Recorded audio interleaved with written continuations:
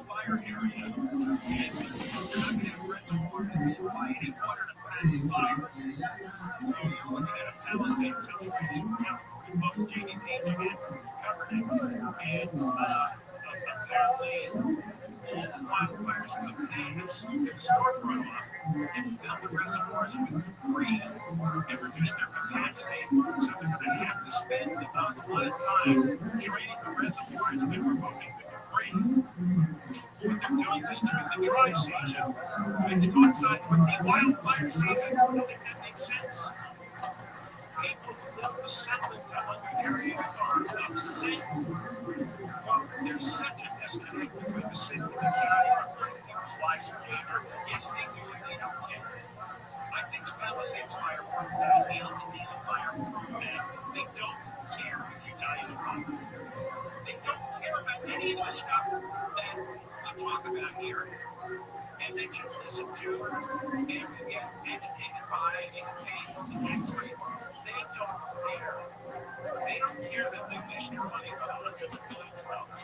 And they don't care if you die in a fire. The only time they care about people dying is when they can use it as an excuse to take away your freedoms. Like with COVID. Now it's a chance for them to indulge in their fantasy of telling everybody what to do every minute of the day. That's what they got around to.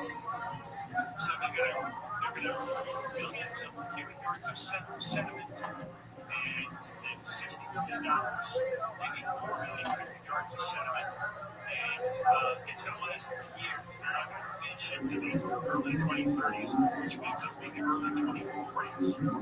And then you got the reservoir restoration project. The first one was the sun. It's the Tahunga, big Tahunga reservoir. But the bottom line is no water's going to be available. And what's going to happen if there's a fire, you ask? They don't care. They're assuring residents that they're developing coordination with fire agencies. When those coordination work between the states and Los Angeles Fire Department and the county fire department, all that coordination is so unhappy. They don't care. Seems like they should have addressed this situation a long time ago. They didn't. And now they are. And they're pissed at it. Well, I was going to say they're hoping nothing bad happens, but no, they don't care. That's the truth. You don't care because it's your home. You let it die. That was it. That's a big deal. David Howard's been he's sales manager in Rothschild, and he lost his home analysis. And nobody understands why it takes so long to get homes, get permits, get insurance coverage, get everything done. Well, resident is veteran, which is a Palisades developed. He's coming on spring. Ryan has been something on stage. David Allen will be next. Everyone is live in 23rd.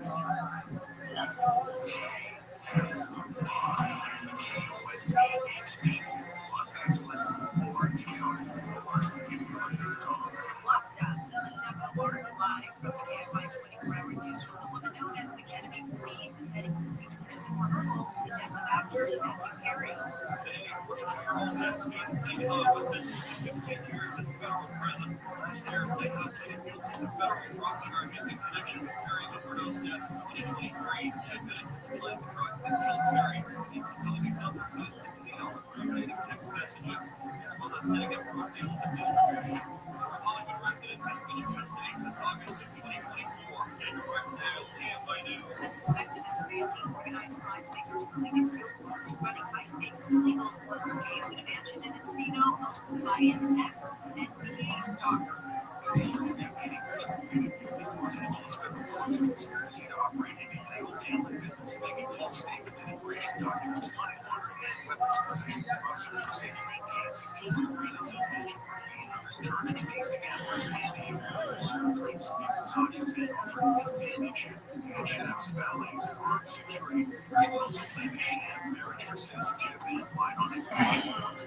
Since July 6th, unarmed KFI gangs. Ontario police are investigating social media video that appears to show the suspect starting a huge warehouse fire that was spreading from the paper products facility. That took place yesterday. Authorities arrested Chanel Island north to the site to confirm the video appears to show a guy setting paper products on fire while leaving without okay. 6-log fire force evacuations collapsed the roof and brought out 875 firefighters. Paramount Skydance's Jeff Shell is stepping down as president. What's up, sluts? This bitch is 21st and it's on 57:26, Wednesday, April 8th. We've been doing this bullshit for 103 days.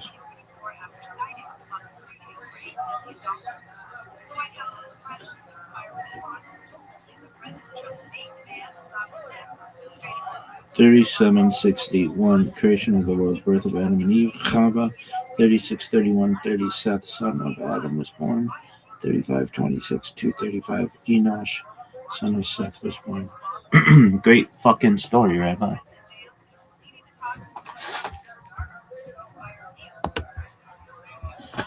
Now what? Now I have like 1,000 streams I have to start. Everything sucks. What the fuck is going on with this bullshit? Really? Yeah. Are you okay though? Stay the course, baby. 1,000 points of life. 1,000 points of life. Really? Who the fuck knows?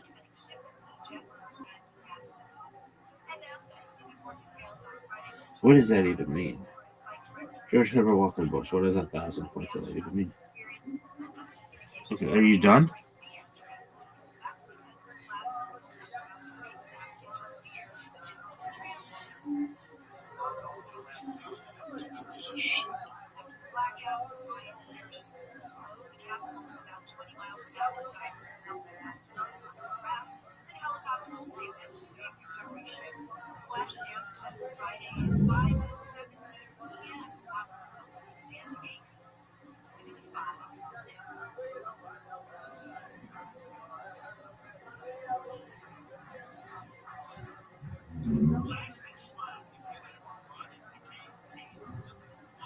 Everybody's talking about you behind your back. That's why you go to Lasting Smile. They're going to take care of you. They have something called a Lifestyle Smile Package. It's a comprehensive dental exam with 3D imaging.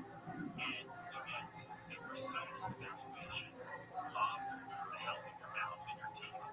They use digital technology. You'll get a smile preview. Yes, they'll design the smile. They'll show you what it looks like before treatment begins. Here's the deal. 0 down and 0 injuries. What else? The payments will be as low as $198 a month on the first credit. And they'll give you 50% off if you agree to share your story with their advertising. LastingSmiles.com. LastingSmiles.com. Kosher Supervision of America. LastingSmiles.com. Call 844-GO-SMILE. 844-GO-SMILE. 844-GO-SMILE.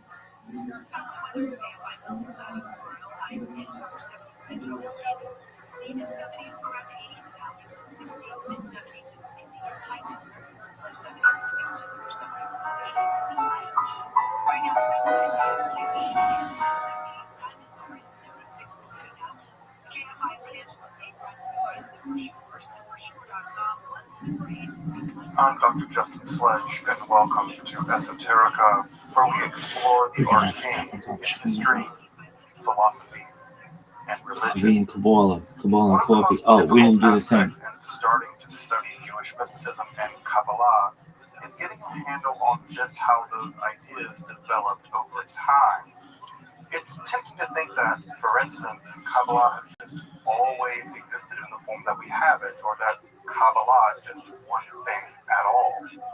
Of course, neither of these positions is really tenable. Such notions developed greatly through the ages and are still developing. And there are now, and there have always been, numerous mutually exclusive schools of Jewish mysticism and Kabbalah.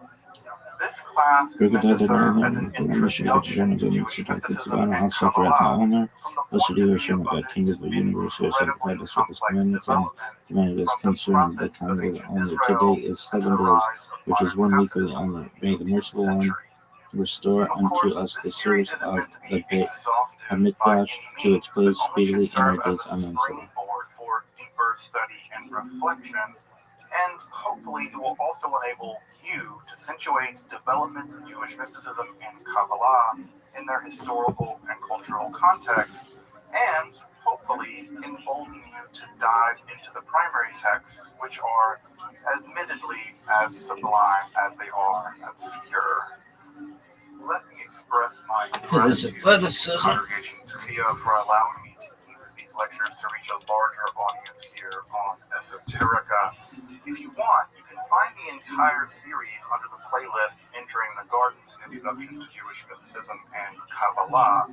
I'll be uploading them over the next few weeks, or if you find these episodes after autumn of 2021 and you want to watch the entire series, you can find them in that playlist. If you find this series on Kabbalah interesting, I'd hope you check out my other content on topics in esotericism, and perhaps consider supporting the production of free academic and scholarly topics in occultism, hermetic philosophy, by joining my Patreon or perhaps with a one-time donation. You can find those links below, and I really appreciate your consideration. Now, let's enter the garden of Jewish mysticism and Kabbalah. So, as we talked about last time, the Sefer Zohar is a kind of mystical midrash composed of a bunch of uneven sections that has become the core of the Kabbalah. In fact, it is now the core of the Kabbalah. It's the most recently added scripture of Judaism after the Talmud. The Talmud in the midrash literature is a kind of scripture, and the Zohar has now become a kind of scripture as well, depending on the community, especially in the Orthodox world, less so in the liberal world. It's composed by Moshe de Leon and the circle around him sometime in the late 13th century, although it's traditionally ascribed to Shimon Bar Yochai, who was a 2nd century sage. And some of the core concepts we talked about last time are Shekhinah. This is the idea that God has a feminine aspect. And that Shekhinah, that feminine aspect of God, dwells in our world. That is how we experience God, is through God's feminine aspect. And part of what's going on in the Kabbalistic drama, in the Kabbalistic theory, is that the goal in some level of Kabbalah is a kind of sacred marriage between Israel, the Shekhinah, and the Shekhinah in Israel and the upper Sephiroth. We'll talk about how that's accomplished in just a second. And as you may remember last time too, when we talked about the concept of evil in the Zohar, unlike previous, more philosophical theories of evil, in which evil was simply a privation, you can think of cold being the absence of hot, or darkness being the absence of light. The Zohar rejects that theory and says no, evil is very real. It's actually part of the dross. It's an afterbirth in terms of how reality is created. And that afterbirth comes, or that dross is thrown off by Gevurah, God's judgment, or God's justice. It's Gevurah overcome, as Gevurah is overcome in such a way that Chesed doesn't check it. And when Chesed, or mercy and love, doesn't check Gevurah, that overflow of judgment becomes evil. And that forms a different dimension of reality called Sitra Achra, the other side. And that other side is where the opposite of God lives. This is the realm of the demonic. And the Zohar is very, very, very concerned about the realm of the demonic. And it has, in fact, very complex, a couple of different complex, very demonological systems. Unfortunately, we don't have time to get into all those demonological systems, but we could in another, maybe if we do a whole Zohar class, we can get into the Zoharic demonology. As I mentioned also, right, the Zohar is hyper literal. It likes to take things very, very seriously. Remember I said that one of the things that the Zohar likes to read into the Bible is anywhere the direct object marker, et, occurs in Hebrew. I think someone pointed out in the chat last time that the word et occurs everywhere in the Hebrew Bible. Of course it does. Everywhere there is a direct object in the sentence, the word et appears in Hebrew. so people said, yeah, the Shekhinah must be everywhere. And that's what et means according to the Zohar. Anytime there's an et, that means the Shekhinah is there. And people said, well, that means the Shekhinah is everywhere. Of course Shekhinah is everywhere, because God is everywhere. And God only appears as Shekhinah in our realm according to the sacred Zohar. Now, how do we deal with this hyperliteralism? And well, we deal with it with a kind of conservatism when it comes to Jewish law. And that takes the form that the Zohar is very, very literal about the doing of Jewish law. It does not interpret the Jewish law metaphorically. It says that if the Torah tells you to put the felon on every day, you do it. And not only do you do it, that is the key to seducing Shekhinah.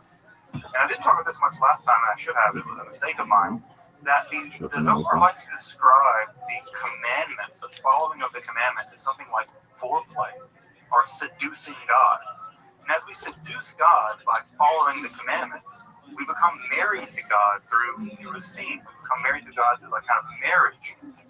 And that marriage to God is exactly what's supposed to happen to redeem the world. That is to say, the masculine, the feminine, all these things are balanced, and that balance is the metaphysical ideal that the Zohar aims for. And so the following of the law is not just a optional thing in the Zohar. The following of the Jewish law, the scrupulously following of the Jewish law, Shabbat, laying tefillin, keeping Shabbat, separating meat and milk, all the things, all the 613 rules that you know and love, those are not just rules to follow. They are the roadmap by which Israel seduces God into the sacred marriage. And in that sacred marriage, the cosmos is repaired. And that reparation of the cosmos is the goal of the Kabbalah as it's understood by the Zohar. And so there is no Kabbalah.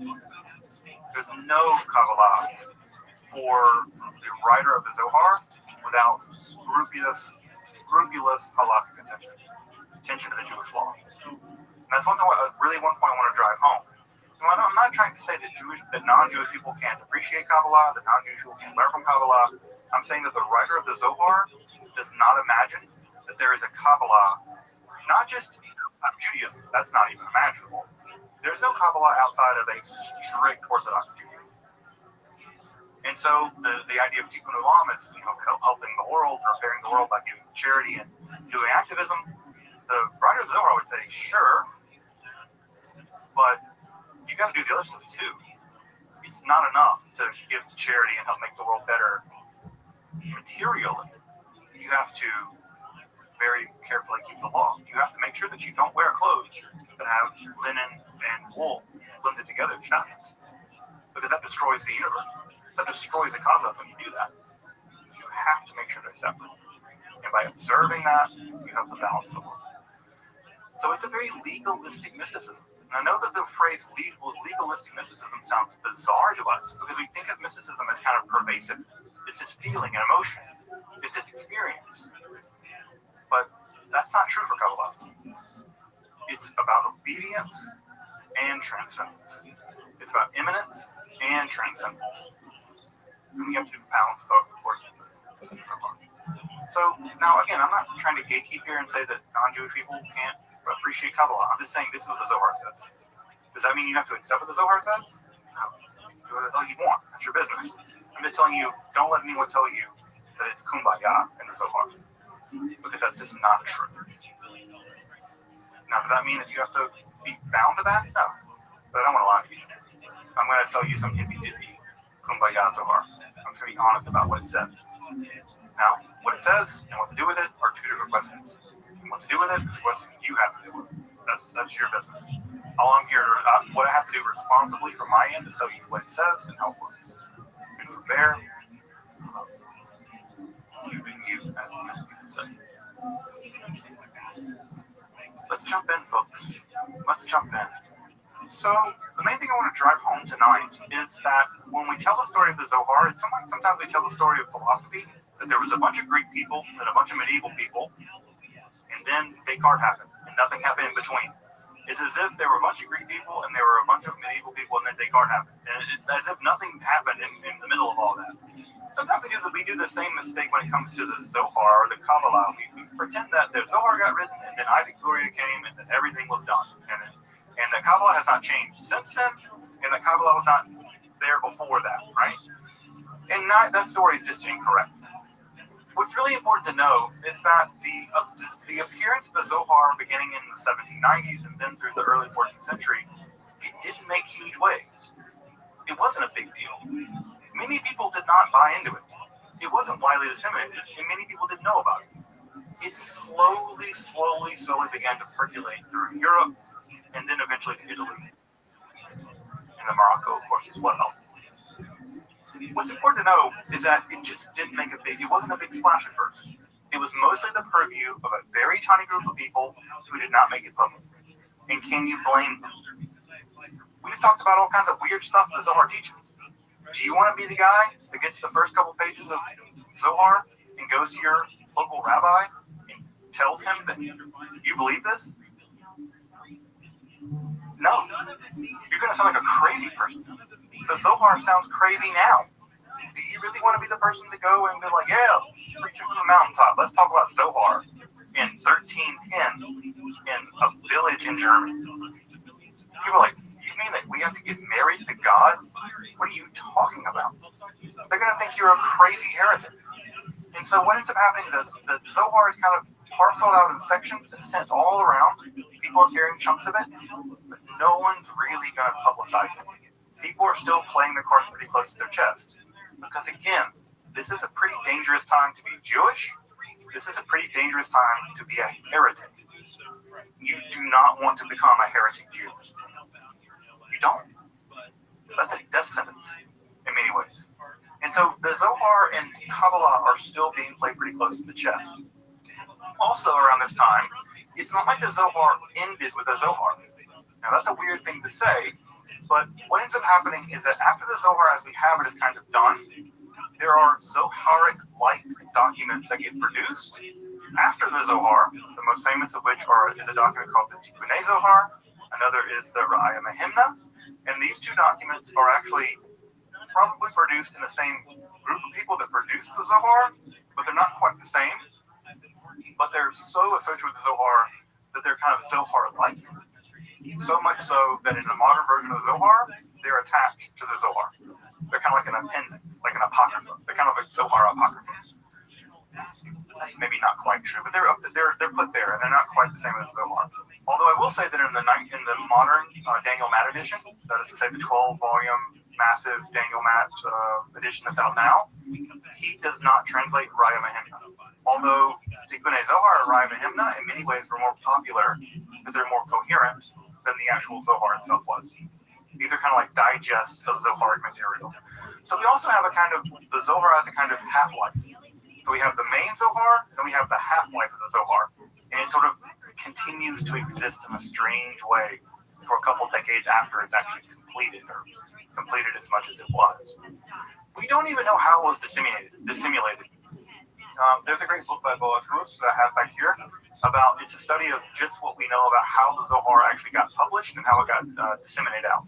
And what we now think is that it was never disseminated out in one complete text. It was always parceled out into chunks, and those chunks kind of moved around. And one of the things the early printers had to do with the Zohar was collect all those chunks and then organize them into one text. So it was a mess of a text, even in terms of its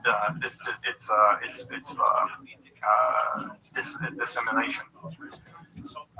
One of the texts that we do know of, however, that was incredibly popular was a very small section of the Zohar called the Sifra de Tzniuta, which is without a doubt the most complicated and bizarre section. It's only about 10 pages of the Zohar if you read in Aramaic, but it's the most enigmatic section of the entire text.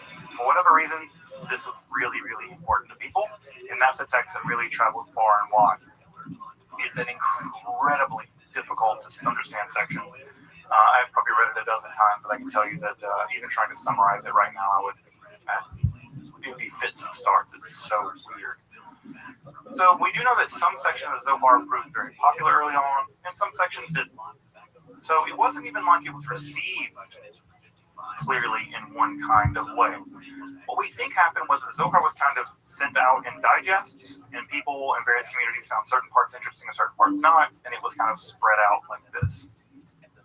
In the generation after the publication of the Zohar, we basically have three major things that begin to happen. The first major thing that begins to happen in the aftermath of the publication of the Zohar, which everyone knew was important. Everyone realized it was an important document. It's substantial, right? I mean, think about the documents we've talked about so far in this class. They're 30, 40 pages long. This is 1,700 pages. This is a monumental text. A monumental text. So regardless of what you thought about it, it was important. It wasn't just a 200-page, 100-page Sefer Bahir. This was a monumental piece of literature. So there were three basic reactions to it that followed in the aftermath of it. The first of it was, what does this text even mean? Remember, this text isn't even written in standard Hebrew.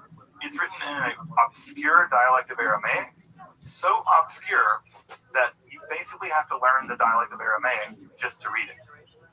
It's not even in a standard Babylonian Aramaic. It's an idiolect of Palestinian Aramaic. It's a very, very strange language.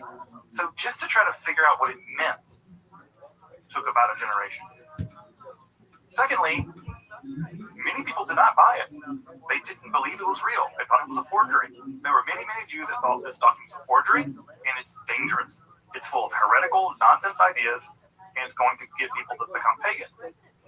And so we have, for instance, a very famous story of Itzhak of Akko, and he saw parts of the Zohar actually in Palestine. It had reached him in Palestine, and he read it and thought, this is really weird. And if it's by Shimon Bar Yochai, I want to understand it for sure. So what did he do? He went all the way to Spain to try to find out where this thing came from. He did the detective work. He traced it. He went all the way back to Spain. He made it to Guadalajara. He made it to Leon. And he made it to Moshe Leon's wife. And Moshe Leon's wife ratted him out. She said he made it up from his own head. It came from his own intelligence. And Isaac of Akko says, you mean to tell me he did not have any ancient manuscripts? And she was like, no, he made it up. Now, what does make it up mean? Well, it might mean he was a fraud. It might also mean, according to other interpretations, is that he had kind of mystical insight. And his mystical insight allowed him to kind of channel the Zohar, the same way that Joseph Smith channeled the Book of Mormon. That's a claim that, right? The Book of Mormon, Joseph Smith never claimed he actually translated from gold plates. Joseph Smith claimed he used stones and looked into a hat and translated it spiritually. Well, maybe something, Moses of Leon did something similar to Zohar. So there were people actively trying to do investigative work to figure out whether this thing was real, right? Now, what's weird about Isaac of Akko is that eventually, toward the end of his life, he accepted the Zohar as legitimate, despite what Moses of Leon's wife told him. He accepted it as legitimate.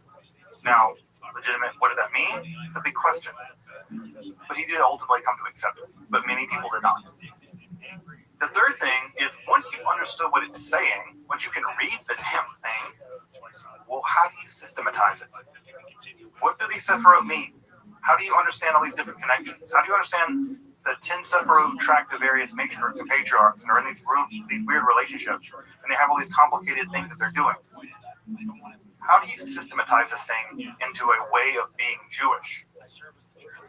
You can't just let it be a bunch of weird stuff. If it's the case, the Zohar is telling you that the entire purpose of this is the reparation of the world, the redemption of the world, the bringing forth of the Messianic age, you got to figure out how to do it. And the only way to figure out how to do it is to systemize the text so that you can understand what's happening. If you need to balance out 10 things, you know what 10 things are, and how the 10 things relate, and how the mitzvot relate to those 10 things. So you can do the work of mystically aligning. So you're going to need people like encyclopedists. You're going to need people like systematizers. And that will be an entire generation, several generations of people that are going to be doing that work of systematizing things. And the first of those great systematizers, right, is people like Abraham Gigatia. So Abraham Gigatia is a person living in Spain, here in his name. And he lived roughly right around the same time period toward the end of the composition of the Zohar. And his work, the Sha'arei Orah, and there are some folks earlier than him as well that are worth mentioning here. I'm mentioning those folks too. But Joseph Guillotia is probably either one of the earliest people to receive the Zohar as we have it now, and he may have likely been in the circle of people composing it. But his work, Sha'arei Orah, The Gates of Light, is the earliest attempt to formally systematize the structure of the Sefirot. So he's early on, right? So again, if you think about this, the Sefer Zohar being written in the 1280s, 1290s, 1270s, you can see he's right in that time in Spain. So he receives the Zohar, and he's one of the earliest systematizers. And his book, Sha'arei Orah, is one of the earliest attempts to systematize it. And also, this is one of the earliest books ever translated out of Hebrew into Latin to give access of the Kabbalah to Christians. In fact, if you've ever seen this image, that is the frontispiece for the translation by Rikius of Joseph Guillotia's Sha'arei Orah. You can see it translated here as The Gates of Light, Sha'arei Orah, right? So here we have it. And look, there we go. The earliest depiction of the Sefirot. And you can see it, Keter, Pokemon, Bina, right? Yes, so. So this is a very early depiction of, right? And this is supposed to be Shimon Bar Yochai, I think, right? Holding up the tree of life. So this is an early, and I bet some folks have seen this picture before, and you have, if you've been following lectures.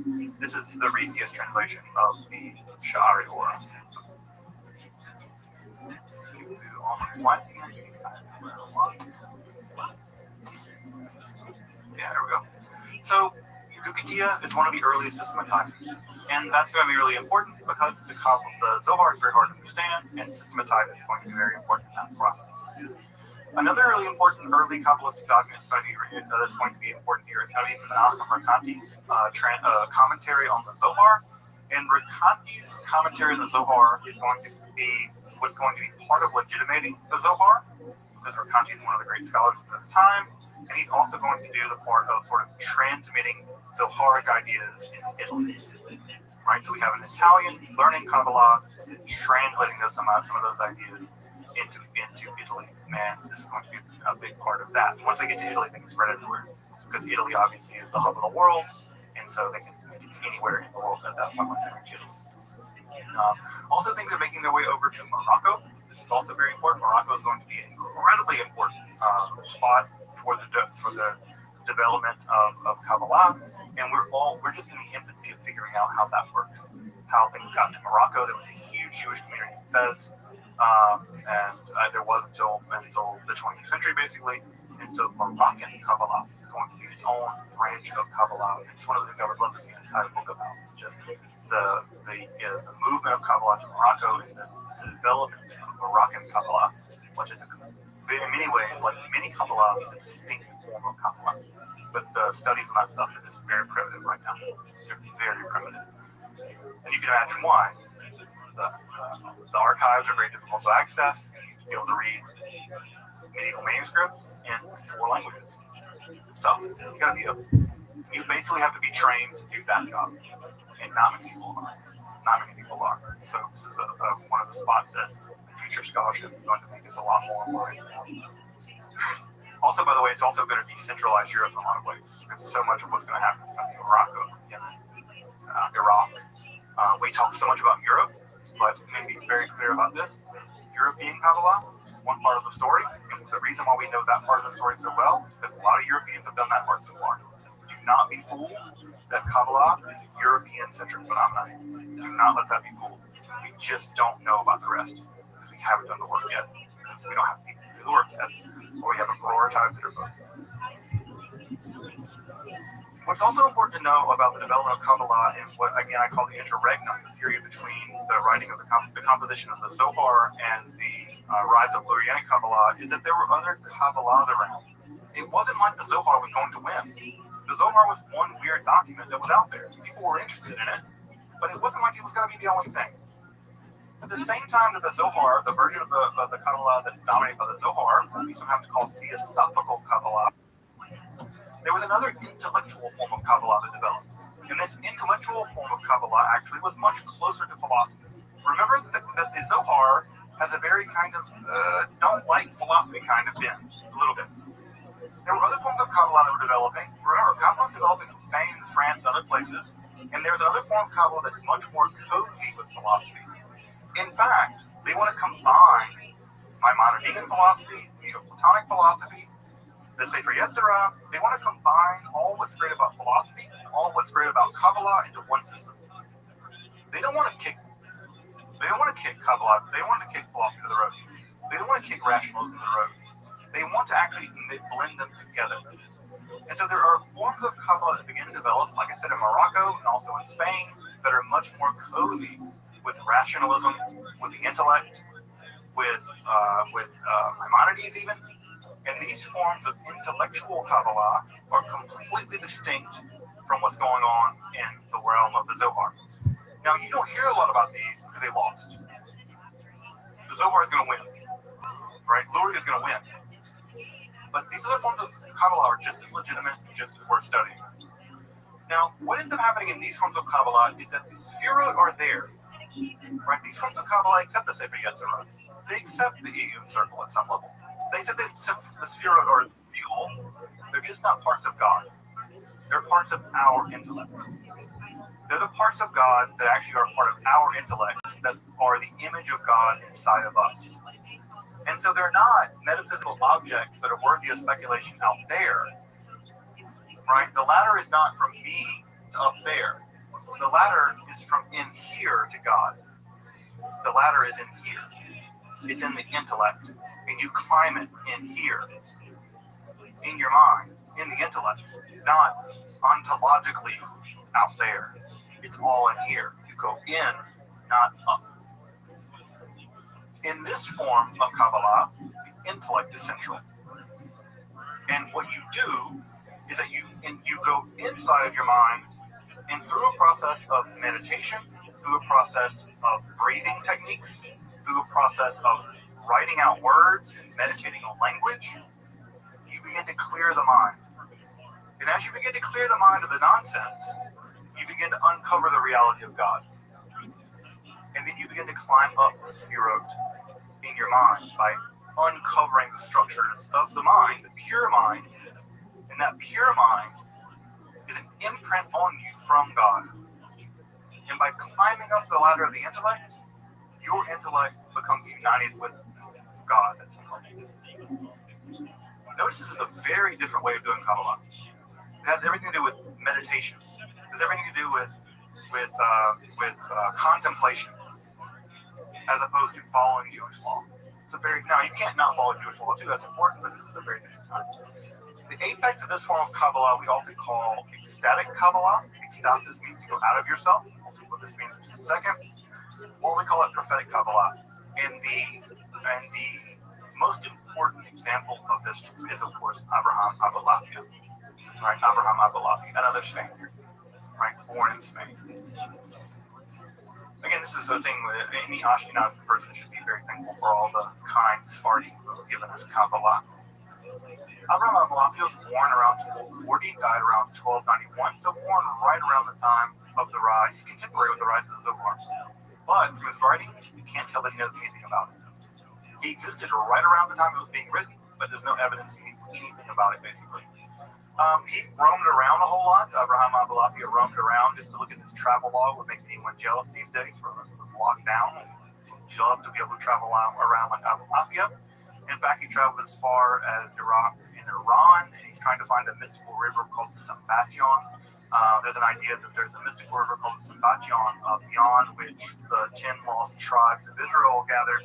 And if you can find the river and bring them across, then you can begin the process of redeeming the world and bringing them aside.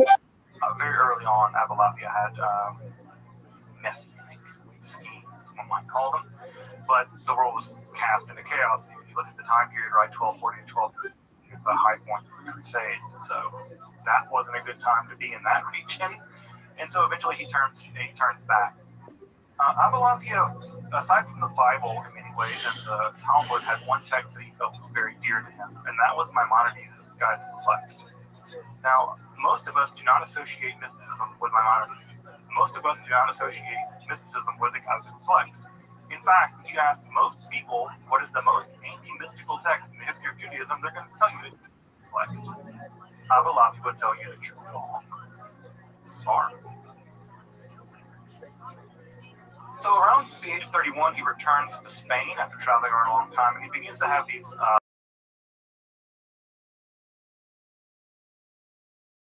some degree of mixing magical techniques that he probably adopted from the world of the Ashkenazic pietists, Chasdei Ashkenaz, and also some techniques that he's been developing from the Sefer Yetzirah.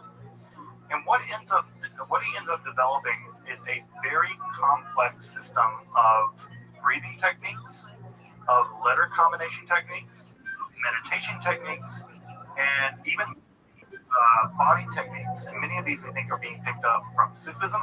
Again, we're talking about him traveling in the Islamic world. And he's probably picking up some Sufi techniques. If you've ever seen the whirling dervishes and people like them who enter into trances by body, breathing, and spinning techniques, it seems very likely that Avalafia is picking up some of those kinds of techniques as well. And what ends up happening is Avalafia develops a prophetic form of Kabbalah.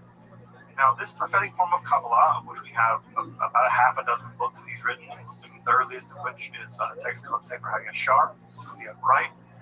And these mystical insights that he gets, we'll talk more about how he achieves them in just a minute, but these mystical insights that he gets eventually convince him he is, he's the Messiah. Which is always, as you probably know from Jewish history, the most dangerous thing you can believe you can be. If you want to get yourself believing you're the Messiah, and you'll be dead in no time. So he believes he's the Messiah, and of course what he does is he does what any rational person does, and he goes to Rome to tell the Pope that he's going to convert into Judaism and begin the process of the redemption of the world. Well, the Pope basically orders him to be arrested and killed, and Avalafia's great luck is that the Pope dies. He has a stroke or something, he dies. And Avalafia is, I think, briefly arrested by the Dominicans or some such. He's released. I don't know how he got that lucky, but this happens, by the way, to several people in history. They challenge the Pope to this, to that, whatever, they get themselves killed, and the Pope dies. So, again, not to hope anyone dies, much less the Pope, but I'm glad that Avraham Avalafia did not get to show down the Pope. So my browser crashed.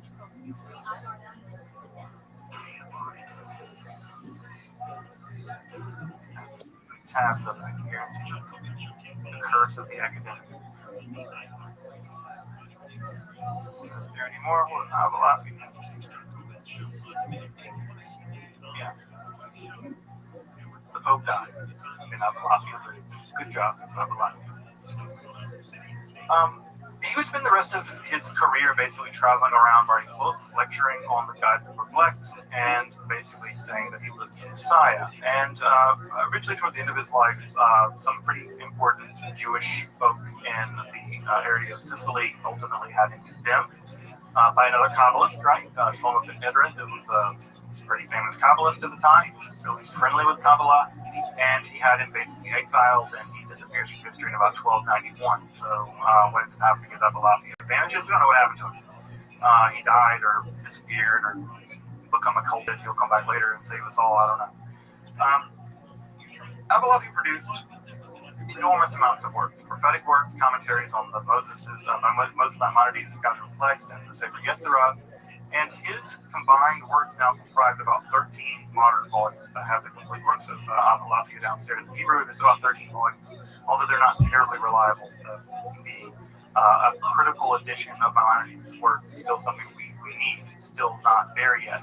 And so Maimonides is one of these critically important mystics that we just don't have a complete works for in Hebrew, even in English, really, which is a disaster, I think, in a lot of ways. But maybe one day in our lifetime we'll have it.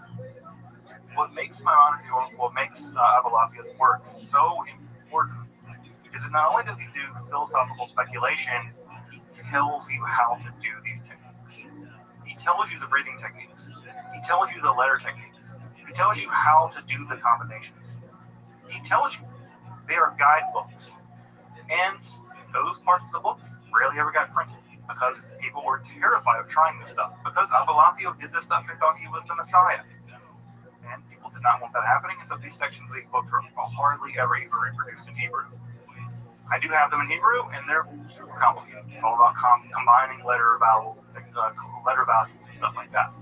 Although I will say that recently there was a scholar named Moshe Adel, one of the most important scholars of Kabbalah these days. Moshe Adel did work with a neuroscientist to reproduce some of Abraham Avalafia's breathing and meditation techniques, and it showed on the neurological level, it showed results. It was changing people's brains, right? So there is something to it, in the same way we've studied Zen monks' brains and nuns who chant. So there is something to it. How did this work? What he thought, right, and this is to get a little bit into the weeds of medieval philosophy, which I'm not going to do because I don't want to be a crazy person. But there was an idea coming from Aristotle that your intellect, right? So think about a bunch of dominoes. Imagine the universe is a bunch of dominoes. No domino can fall on its own. Some domino needs to knock the other dominoes down, and each domino has to be knocked over by another domino. So every domino is passive until another domino acts on it and knocks it down, and then that domino knocks it, and it becomes the new active domino, and it knocks the other passive domino down. Active, passive, active, passive, active, passive, active. Aristotle thought that the mind worked like that too. Your mind is passive at first. It needs something to activate it, but it can't activate itself. So what activates it? Another mind outside of it. It's like a domino clicking your mind on, or someone turning a light switch on. The light is passively on, or passively there, and we click the light, and we are the active light or upper, and then the light shines. Well, Aristotle thought that there must be something outside the mind that lights the mind up. Your mind is passive, and something activates it. What's that active thing that lights the mind up? Another mind. What mind? God's mind. God's mind turns the light on in your mind. It illuminates your mind. Well, often our minds are kind of full of gunk, right? I mean, think about your day. Do you really think about how your mind is a realm of God? No, you think about paying the bills and getting the kids and doing the thing and getting some food and doing whatever, teaching in class. Your mind's covered over with all kinds of layers of things that make you forget what you are. You're a mind activated by God's mind. Well, what is the technique that Avalafi develops? A way of clearing off the gunk, so that your mind reaches all the way back up to the divine mind, and that your mind and God's mind become connected again. And when that happens, when your mind and God's mind become connected, you see like God does. You see time just as one thing, right? You're now no longer in third dimensions, you're in four dimensions, and you see time. You can look that way and see the past, and look that way and see the future. That's prophecy. You can see how things are going to go, you can see how things went. You can see where you are, you see from a God's eye perspective. Your mind becomes connected to God's mind at some level. And Avalafia tried to develop meditation techniques and language techniques to reconnect your mind to God's mind. Now notice how this is very different than the Zohar. The Zohar is a very different animal than this. You are trying to climb back up something, but in a very, very different way. In fact, even Avalafia gives us phenomenological characteristics to let us know we're on the right path. He says when you start doing this correctly, your body will emit light. You'll see a double of yourself in front of you, like another you, your tselem, your astral body, communicating with you. And eventually you'll have a terrifying moment, and then you'll break through to pure joy, right? And once you break through to pure joy, you're then jettisoned up to the divine mind. By the way, this sounds a lot like Zen Buddhism in a lot of ways, and many people have drawn a lot of comparisons between Zen Buddhism and Avalafia's meditation techniques. So this how-to aspect of Avalafia's work was always viewed with a lot of suspicion by a lot of Jews because of how Avalafia turned out, and also just because it's the idea of joining with God is a very controversial idea in Judaism, because the idea that God is transcendent, you're not, so that's a weird thing in Judaism.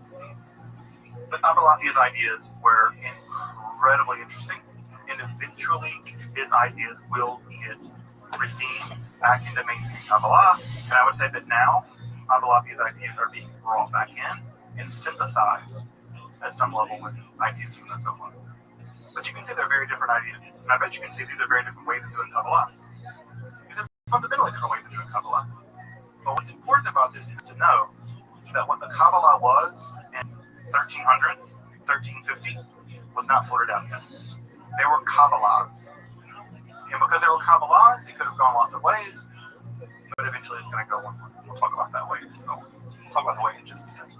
Or stop talking about it now. The most important event in the history of the Kabbalah is the Alhambra Decree, which, as I'm sure all of you know, the Alhambra Decree was the decree by the Spanish monarchs, Isabel and Ferdinand. I have a coin of them over there in my collection. Who banned all Jews from living in Iberia beginning in the summer of 1492. Of course, the enactment of the Alhambra Decree took effect on Tish B'Av of that year. So, add injury to insult. And what ends up happening is that, like in many cases, as we talked about early on in this class, when something really bad happens to the Jews don't get running, the Jews get apocalyptic. So when bad stuff happens, apocalypticism kind of comes in to say, hi guys, I'm here for you. And so this apocalyptic fervor begins to emerge. Judaism begins with the Alhambra Decree, and that apocalyptic fervor is combined with the Kabbalah. Now, if you can't imagine a more spicy thing than that, I don't know what you can think of. Kabbalah plus apocalypse is like, that's the bee's knees, y'all. That's the thing. And so they begin to combine these ideas. Not only that, there's an idea that God had sent the Kabbalah to prepare the Jews for 1492 with the Alhambra Decree, and that the Alhambra Decree was the beginning of the end of the world, the whole damn thing, or the beginning of at least the Messianic era, and that Kabbalah was how to bring it home. So what was previously, before 1492, a very carefully guarded, secretive world of Kabbalah, after 1492, the new idea was, we need to popularize this, because by popularizing it, we will herald the Messiah. Kabbalah is the road. Kabbalah is like the rug that we lay out for the Messiah. We got to roll the rug out. How do we roll the rug out? By popularizing these ideas, by intensifying our devotion to this new idea. Right? Which again, to them wasn't new, right? They really believed it was ancient. And to wit, because they believed that it was ancient, because they really believed that the Zohar really all came all the way from Shimon Bar Yochai, where did they go to settle when they were exiled? Many of them were collected by Bayezid II, who also was one from. Bayezid II was the Ottoman Turk emperor, who was incredibly gracious. He sent his entire fleet to rescue Jews who were being exiled from Spain. Again, this is one of these things where we should tell the story very clearly that this is a case where Muslims saved Jews. Bayezid II recognized this as a very important thing for his empire, and he brought Jews all the way to the Ottoman Empire. By the way, in 1492, there was no printing presses in the Ottoman Empire. In 1493, there was one in Salonika, set up by Jews. So Bayezid II was very, very intelligent in this regard. He knew that rescuing the Jewish population would be good for his empire. And so many Jews who came from Spain after 1492, after the Alhambra Decree, where did they go? They were Kabbalists. They first went to Jerusalem, and then where did they go? They went home. Where is home? The Galilee, where Shimon Bar Yochai is from, the author of the Zohar. Now think about how interesting this is. This is a document written by someone that's not actually from Palestine, a Spaniard, in that you have an entire population moving to Israel, Palestine. They land in Jerusalem, and they settle in the area of their heroes, Shimon Bar Yochai, Meron, and Tzfat. And if you know anything about Meron and Tzfat, you know that is now, to this day, the center of Kabbalah. They built a center where there was none prior. They built an entire world for themselves and then lived in it. It's an amazing mystical story. In the world of the Ottoman Empire, the Kabbalah is about to undergo a titanic change.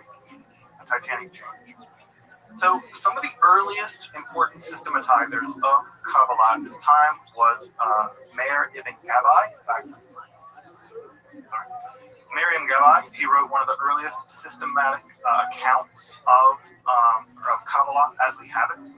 But the most important systematizer of Kabbalah is going to be at this time Moses ben Yaakov Cordovero.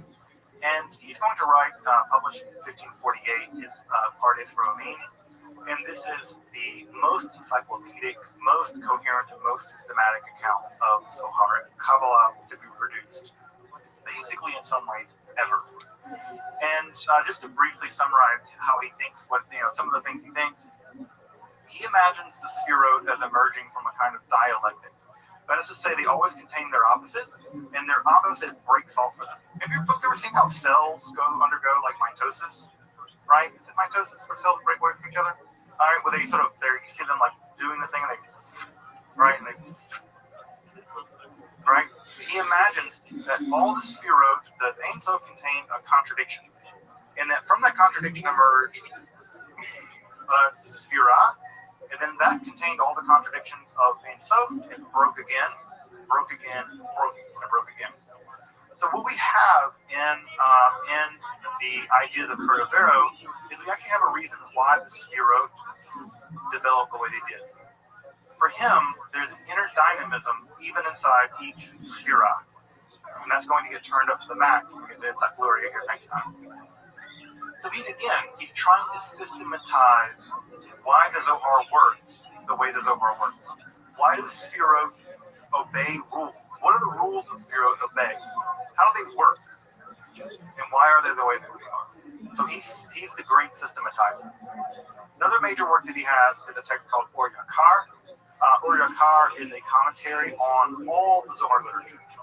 In fact, this commentary is so vast that a modern edition is still not done yet.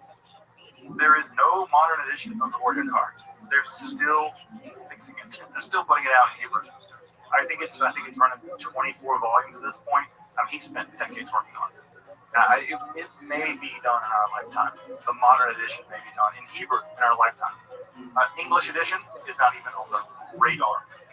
Just to get a standard Hebrew edition done, this work is so massive. It's I think been in the works since the 60s, and I think it's still not done. They're 24 volumes or something. It's a massive commentary. Another work that he produced was a document called the Tomer Devorah, the Palm Tree of Devorah. This is an ethical, very tiny little book, very, very tiny little book. You can read it in an afternoon. And this is an ethical version of Kabbalah. This is trying to understand Kabbalah as an ethical program, how to be a Kabbalistic informed Jew. And these ethical Kabbalistic books, these kind of books of Kabbalistic Musar, ethics, how to be a Kabbalist, how to be a Kabbalistically informed Jew. In fact, many of those are responsible for popularizing a lot of Kabbalistic ideas. In fact, some people ask me, what Kabbalistic book would you read first? And I tell them from the advice of a friend of mine that I would say Tomer Devorah. If you want to read any Kabbalistic book first, get a copy of Tomer Devorah. Because that's the easiest way of getting an inroad into this conversation. You can buy copies that are in Hebrew and English. So he also wrote this text, Tomer Devorah, very important ethical work of Kabbalah. Cordovero was the great systematizer of the generation. And I would say that in many ways, I'll speak for myself personally here, which I rarely do, but I will say, I prefer Cordovero's system of Kabbalah in many ways, from a philosophic point of view, more than I appreciate its Ahlurias. Now, I know you're not supposed to say that because it's Ahlurias that needs need of everything in all time. I will say that Cordovero's system I find is much more rigorous, much more systematic, much more philosophically thoughtful. So I appreciate Cordovero a great deal. It's great. Now his elder brother-in-law, right, was Shlomo Alphabet. Now you may have never heard of Shlomo Alphabet, but I bet you sung a song he wrote, a little ditty called Lesadodi. If you ever practice Kabbalat Shabbat, the the service on a Friday night to welcome in Shabbat. If you've ever sung Lech, you've engaged in Kabbalah. Congratulations. The entire service of Kabbalah Shabbat was invented by the circle of people like Joseph Alkabetz, right, and people like Cordovero and people like Joseph Caro. They invented that entire service. That entire service was invented out of whole cloth by Kabbalists. And Lech is the high point of that service, and it's a Kabbalistic hymn to the Shabbat as Shekhinah. So, also he developed some of the all-night study sessions that became important to the development of the holiday of Shavuot. If you've ever done a tikkun on Shavuot, we stayed up all night. Those kinds of ideas are also to be found in ideas of people like Shlomo Alkabetz and other folks. In fact, Alkabetz and Joseph Caro, who I'll talk about in a second, they moved to Palestine because a spirit, an entity, a magi, a preacher, the Shekhinah, told them they have to relocate to Palestine and go to Tzfat. Joseph Caro, who you probably know more famously as the author of the Shulchan Aruch, the definitive document of Jewish law. Definitive. There is no more important document in Jewish legal history than the Shulchan Aruch.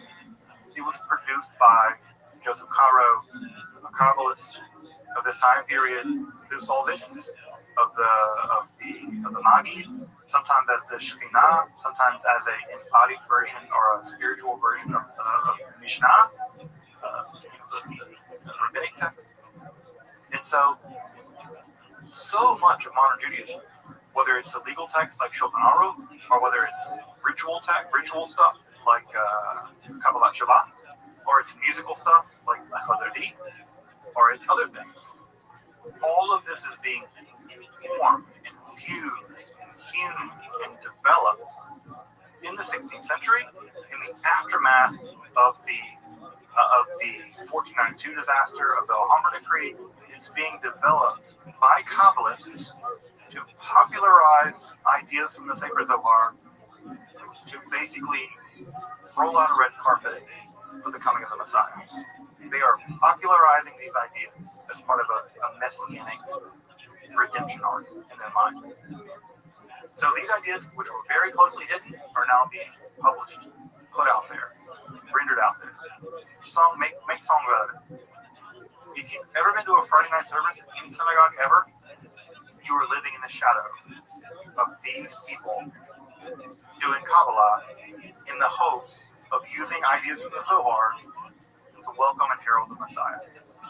Now, I don't know if you know that you were doing that or care, but you were. So, Kabbalah Shabbat Friday night services begin here in Tzfat, right? At some level, begin here in Tzfat, and they are imbued deeply. Go read Lech Haredi. Go read the English translation for it. It's all about welcoming the bride, getting married to Shabbat in the form of the Shekhinah, etc.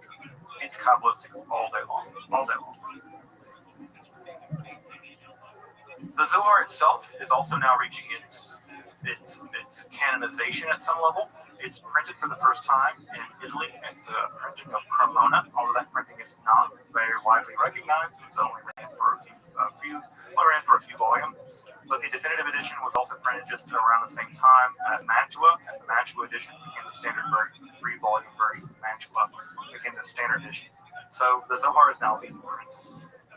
The printing of the Zohar actually was precipitated at least first by Christians, and then the Mantua edition was going to rapidly disseminate the ideas of Kabbalah all through the world, especially the European world.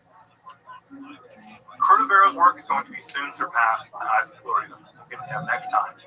What ends up happening is Cordovero dies, as we all will, and Luria comes to Tzfat the very day Cordovero died. The Rama died. And above the funeral train of Cordovero, of the Rama, Yitzhak Luria saw a pillar of fire reaching up into heaven.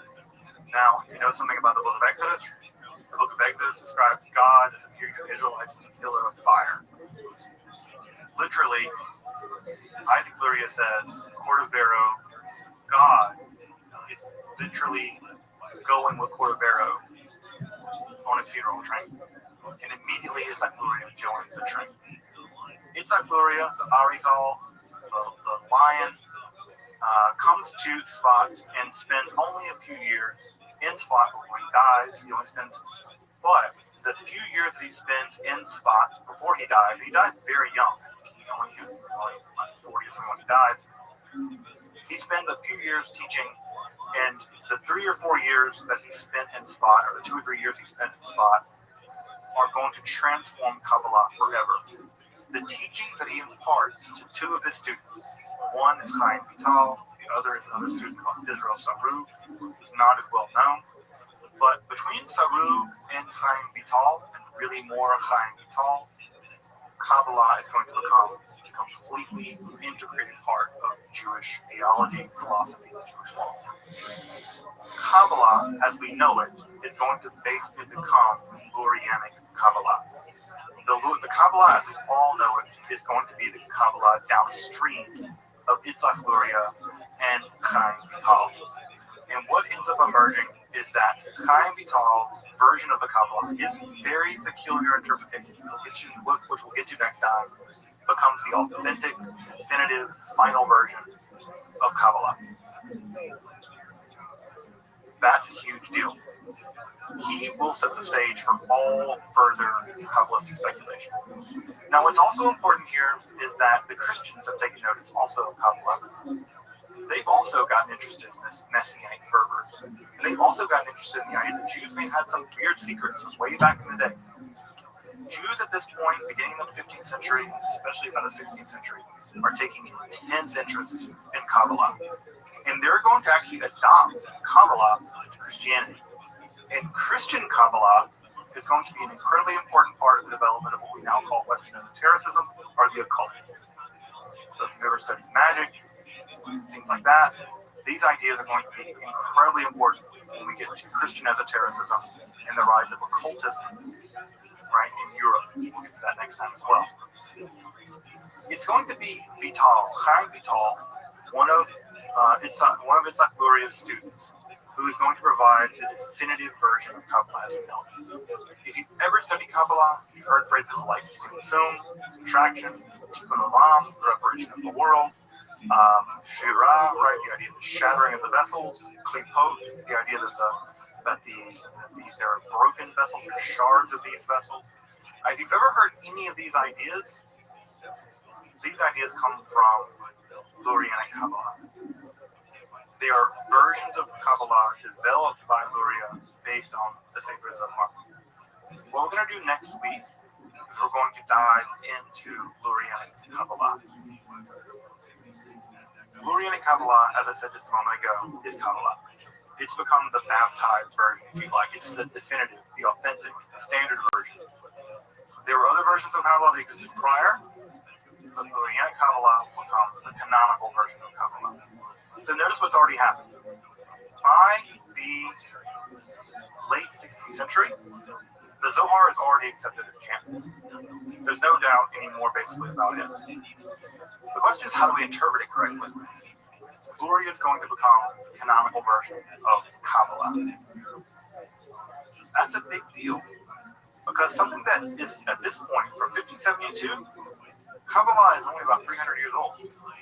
1270s is when it first began to emerge, really. And by 1572, with the death of Isaac Luria, it's going to become definitive. So by 300 years, the Zohar is scripture.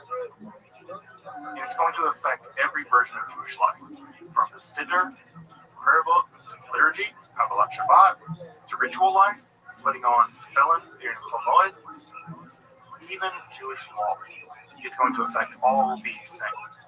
And the Lurianic Kabbalah will be the standard mechanism by which all other forms of Kabbalah will be measured. So we'll come back next week and we'll begin the process of handling the Lurianic Kabbalah. Welcome back, and thank you for joining me. So tomorrow, explore the garden that is Jewish. God willing, it's time.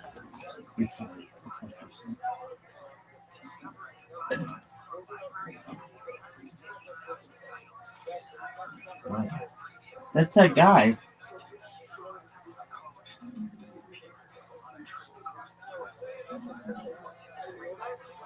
I thought it was.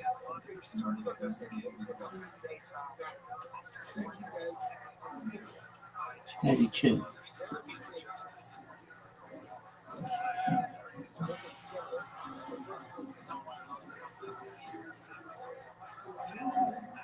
Listen and follow this podcast for free on the iHeartRadio app. Number one for music, radio, and podcasts all in one. 6:40. Your radio station. Guaranteed.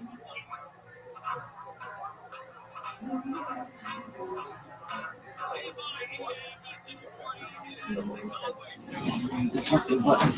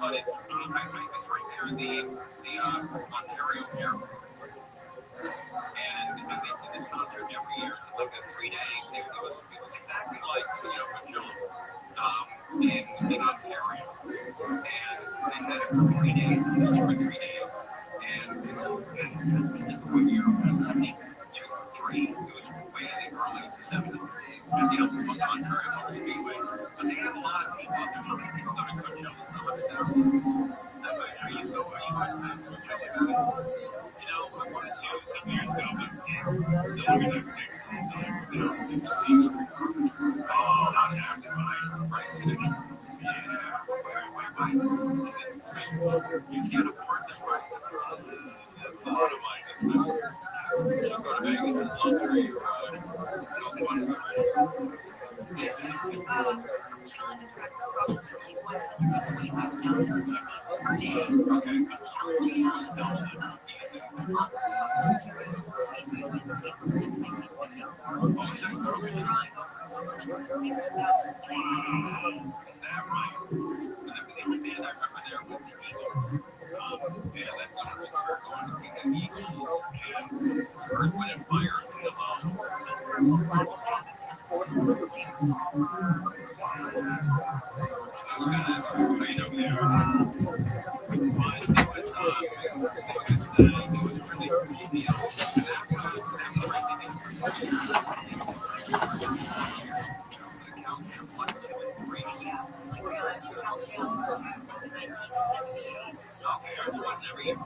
This is like having, this is the greatest thing in the world for, people where my daughter is 21 and she's not sober.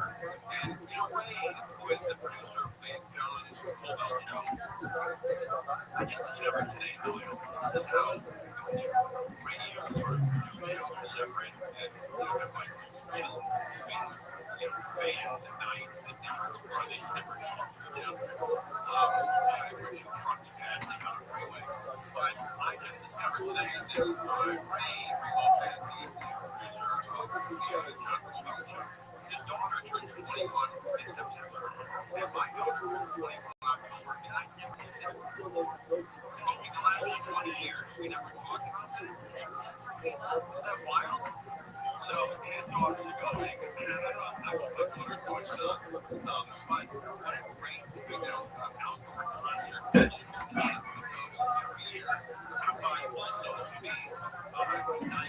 entire weekend of parents and checking their cell phone 2 or 3 times a night, 2 or 3 times an hour, 3 times a minute, constantly checking phones and texting their kids. Hey, it's 8 a.m.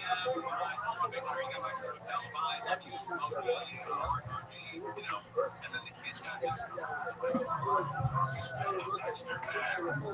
we worry. That's what parents do. And so this would be a great content to be line up later on today. Well, Billy, we got a huge program. We got a lot going on. Let's do this. Did you say that it's a shame that parents won't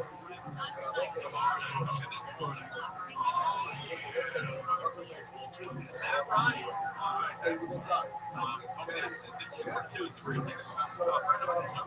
Someone different perspective. Here's the latest that Maybe we hold off on Serva because I'm getting an update. And we can go to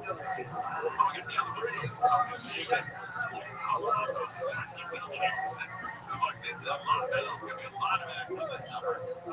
California. People are pissed. People are broke. And when you're broke and pissed, lost your job, you can't afford to live out where people are. You're on your wits' end. And these flags are at their wits' end. Because I'll tell you what you can get away with and what you can't. By running your car, doing it, running into a CHP or WPD or sheriff or whatever the cops are, is almost always digital. They'll just open up and shoot you. Right?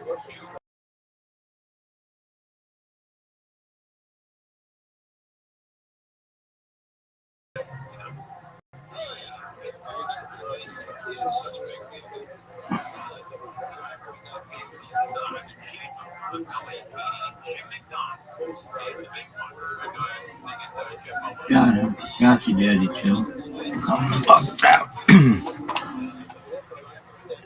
Joe Rogan podcast. Check it out. No. Wait.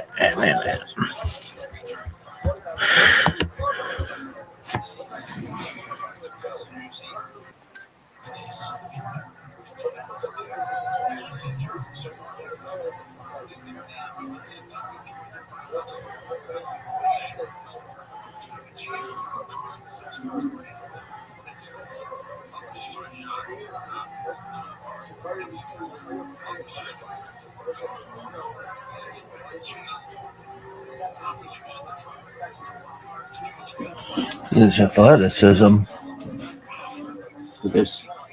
This scratch. Look at this move. Look at this. Getting crusty out of the eye, baby.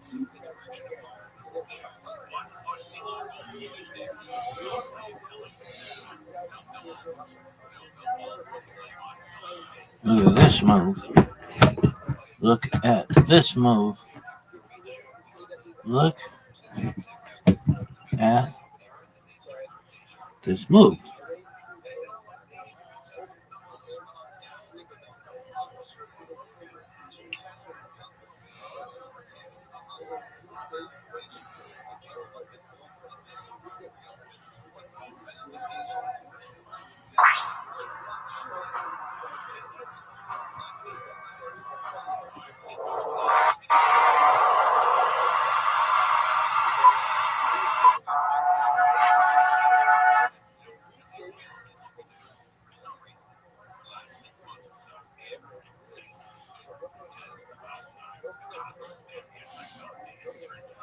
Look at this athleticism.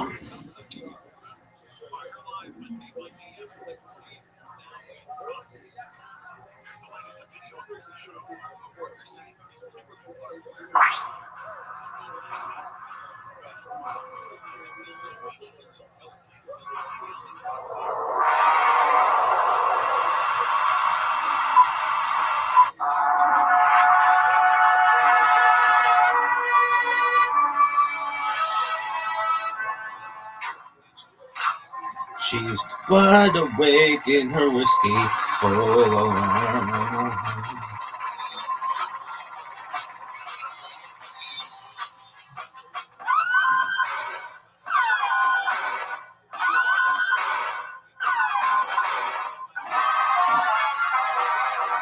Hey, this is Rabbi coming to you live from the world's famous Comedy Store main room for a brand new episode of Kill Tony. Get up for Tony Hatchwell! Hey, I'm right here. I'm sitting next to you the whole gosh darn time. It's still a pandemic, so I sit next to you during the start of the show. Oh, It's good to be here. How are you, Brian? I'm good. We're here again, the world famous Comedy Store. Another episode of Kill Tony on the Sunset Strip. Hey, look, everybody, it's the great Ryan J. Evo right there.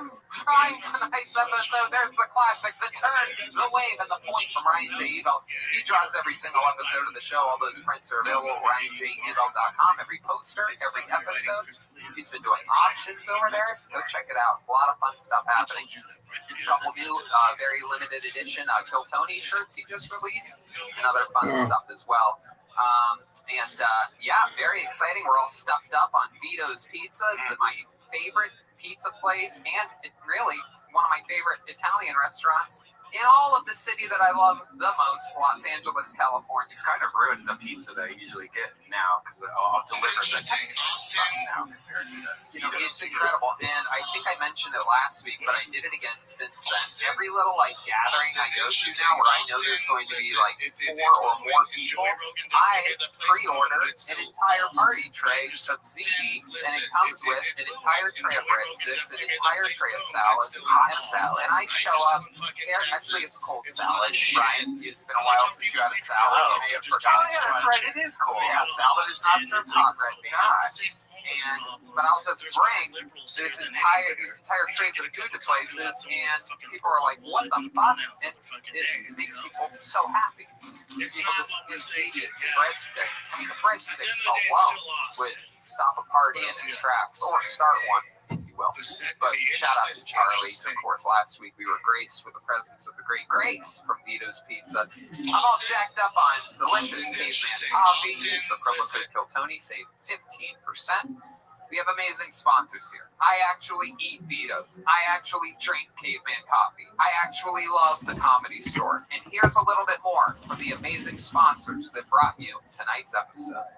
Hey y'all, now more than ever, you really shouldn't put off seeing a doctor when you're not feeling well. And I know that with everything going on, it can be difficult to put your health first. Seeing a doctor can be a real hassle. Plus, it's scary nowadays to go in there. There might be people in the waiting room coughing. It's frightening. That's why I use PlushCare. They make seeing a doctor so easy, I do it right from home. PlushCare provides virtual doctor appointments through your smartphone or computer. I just pick a time that works for me and book an appointment right online. I don't have to sit on hold forever to make an appointment or leave the house and sit in a crowded waiting room like Tony just said, and then be exposed to who knows what. With PlushCare, I can be diagnosed, treated, and even have a prescription sent to the pharmacy of my choice if needed within minutes. PlushCare accepts most major insurance carriers and is available in all 50 states. The doctors care. They're here to help by discussing treatment options, providing prescriptions as needed. And they're available anytime I have questions.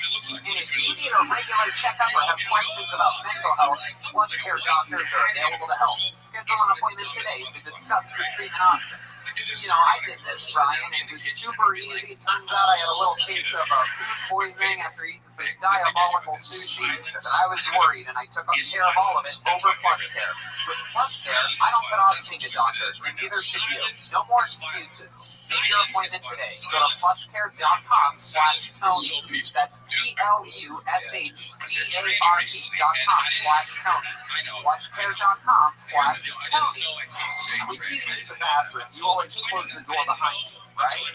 You don't want random passers-by looking in on you. So why would you let people look in on you when you go online? Using the internet without ExpressVPN is like going to the bathroom and not closing the door.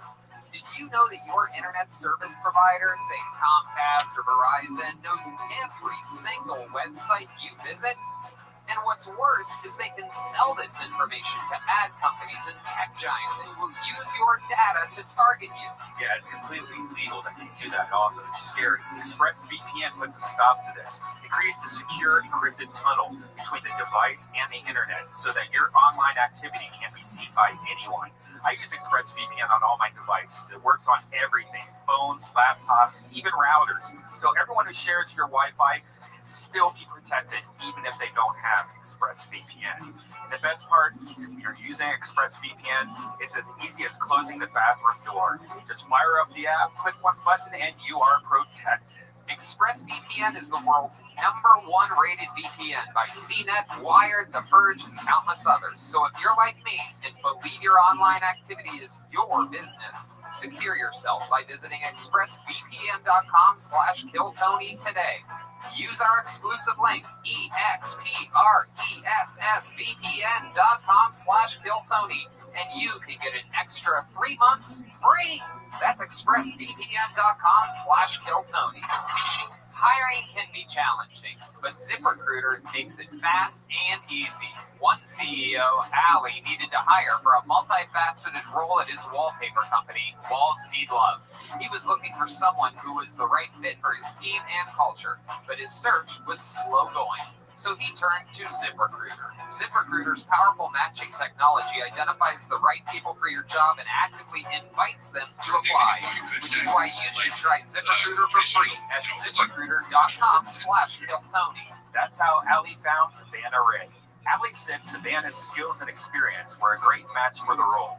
Plus, she applied within a few days after he posted the job. Through ZipRecruiter, Ali has hired everyone from head of marketing to sales director to lead graphic designer. But Ali's not the only employer who loves ZipRecruiter. That's right. A lot of them do. 4 out of 5 employers who post on ZipRecruiter get a quality candidate within the first day. See for yourself how ZipRecruiter makes hiring faster and easier. Try it for free. That's right, free at ZipRecruiter.com/KillTony. That's ZipRecruiter.com/KillTony. ZipRecruiter.com/KillTony. And we're back. What an exciting time to be here. We have the great Rick Cossack is here, everybody. Make some noise for Rick. You guys can clap your hands. Rick takes pictures of the show sometimes. He's my neighbor. A little fun fact for you. And he filmed all the Jackass movies, all the Wild Boys, he's a skateboard legend, right?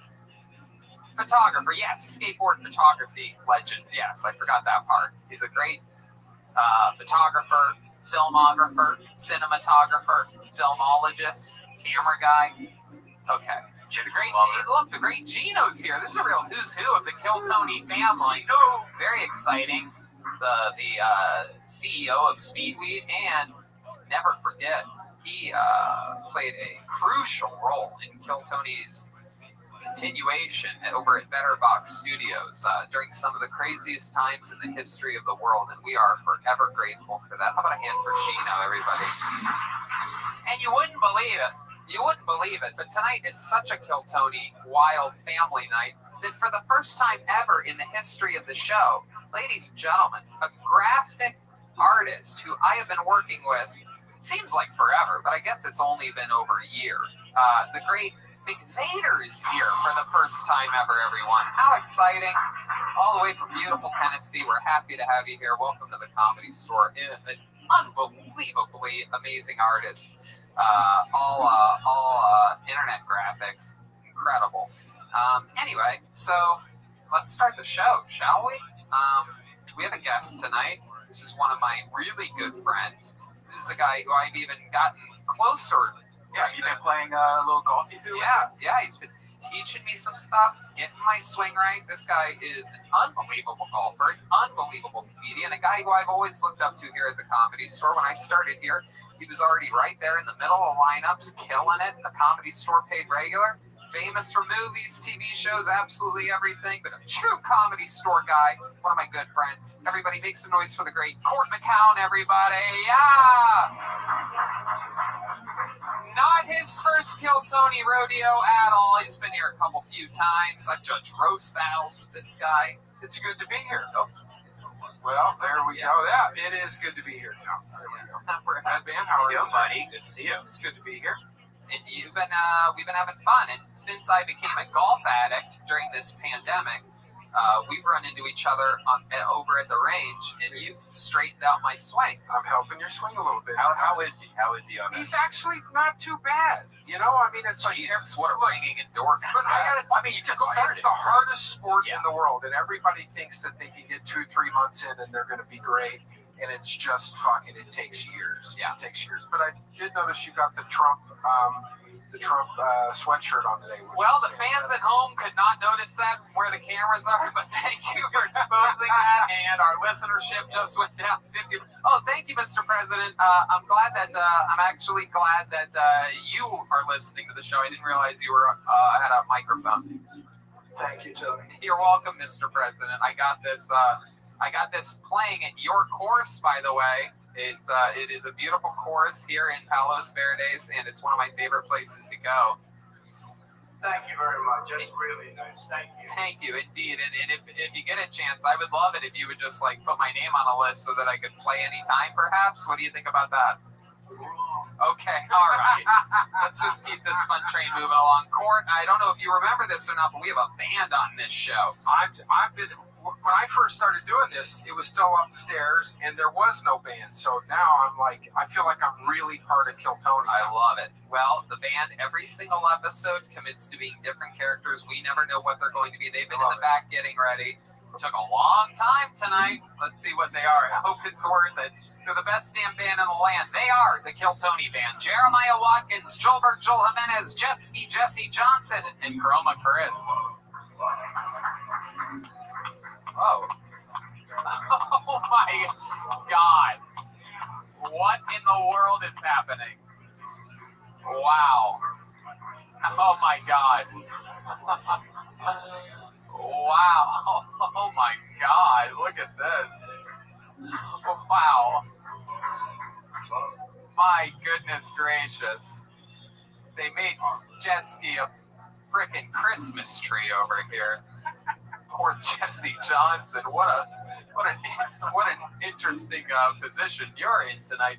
Ladies and gentlemen, the great Santa Claus is here, everybody. Clearly pregnant with septuplets, a very strange type of fat. Hello, how are you, Santa? Have you been a good boy this year, Tony? You know me. I do, you haven't.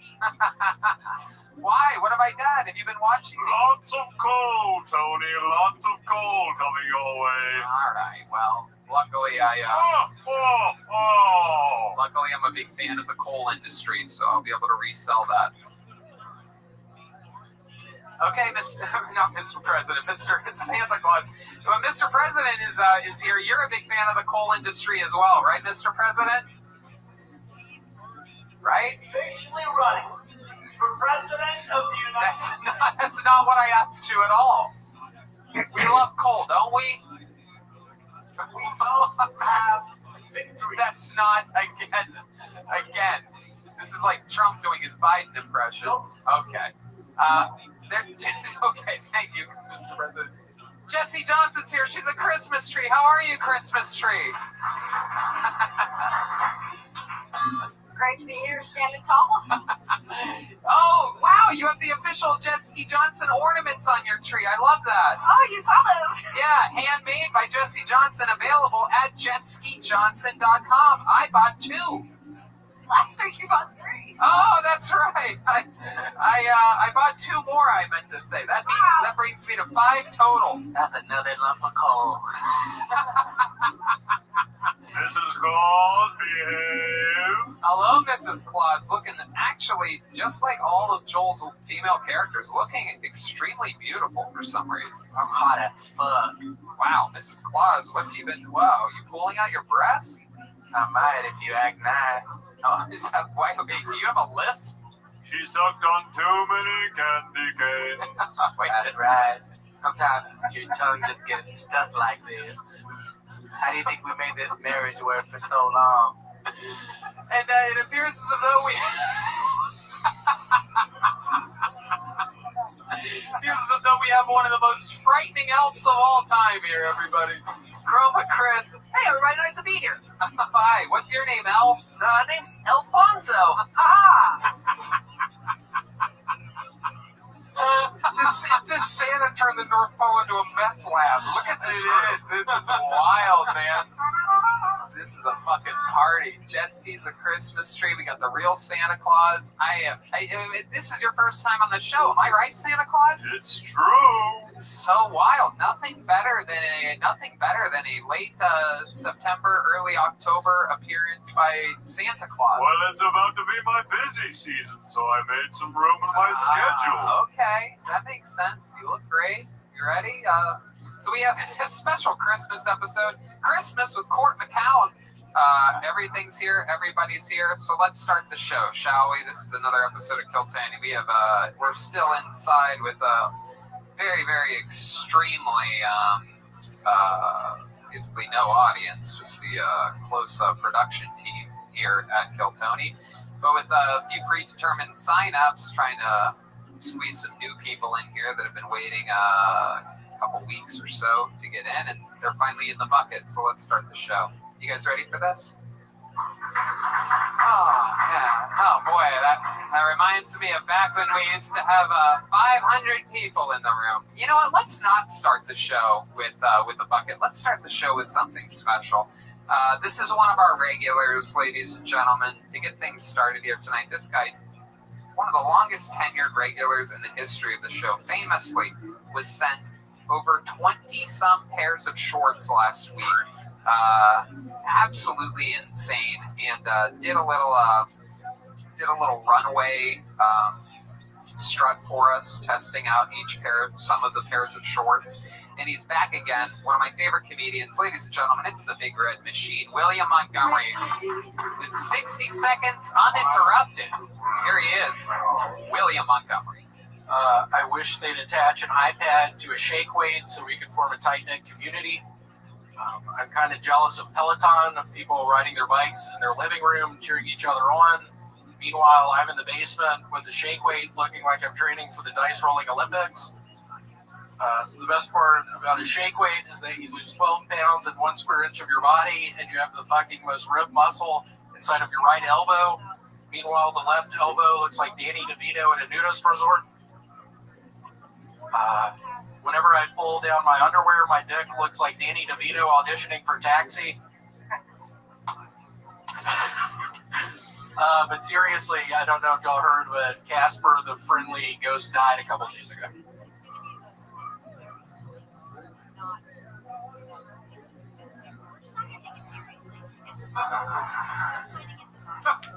All right. Just hit the button. Just want. Why don't you just say thank you? That's my timer. Thank you. That's my time. There you go. Hey, and the Christmas tree, happy holiday. Yeah, Christmas music. Love it. You love Christmas, right, William? I do. I grew up Jewish, actually, but You didn't grow up Jewish. That's the crazy part of what you just said.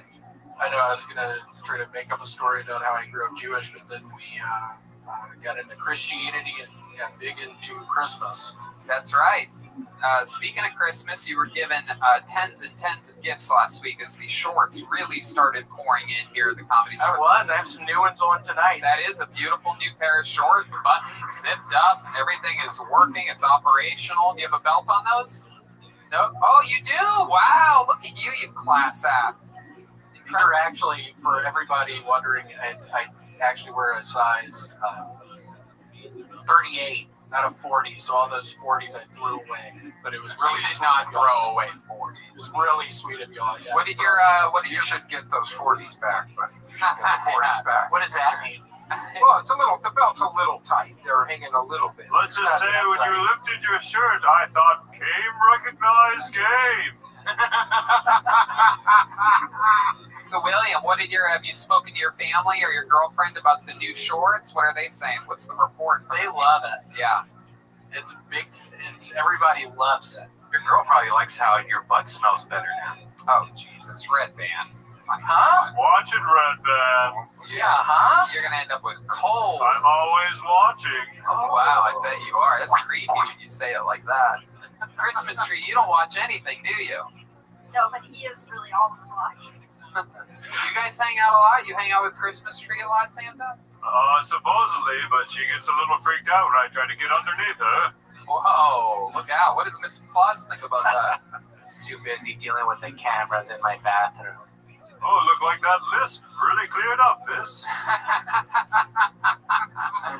glad that the candy canes finally wore off. So, William, we have really exciting news for you. I don't think you're going to believe it. Is there anything else crazy that happened this week? I actually saw a movie for the first time in many years on Netflix yesterday. I don't know if y'all remember Coneheads.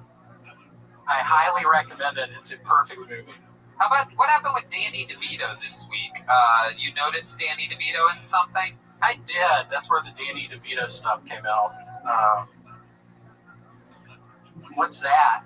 This is yet another pair of shorts, believe it or What not. size are they? Wait, you're going to have to find out. You're going to find out right now. Ooh, this Perfect. one. I do need some more. Those are a nice color, too. They remind me of your old shorts. I like these. What size are they? Do you see there? I can't tell. Oh my goodness. You know what? You got new shirts too. New shirts? Yep. New shirts. What do these say? I don't know. Read it. Open it up. What does Pie it say? happens. What does it say? I don't even get it. Oh, this is where we find out William doesn't know how to read. Size 38. Volcom. That's a good brand. Perfect. Welcome's nice. Love it. It's a Christmas giveaway. I should give these to Santa Claus to give to you. Little did I know. Proof again that we had no idea ever what the band's going to be. Do you want to open that up and give it to him? Please, thank you. What are the odds that Santa Claus is here on a special gift-giving day of Can't believe Tony? How many boxes do you have? How many more shorts do I have? Oh, this one's exciting. It's postmarked to Billy Montgomery. Billy Montgomery. Wow. Hold on, we got two pairs in that one. Kill Tony is now an unboxing show. Wow. And a Merry Christmas to all. Another pair of Thank shorts you so much. and Alan Carr's Quit Drinking. Perfect. Quit drinking without willpower. Two things. Without willpower, how does that work? Santa, check this How out. does that work? And a giant bag of candy. Oh, God. Oh, Wow. Look at So that. it's, instead of drinking, you can eat a bunch of candy. Oh, and you also got a letter here. Could be money. Oh, let's see. Could be money. Could be anthrax. Nobody really knows. Yeah. Breathe in real hard when you open that. Yeah. Santa is opening the letter. I want to see if there's cash in there. That's all I really care about. Perhaps a check, a cashier's check. A love letter. What is Is there that? a check? A gift certificate? A bumper sticker? Find out how not to receive the mark of the beast. Wow. Oh, religious. Mark of the beast. It is a letter from a crazy person. There may or may not be enough room for this on Red Band's podcast studio table. Oh, there you go. It's for Red Band. Postmark William Montgomery. you. Took a shortcut there. So, William, you got a few new pairs of shorts, some new clothes. What do you think? Can we squeeze in another runway session today? Yeah, you want to? Yeah, let's do it. Go backstage. Let's do it. We'll call you out in a bit. There goes William Montgomery. Here we go. We're going to do it again. Happy holiday. Yeah. Rocking around the Christmas tree. It's another episode of Kill Tony. Okay, this should be fun. This guy made his debut on the show just a couple months ago, was back a month ago, and now he's back again. He started on this show. I believe he's only done this show. He lives up near Modesto, so he's real white trash, always has a real interesting story for us. Last time he told us that he was strapped and he pulled a strap out of his pants. Let's see what happens this week. Ladies and gentlemen, it is Trey Peacock. Here he is. Everybody loves me nice, Santa baby. Oh, Trey Peacock. I love Mexican food and taco trucks. Taco trucks sell the best Coke. That's a fact. But when I say that, there are two different thought processes you could have. And you're right. You might be the kind of person that hears that and thinks about enjoying a nice cold bottle of Coca-Cola. Or you could be the kind of person that hears that and thinks about staying up for 3 days straight, jacking off and staring out windows. Either way, you want the good shit, you got to get it from a Mexican. You know, you got to love those taco trucks. They say you are what you eat. And I actually am Mexican, but I guess lately I've been eating too much white bread. I'm a lot like a slice of bread. I get a really jumpy around toasters. But it's not that I'm actually afraid of toasters. It's just whenever I'm around them, I think I'm going to have a stroke. And not like the good kind on my dick, like the bad kind. Thanks, I'm Trey Peacock. Hey, look at that. Look at the Jimmy tonight. Santa baby. Santa baby. It is Santa baby. Hurry down the chimney tonight. There you go. Hi, Trey. How are you? Good, how are you? Good. I have a lot of questions about that set. Look, let me tell you something that I've learned in 36 years on this planet, never trying cocaine once, is that people that do cocaine don't ever invite me to anything. I don't ever see them doing it. I don't even know they do it. My other friends are always like, oh, you didn't know that your buddy's like a real big cokehead. I'm like, what? I just thought he had a great sense of humor like me until 5 or 6 a.m. I thought people were just wired that way.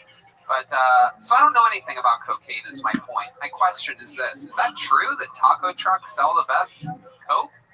Well, the joke was Coca-Cola. But, yeah, that's the premise.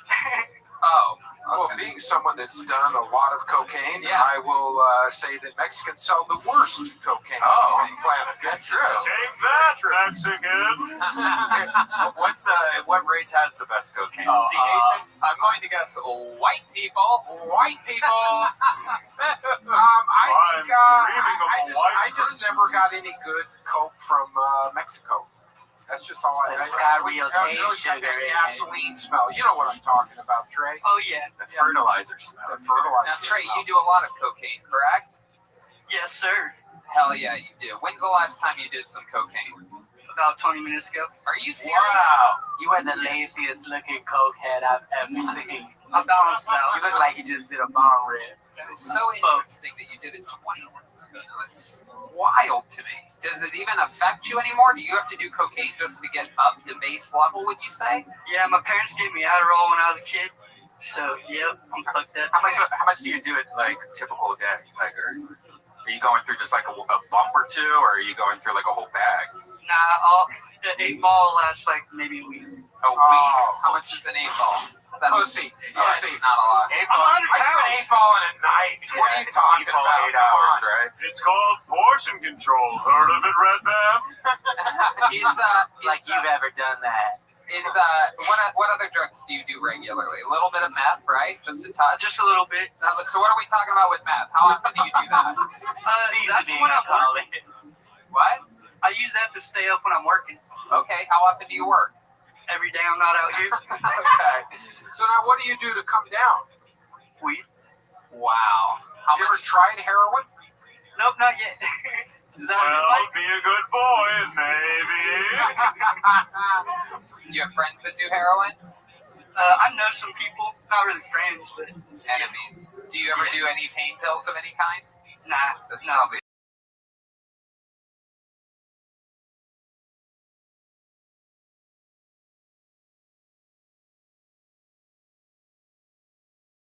I respect that. Thank you. It's a heavy smoker myself. And now I just use this vape pen, and I also go to Lucy.co and use their amazing nicotine gum. Absolutely incredible. That wasn't a joke. I don't know why you did a rim shot there. It was like a stinger for the promo. Oh, thank you. So what else? What else have you tried? Have you ever done anything like any like unorthodox drugs, like huff paint or anything like that? Eat something weird? Keyboard cleaner. No, sometimes when I'm working, I use acetone. So sometimes, like, I'll be using acetone all day and breathing that in. That'll fuck you up. Yeah, it gives you cancer. Oh wow! What does that make you feel like?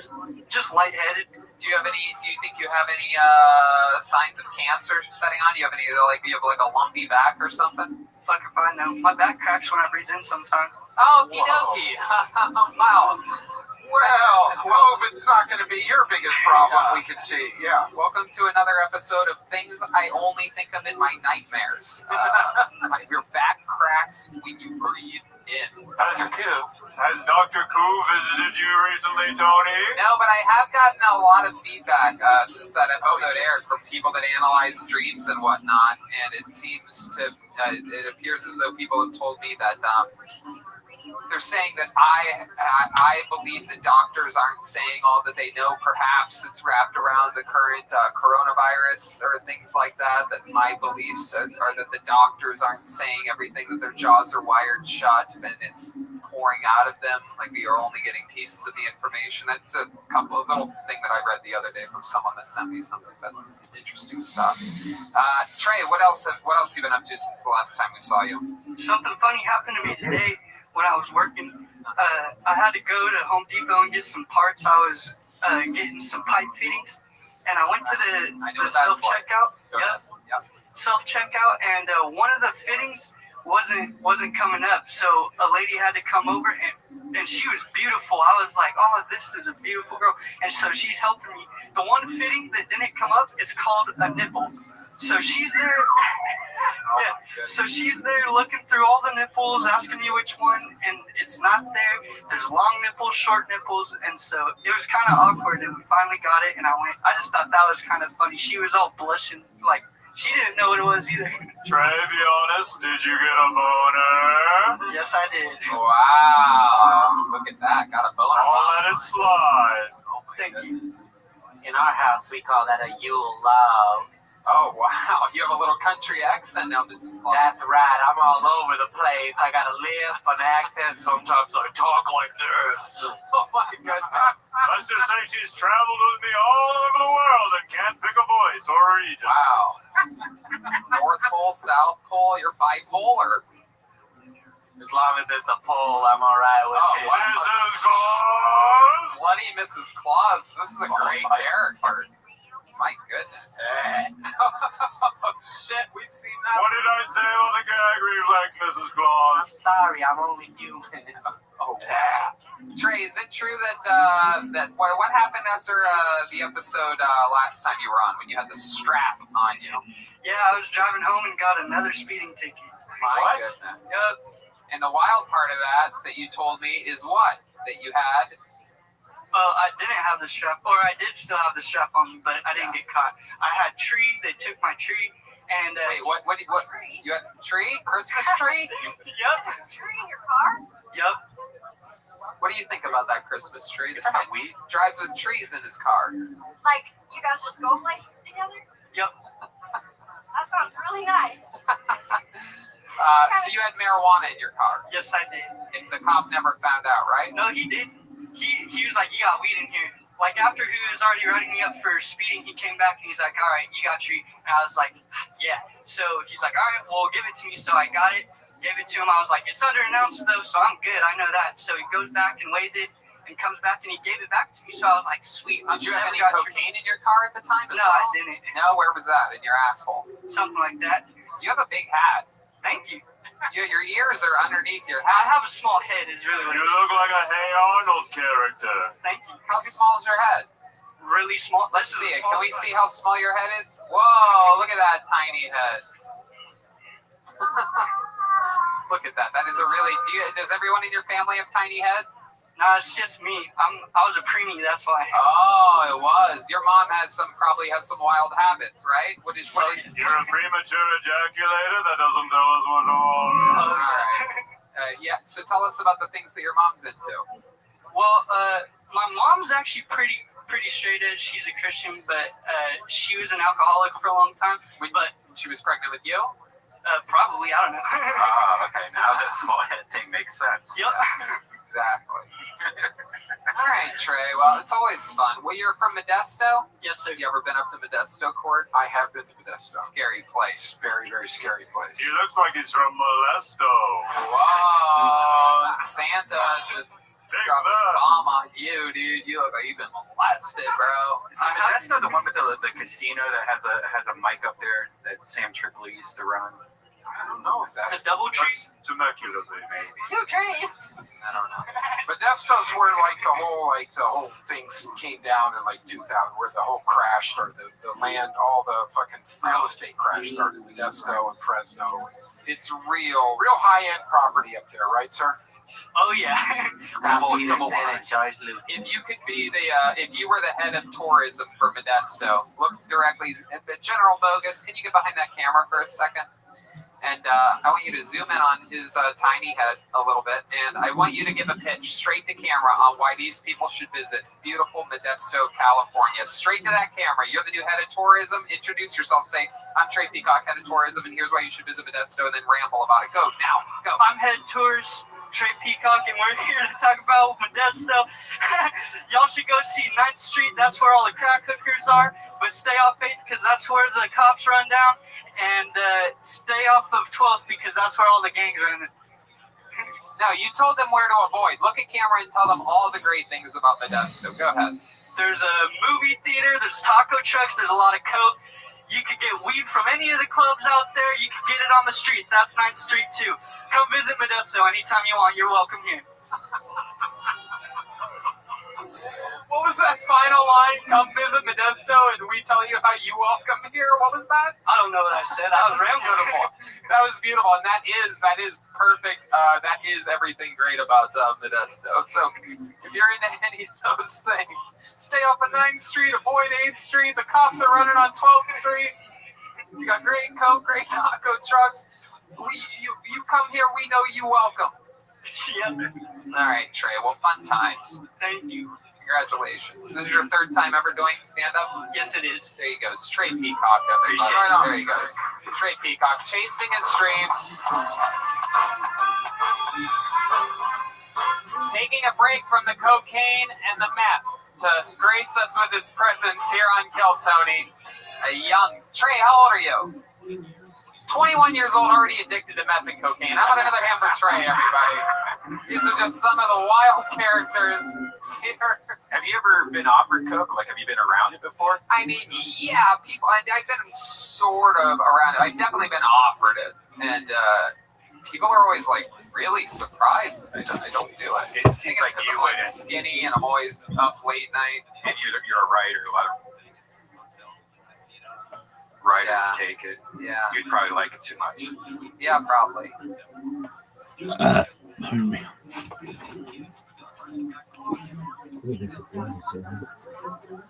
That's me.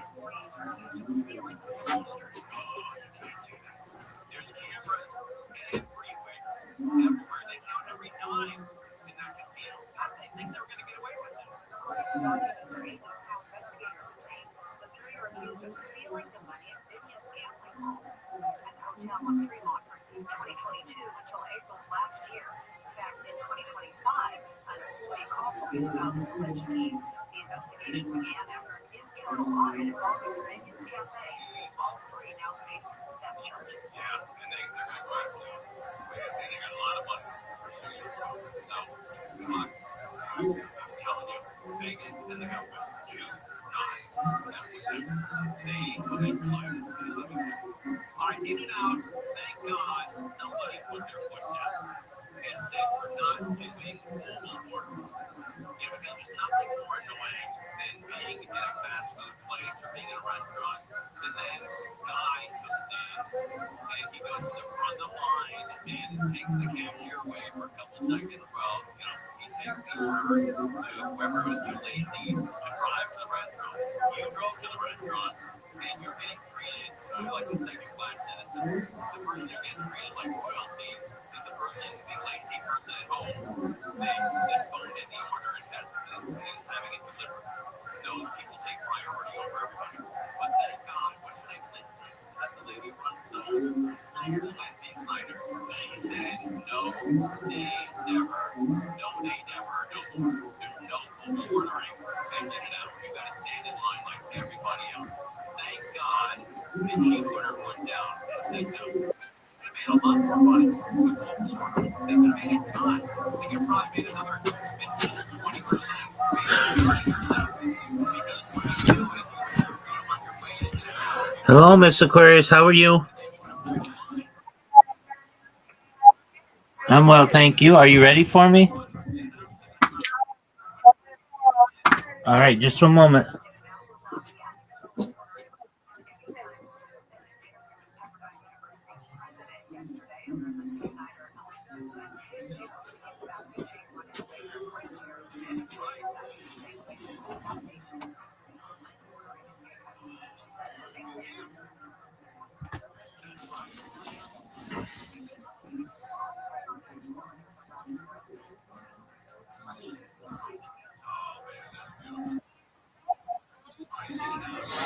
I was up very late. I watched another documentary with Riser and his mom last night, and she left today, so I will perhaps get my hours back to normal. I don't know. He's supposed to come back.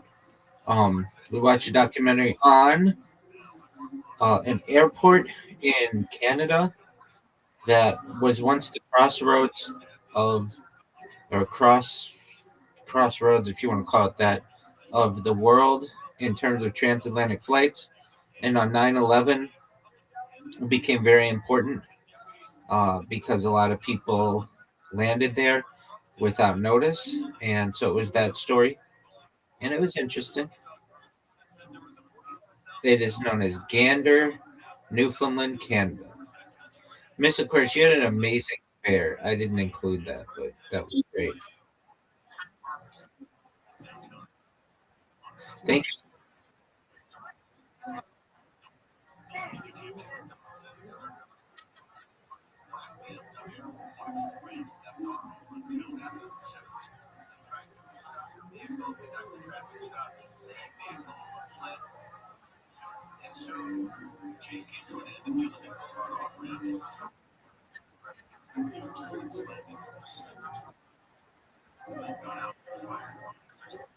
Oh, that was bad.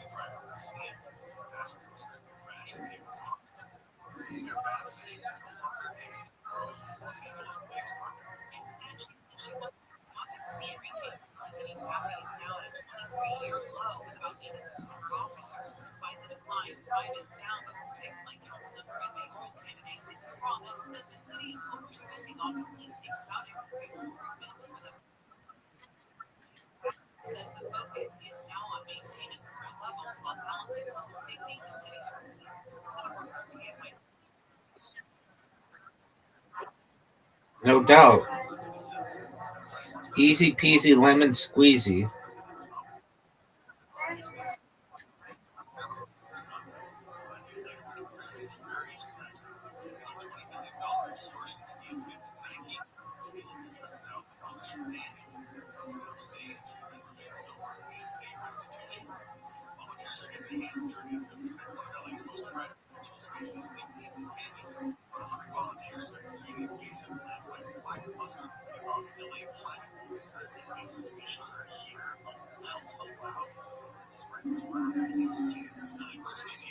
Give me this. What a spare.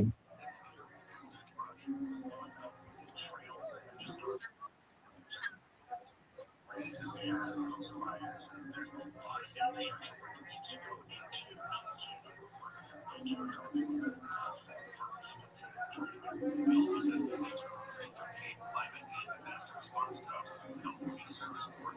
Visit LAWorks.com for details on how. And finally, pay car coupon to pay less for gas. You can gain about 1% in fuel economy. An empty car seat weighs about 30 pounds. AAA says you also need to reduce drag, so ditch the rooftop cargo box and wash your car. Mythbusters says a clean car isn't just for vanity. You can actually let's face it, you look better in a clean car.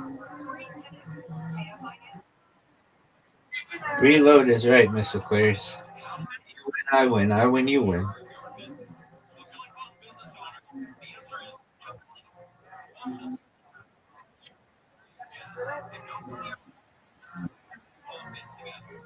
Ooh, that you got that last one. That was good.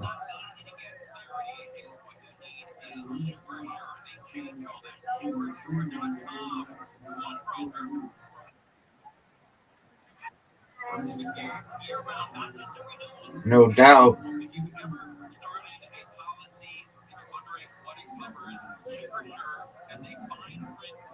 Give me this. Ooh.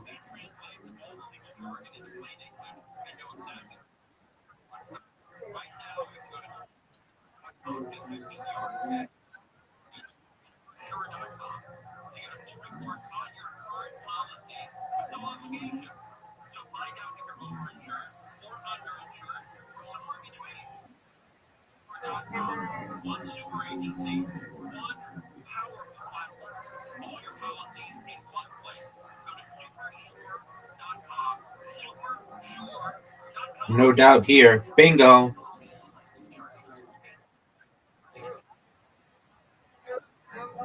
Thank you, madam.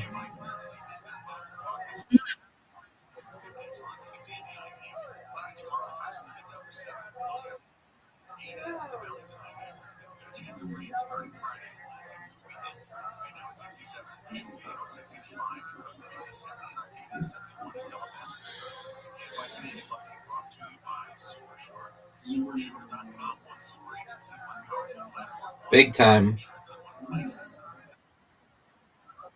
Thank you.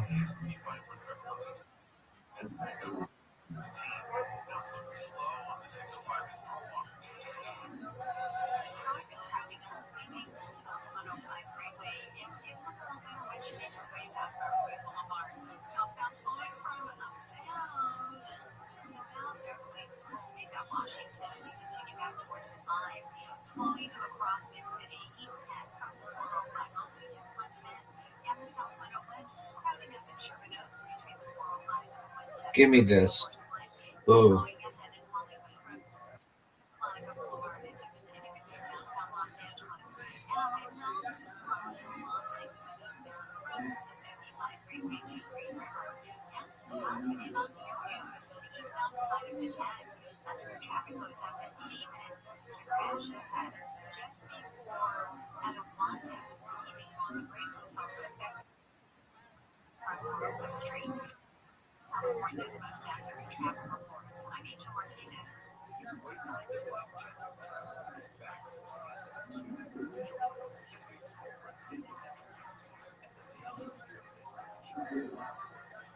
One of the things that really struck me about my time in Alaska, there's just a more dramatic starkness where the water, the land, heat. It really is just a I win, you win, Mr. Aquarius. You win, I win. Undefeated in bowling. Undefeated in shit. Yay is right. Aquarius, sweet dreams too, God willing. Thank you, man.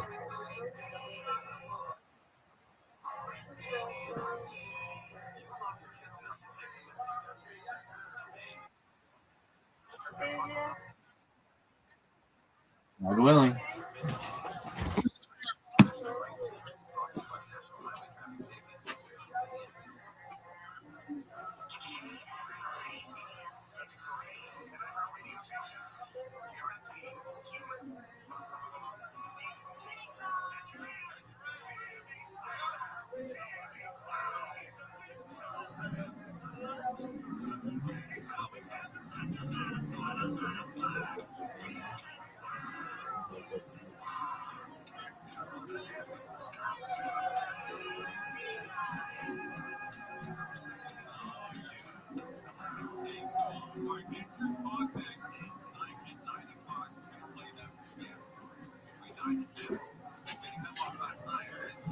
Happy Pesach, everybody.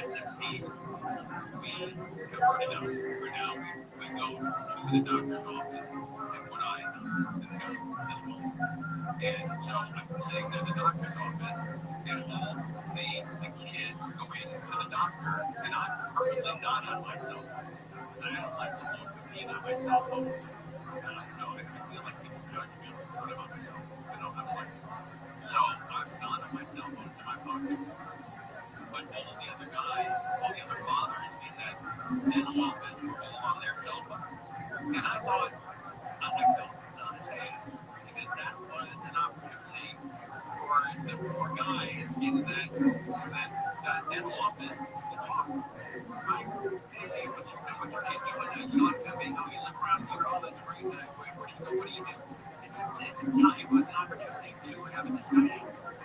It's an opportunity to also tell the dads, hey, it's great that your kids like this. Oh, hey, you got a crush. This dad, dads like to hear that. Dads like to hear that you're in their life. And it's other dads recognize that you're in their life. They like to hear that. It makes them feel better.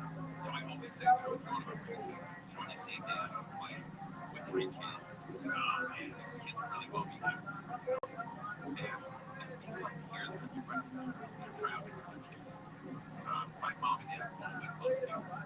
And when we had our daughter, when she was 5 or 6, and she was on a plane, she was well behaved, that we were complimented by some of the parents around us.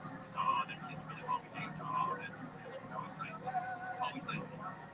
But instead of having that conversation, all 3 of the other guys were on the phone. I like this social media where we're going to get into a million discussions and everything. But it was just a missed opportunity. It was a missed opportunity to talk to other people you don't know. And I think there's a lot of missed opportunities out there. To get into a conversation with somebody you don't know, somebody new. And so restaurants are going to start to ban cell phones. Back on things what they are. And you go to these restaurants, you got to be aware now that you can't bring your cell phone in. They're going to punch you in the face if you bring your cell phone in. There's some kind of violence that's going to happen. No, they're just going to have to take it, put it back in the drawer, or put it in a locker, or shut it off. And that's a great thing. So back on the restaurants. We're live on Day by Day. I'm 644 now with Rob. Here's the latest hackers in the city attorney's office. The county it's the Gray Bar Hotel. And Georgia voters have picked NTG's release for flood details at the bottom of the hour. And we'll look at the tweet after this. All right, let's talk about the Saturday show. We're talking about gold and silver. I co-host with a guy named Rich Jacoby, and that guy's got a lot about gold and silver and how you make some money. They can retire and stay in your own home. Let's go to the key to life. You're trying to stay in your own home, or your own apartment, or your own condo as long as you can as you get older. So the gold thing is called the Restream. And it's on every Saturday from 5 to 6 p.m. And we talk about gold and silver. And some of the larger banks think that gold and silver are not they keep outperforming stocks again this year. Gold up 80% last year, silver 150% last year, and they think it could be higher. So call them right now and get yourself a free information. I'm explaining to you how you can buy gold or silver or both with an IRA or a 401k without tax and without penalty. So here's your phone number. Write it down, or better yet, just phone them down while you're thinking about it. To get the free information that we're going to FedEx it to 833-362-3843. 833-362-3843. And then we'll see you every Saturday at 5 to 6 p.m. right here on AM 6. So no weather, clear skies this evening. Then some clouds and fog coming in later with the lows in the upper 50 and 50 in the high. Cloudy tomorrow with highs in the mid upper 70s, low 70s at the beaches, 8 in the mountains tonight. This report was by the Chronic Police Foundation. From your Toyota dealers traffic center, make it easy. Right on the 10 and city. This one's on the eastbound side, and it is making your way toward Arlington, Lakeland Line. Delays backing up all the way from 405. The westbound side of the 10 is located right there on the scene. Slow down, take a look. Looking at the southbound left hand, delays and stretches from the 101 as you continue to head towards Manchester Avenue. And northbound slowing in South LA from just about Adams as you continue back towards the 101 freeway. Slowing in the cone past crowded 15 northbound Gateway to 138. With Southern California's most accurate traffic reports, I'm Aisha Martinez. Life-changing travel dispatch for seasons.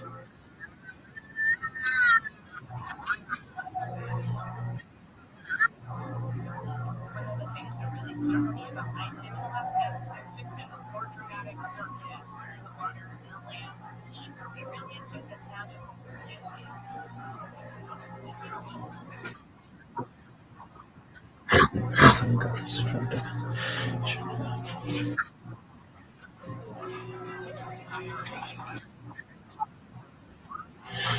How you doing, Jake?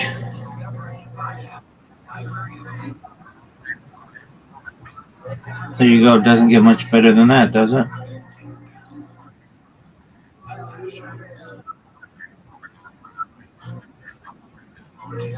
All right, calm down. How is the job hunt going?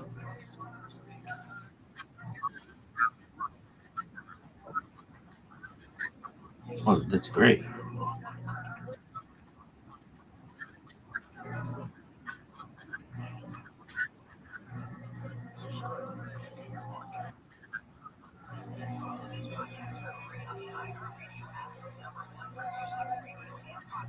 For what is that?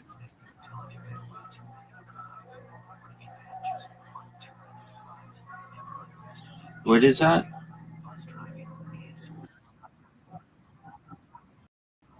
Okay, you get a badge to do that?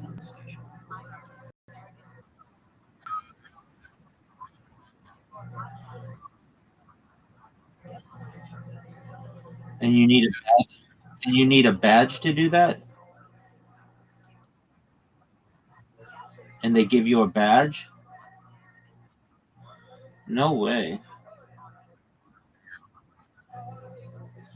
That's pretty baller.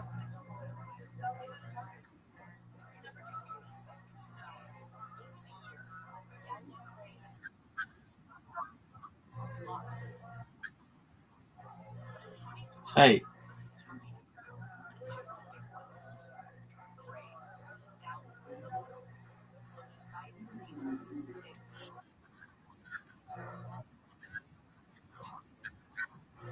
All right. Probably. There you go. And another thing is people are always like, no, it's great for when you get drunk. It brings you back. And I'm like, but that's what I get drunk for. I get drunk to get drunk. Like, that's the feeling that feels good. So I want to stay there. But you've done a lot, right, Cord? That's like part of your like legacy back in the day. You were like, I experienced quite a bit of. You were a movie star in the what was in that? the 80s. Yeah, But yeah. 70s. I'm watching a podcast. So I was like, hipster really, over here. Yeah. It was, but it was really expensive. Like, it was extremely expensive, but it was really good. Now it's like Modesto. It's like cut with shit. It's not as good. Don't get him started on the Mexicans. No. All right, Sam. It's the Jews that burned it. When Mrs. Claus was younger, she stole cocaine from a friend and then helped them look for it. Yeah. How did that end? Turns out they lost it in the snow. All right. I pulled another name out of the bucket. This young lady. 2 ago. You too, Told her big to man. swing Take by care. again, or told her to swing by. And Oh, perform. well, it sounded like you were. She's performing now. The name is Carolyn. Just everyone. Here we go. First time on Rothschild. You're more than welcome to. Here we go. Dude Towns, Caroline, Georges. I'm a stripper. It's great being a stripper, but I do have to live with the stigma. I get slut shamed for being a stripper, which is wrong because I'm sluts don't get paid. I'm a whore, so I get it right. If you're gonna shame me for anything, I'm just really a whore. I don't really like labels, but So, anyways, but people do ask. A lot of friends will ask me, like, do you do anything in the VIP? Like, do you do extra in the VIP? And I always just tell them, like, no, I don't do extra in the VIP. I'm a Christian, So, as far as, like, slut shaming goes, like, the logic of it is just really beyond me. Like, what did I do that's, like, so wrong by fucking guys? Like, did I fuck you? Like, did I suck your dick and make you come? Like, what's, like, about slut shaming that I'm the bad guy, in this situation that I'm being shamed? That's my time. Sorry. Hey, Caroline, Georgia. Hey, all right. Wow. There's a lot in there. Coming to town. Caroline George's first time on Kill Tony. How long have you been doing stand-up for? 3 years. 3 years. All of it here in LA? Yeah. How long have you been a stripper for? Since I was 18. Since you were 18? Yeah. Wow. How old are you now? It's been about 10 years. Wow. That's so cool. Where at? All over LA, like the body shop. I used to run into comedians all the time at the body shop when I worked there in college and stuff. And but like kind of the deja vu's, but then also like some of the smaller clubs and stuff. Like did like one day at Spearmint Rhino and got out of there really fast. So no shame in your game. You're a proud stripper. What's the most amount of money you've made in one night of stripping? $6 grand. Wow. Whoa. Wow. Santa just got real interested right now. Looks like somebody needs to tell me what you'd want for Christmas this year. Cocaine. Wow. We have another. It appears as though we have another fan of cocaine here on Tiltoni. How long have you been doing drugs for?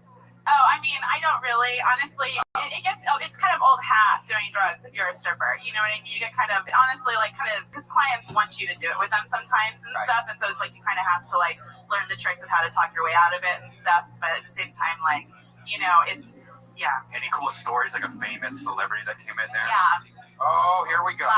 Go ahead. Name names. No. I mean, sometimes family men will come in and you'll be like surprised, like, oh, that guy, like, that celebrity, like that actor, and he's like, has like a wife and kids and stuff. Is... No. He's on a really popular HBO show. He's starting a really popular HBO show. What was the show about? The Sopranos. No, I can't say. I want to protect their identity. No, I know. I don't want to throw anybody under the. But like Republicans come in too. Like there's like a couple like Republicans like strippers, like Republican pundits. You mean like of those politicians? Yeah. Right. Of course. Yes. But that makes Or comedians that wear politicians' pullovers. Right. Any good comedy stories, like comics that came in that you could definitely talk about? That's how it works. Republicans go to strip clubs, and Democratic politicians go to pizza places that have pedophile-filled basements. Yeah. Those goddamn reptiles. But famous comedians, anybody like that? No, I mean, I don't want to say. Right. Just Again, that makes sense. I don't want to do that to anybody. Now, so you've been stripping for 10 years. Is there an end goal for you? Like, what are you saving money for?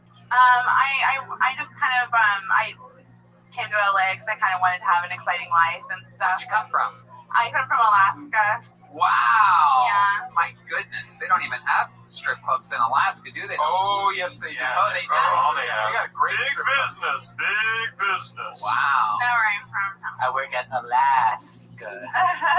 It's got an ASS in it. You think it? I get it. Good one, Mrs. Claus. Really? Mrs. Claus. Okay, so when you say they don't have them where you came from in Alaska, what do you mean exactly? I'm from like a really small town, like it's 30,000 people, really tiny. Wow. Were you born in an igloo? No, in a hospital. Igloo Azalea.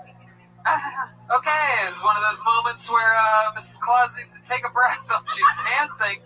Mrs. Claus, easy. Have you been drinking too much before. milk It's been again? a few weeks since we've seen that character get a little overamped up. What did you do before the show, Mrs. Claus? Anything different than usual? Maybe Just Red suck Bull a or lot of something? dick and have a bunch of eggnog, baby. Mrs. Claus, I tried to tell you, that wasn't eggnog. All right, everyone. So, Carolyn, do your parents know that you're a stripper? Yeah. What do they think about that? My dad does my taxes. Oh, sweet. Yeah, like it's I'm more kind surprised that strippers do their taxes. Yeah, we do. We're Americans. We do everything that everybody else does. That is the most American thing I've ever heard in my life. A stripper going, "We are American." Well, we're not. That's beautiful. Thank you. So your dad does your taxes. What does your mom think about it? What happened was that I had a falling out with a girlfriend, and so she told my parents. I'm so excited that there's a stripper on this show. His jewel pen just flew up out of his hands in the air, and he tried to catch it, and it fell. Don't make that noise ever again. Oh, I'm gonna vomit. Okay. So, what did your mom say about it? A friend of mine actually lashed out at me and told my mom kind of, when she didn't know and stuff. Shit. Yeah, and so, but my mom just sort of told me she was like, it makes sense. And she's like, then she sort of said it's kind of a compliment, I have the personality for it. So it's she's very passive aggressive about it. She's never gonna. What did she do for work? She's a housewife. Oh, so nothing at all. She couldn't even muster up being a stripper. You hear that, Mrs. Claus? Yeah, Mrs. Claus, how do you earn your keep? Well, first of all, I got a serious question, if I may add. Go ahead. When a stripper dies, do you dance half-mast? Okay, there you go. Great question. What else do you have to say, Mrs. Claus? Okay, what is the elf? I'm seeing the elf next to the microphone. I want to see what elf has to say. I think we could definitely use someone like her on our North Pole. Okay, there you go. Oh my God. Oh, that's the shit you like. Yeah. That's the shit that gets laughed. Yeah, jokes and references, Mrs. Claus. I said I had a serious question. Yeah. The word Alaska having the sound ass in it doesn't really. What? Who said that? I'll ask her for another joke. So, Wow. Mrs. Claus, the language is getting a bit much. So COVID has to be really hard on you because there's no strip clubs. What have you been doing to make cash? That's a good I question. got on unemployment, Oh. and and then I'm working part-time at a dispensary and stuff. So, I have to ask you, do you have a boyfriend? no. Have you had boyfriends while you were stripping? Yeah, lots. What's that like? Are they get jealous easily? Are they? My guess is this. My guess is the first date and the first couple weeks, they're like, "Nah, it's fucking cool. You do you, I do me. I'm real Exactly. independent." And then 2-3 weeks into it, Yeah. they start hitting you up like, "Hey, you said you were gonna be done." Or Yeah. Coming to the club and just sitting at the bar staring at you. Yeah. You know, Right. Dropping their jewel pen and making noises like, okay. Right? Are we right Welcome about back to this? the Yeah, live pretty much. reading of the autobiography of Brian Redman. So it's they're all good. They're carefree in the beginning, and then they start to get jealous real quick. I used to lie and say I was a nanny, or say I did other things. So I actually had I used to lie about it. I used to be really ashamed of it, and so I used to lie about it. And so I'd have full-on relationships, 6 months, 7 month long relationships. They had no idea. Wow. Yeah. And then when they find out, what do they do? Only one found out Yeah. because he did my taxes. Oh my God. That's why you Now gotta my let dad Daddy does do my the taxes. That's it. So what happened when he found out? Can you give us a real breakdown of what that was like? What are all these receipts for $1? Here you go. Thank you. All right. After a question, can you tell us what that was like when he found out? He just kind of he asked me about expenses and that sort of thing, and also because he was like, I thought you worked at I told him I worked as a receptionist at Sure. And so on the checks that you get at strip clubs, it's they have fake names, you know what I mean, fake business names. Right. So he was like, "What's Stars Entertainment? What is this?" Right. And then But when you told him, when you're finally like, I'm a stripper, well, he knew, and then he told me, and then he told you were a stripper. no, well, he told me he knew because he looked up Stars Entertainment where I was getting my checks, and he was like, So he thought I did porn at first, and then Right. it turns out it was okay. It was just stripping, but then What is that? That only lasts about another month, right? yeah, pretty much. It's That hard, makes sense. but it's okay. When you're not stripping, what are you into? You have any hobbies? You like to make pottery or things like that? You into mathematics, science, nuclear energy studies? Just comedy, pretty much. Yeah. I went to film school. I got a degree in film, Oh, and sweet. then I taught film appreciation for a while. I guess that's something I did for a year and a half. Where at? I don't want to say. I got fired. Oh, okay. Yeah, That's cool. I guess. Why'd you get fired For showing them rated R movies. Oh, Yeah, it was a high school, and I thought they were fine to watch them and stuff. like but what kind of rated R movies are we talking about? I don't think there's anything wrong with Schindler's List. You know what I mean? That kind of thing. Schindler's List at a high school? A double feature with striptease back to back. They didn't know I was a stripper either. They didn't know I was a stripper either. But Right. yeah. But also, yeah. That's interesting. Do you ever just, sit down by the fire and string popcorn together? Sure. No, I've never. That was a great moment right there. That was a really nice moment. A lot of people have said that Christmas trees ask all the best questions. I respect the stripping, but it terrifies me. Anytime that I get undressed, I'm immediately killed. Because you're a tree. Yeah. So do we sometimes. Absolutely. Somebody gonna get her. Have you ever had a really dangerous moment in a strip club? Yeah. Yeah. Yeah. But that's no, I don't. You don't want to know. Yes, Like, we do. Yeah. oh well. You don't have to name names. Yep. No Okay, I guess this one time, I didn't really know what to do. Like, there's this girl, she had been trafficked, and she was, yeah. So so it was It's LA, really, the traffic's bad. yeah. So helping her and stuff was really, was really freaky because, like, you didn't want to get the person that trafficked her mad. You know what I mean? Oh my God! So we what got did you end up doing? We got her an Airbnb, and then she came to work with all of her stuff, and then she went to the Airbnb, and then Then she went back to the trafficker. Oh, I know. I think she escaped, and then she went to Hawaii. She was from Hawaii, and so like a trafficker was like, "I want to make you a model," that kind of thing, and then started, Wow. So it's not just girls going to college stripping. There's trafficking and all kinds of other fun, interesting stuff. Santa, what the fuck are you doing over there? Get involved. I'm a flyover. Now you're a beautiful girl. You're what, 28 years old, something like that. Are there? Have you seen a lot of? Have you seen in your 10 years there? Have you seen a lot of strippers like grow old and have a tough time letting go of the game? Yeah, like there's one woman, like she was like Billy Idol's girlfriend. Like she was like, when she was really young, like 18, and so she had like all these photos of them and stuff, and she's still like stripping, and she was stripping when she met Billy Idol and stuff, and so like it's just so it's kind of crazy, like, but she's had like clients for like 15 years, you know what I mean? That like she's got rank. Destiny, you tore both of your ACLs. It's time to hang up the hat and the shoes. Okay. Your colostomy bag is showing. Okay. That's not a panty liner. It's a colostomy bag line. Do you know Malice? Malice? Yeah. This is the part where Redman starts dropping stripper names. Oh my God. She's great. I think I do know Malice. Yes. How do you forget Malice? No, you don't forget Malice. No, she has the whip, She's right? famous, with the mohawk. Oh. She's like a Hollywood legend. Oh, I think even I know her just from like hanging out. She's like tattoos on her. Yeah, exactly. She's great. Yeah. All right. Fun times, Caroline. Thank you so much for coming on and teaching us so much about the art of stripping. This was so fun. Thank you so much. Awesome. There she goes, Caroline Georges, everyone. Santa Claus is coming to town. Santa Claus is coming to town. Man, I can't wait till the ice house opens up again. You ain't lying. You ain't lying, my friend. That one would be an instant book right there. So we've met a new person there that hasn't been on the show before. Your next comedian, a regular on this show. This guy is a true anchor of the show, holds it down every single week.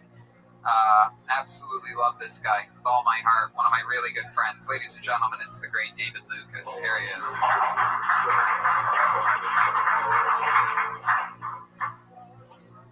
Yeah. White people can't cook worth the goddamn. There's only one thing white people can cook better than black people, and that's meth.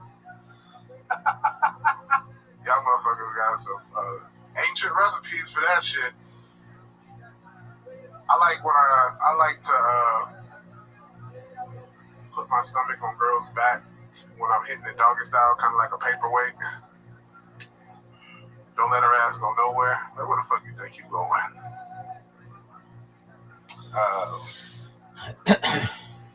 Men don't mind if women are fat. Like, I do a lot of online dating, so of course I meet a lot of fat bitches. But when I meet you and we go out to eat, show up with some fucking personality. Don't just show up fat. You know what I'm saying? Like, I hate going out to eat with fat girls. They act like they don't eat shit. Like, this bitch is sitting there picking at french fries. Like, bitch, you know damn well I know that you eat more than that. I eat more than that. So quit playing with yourself. What was that? Was that it? Different cat for some reason. Really off the normal format of the show. That's a different cat. Is there? Are we being invaded by different cats? Wait, did you just say no? You keep saying no. Yeah, huh? Wait, what? What is happening? Okay, all right. This is Absolutely the dumbest shit that's ever happened in the history of the show. I was San Diego. Okay. I was San Diego. straight into San Diego, which nobody listening knows about. But go ahead. Well, You just headlined in San Diego this weekend. How was it? Killed that shit. Oh, okay, good. Well, there you go. And the owner, he messaged me because he thought I was talking shit about the club, but I wasn't talking shit. And he actually paid me extra. Dude, the owner of the club? Yeah. Okay. He messaged me because he heard that I wasn't happy. But you know, like, he put 9 people up before me. So, you know, when something like that happens, you have to address it as the headliner. No doubt. And I'm like, it's not that I was talking shit, but if you have 9 people before you as the headliner, obnoxious. You have to make it known to the rest. You have to acknowledge that. Beyond obnoxious. Right. You had no idea that there was going to be 90. No. And how long was your set? I did 30. He told me to bring, so I brought a feature, and I was like, okay, there'll be probably a local opener and a fucking host, and not fucking 9. What was the reason for the 9 people? I'll tell you off air, because I love the club. Yeah. It's all good. So let's talk about stuff, David. You were talking about something that stood out to me is if having sex with a woman doggy style, you like to put your belly on their lower back. Like a paperweight. Now, I don't understand that, obviously, because I'm built like a rail, and normally if I'm having sex in the doggy style position, I'm the one that is in the doggy position. I'm on bottom. I'm on bottom. I know you are, bro. You like to spread your leg. We know that. That's right. Dildos come out, and then whatever anybody wants to put in there, they can put in there. Right now, I have $4.50 in quarters in my butthole. Damn, nigga, you got enough money to help the chain shortage we got in America. Okay, all right. So here's my question. If your belly is on their lower back, is there ever a time where you go perhaps too far out and then back in and you're like, ow! Your like belly gets stuck between their butt? Does it fall down? And I ain't never had no shit like that, bro. No, I don't know how it works. Because it seems like that would happen. Nah. One time my belly button kissed Mrs. Claus's butthole. Is that true, Mrs. Claus? That's right. What did that feel like to you? Okay. All right. There's a one fart noise. So, David, what's been happening this week in your life other than going down to San Diego? What else has happened? I fell in love with acai bowls, bro. Oh, look at that. How long have you been in LA? 10 years. There you go. That's right about when it happens. Yeah, bro. I had an acai bowl and fucking peppermint water today at Creation on 3rd Street. What is an acai bowl? It is the whitest shit. I don't even know what an acai is. It's from Brazil. Ooh. Mrs. Claus knows The berry, it's from the Amazon rainforest. And he blends it up with ice and puts some bananas. It's a very healthy treat. The jiu-jitsu community is very into it. Indeed. It gives you a lot of energy. There's normally granola, bananas, things like that inside of it. Tastes like you're eating ice cream, pretty much, like sherbet. Some of it has a lot of sugar tastes in like it. ice cream, Red Man. It tastes like a fucking acai bowl. Ice cream tastes No, it tastes like sherbet. If you ever had it, it tastes like a fucking sherbet. It tastes like a fucking raspberry sherbet. It has the texture of sherbet. Yeah. It doesn't actually like. You can equate everything to an unhealthy food if you want. Exactly. It's still not healthy. And you know how much sugar's in that shit? Y'all know pita bread tastes like pizza, right? But it's fruit. It's natural sugar. Yeah. Whereas ice cream and sherbet is different types of Yo, the shit is good, bro, and processed. White people don't hit it on a lot of shit, but they hit it on that acai bowl shit. Absolutely. They hit it on the head. No, we do. White people are good cooks, by the way. You don't count Italians as white in your. Fuck no, that's ethnic. Yeah, I agree. White people can't do. I don't name a white dish that come from like Grilled cheese. That's a good one. That's a nigga dish. Oh shit. That's a nigga's dish. Hamburgers. Hamburgers. Cookies? Hamburgers. That's a black dish. The only thing white people can probably be credited with is goddamn tuna casserole. Ugh. Tuna casserole. Any type of casserole, that's white as fuck. T-bone steak. I don't think I've had a casserole in 15 years. T-bone steak sounds like a black guy Yeah, too. Hey, what's up, T-Bone? Hey, what's up, my nigga T-Bone? No, you took that from the white people. Come on. I was in prison with a man named T-Bone Steak, so. Tony went to prison just for the showers. That's right. I did. I go there, and they're like, all right, you have to hit the showers. I'm like, how many bars of soap can you give me? Right. Because I want to drop it all. I'm going to drop soap like Red Band's jewel pen with a stripper on stage. Whoa! Coming to the floor, I love to see your booty go. Okay, there you go. Thank you, Santa. All I wanna Thank do you, is Santa. watch your moon Thanks, proceed Santa. bananas. There you go. Thank you, Steve. What's my boy name? That nigga's a handsome white guy. Say Dick. Court McCowan. Court McCown, my name. Good to see you, buddy. What's up, doggy? I'm doing good. Nice teeth, full beard. I hope I have that much hair when I'm your age, dog. Hell yeah. Like when I was younger, I used to want to be white so I could do my hair like the Burt Reynolds, that shit. Yeah. 78 years old. Yeah? You just wait. Yeah, you probably like honestly, because white people age bad because y'all had us in slavery. You probably like 36. No, he was doing cocaine in the 70s. Oh shit! So you might be older. You're a white dude that took it. He actually knows the dad from Teen Wolf that we always talk about on the show. Yeah, I always reference, like even tonight, I sort of see it in chroma crayon. I see the dad from Teen Wolf in a lot of people. A little bit, yeah, right? Yeah. Yeah. Where's the that's basketball? true. We had a Elf, how you doing back there, by the way? You having fun this episode? Yeah, fantastic, Tony. Thank you. All right. Elf's hard at work, making toys for all the boys and girls. What's your favorite Christmas memory that you've ever had? shit. You know what? I'm gonna let you think about it. Let's check in with your brother in cursive, everybody, trying on some new clothes for us. Here he is. It's the great William Montgomery, everybody, with a new pair of shorts. Wow. No, you can't, William, you can't. No, you cannot. You can't talk. Shout out to Mike Peterson from Modesto. He loves these mesh shorts. Right. These are new mesh shorts. Oh my goodness! Wow, have you been doing something at all physically? Have you been working out? What have you been doing to work out? All right, well then do some push-ups for us. Here's some push-ups from William Montgomery proving. Oh, the hat goes backwards, and here he is. Wow, that's longer than everything else. There we go. Oh my goodness. Absolutely incredible. How about some sit-ups? Can you do sit-ups, William? Enough push-ups. How about some sit-ups? I think that's what would be really interesting to see. Here's William. He's going to try some sit-ups for us. Here he goes. Segueing seamlessly into sit-ups. This is a moment of truth here.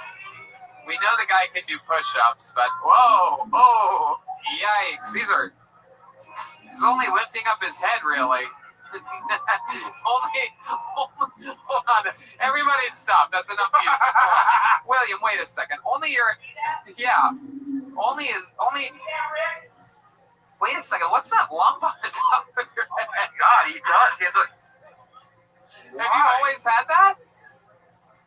No, forget about the ball. No. There's an incredible lump. Where his bald spot is, there's actually like a bubble. Yeah, like William, has that always been there? That's not That's a snow globe. How long has that been there, William? Really? Well, he never takes his hat off, so he might be right. All right, there he goes, William Montgomery, everybody, with a little showing of the shorts. Go throw on another pair of shorts. We'll bring you back in a second. I thought about it, bro. Yeah. So it was like 2002. I was favorite Christmas memory. It was like 2002. I was like in the 6th grade and shit. And my mom had bought me a computer, and this is when I found out Santa Claus wasn't real. Because, you take that back. It was my favorite Christmas because I got a lot of shit, but it was also like heartbreaking because she couldn't figure out how to hook my computer up, so she had to call my uncle. So Christmas for me didn't start till like 1 p.m. And I was sad as shit. And then later on that day, she told me Santa Claus wasn't real, that she'd buy all the shit. How old were you? I was in 6th grade, so like, what, 11? Damn. I have a story just like that. I asked for a computer. I think I've told this on here before, but I asked for a computer. All my friends had more money than me. They all had computers at their house. And like, you'd go and you visit. You could barely do anything on computers at the time, but everybody else had one. I was the last kid to get one, and I asked for a real computer. Sure enough, this giant presence underneath the tree that morning, and I'm like, no fucking way. I think we did it. And I opened it up, and it was a monitor and a keyboard, and I noticed that there was like a printer attached to the keyboard part, like the back of the keyboard was a printer, and it was a word processor. Oh yeah. And you couldn't do a fucking thing on it. You couldn't upload, download. There was no games on it. It was literally just typed, and you could see what you were typing on the screen. and you had the choice to either print or not print, and that was it. It was a fucking whamboozle. I'd rather would have had nothing at all than this stupid fucking word. Yeah, I got the same thing. I got the Texas Instrument. It was like a T computer that had nothing to do with internet. My first computer was a Gateway. 20-inch monitor. I used to work there.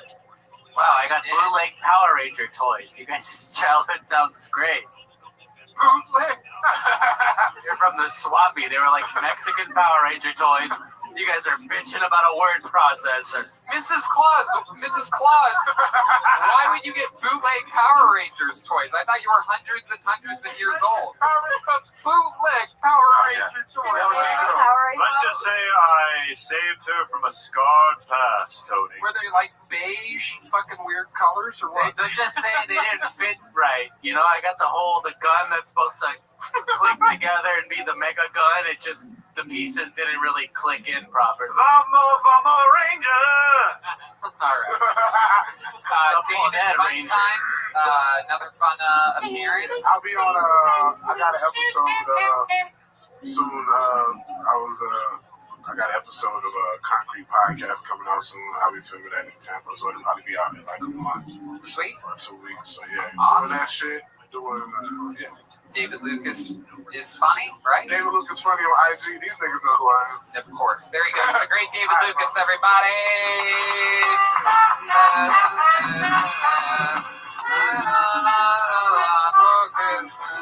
You guys got word processors, and I got an 8-track player when I was in 6th grade. 8-track. You know, honest to God, I rather would have had the 8-track player even in fucking 1990 or whenever it was that I got that thing, because it was just, all it forced me to do was my homework. Which I hated more than anything. It doesn't sound like that really did anything. It didn't do a fucking thing. And you know what? In retrospect, and almost immediately, actually, I felt bad for my mom. You know, it was one of those things where it's like, fuck, where you really realize, like, oh, you're poor. You know, your mom, like, might not be that smart. Could she see the disappointment in your face? Dude, I mean, I like one of those things where you open it up and you're like, I would complain about it relentlessly. I mean, I was such an asshole. I got a used typewriter 1 year, so word processor, not so bad. I mean, I'm also fucking a legal resident of the United States. You're right. The North Pole just got incorporated into America. So I think it's different, right?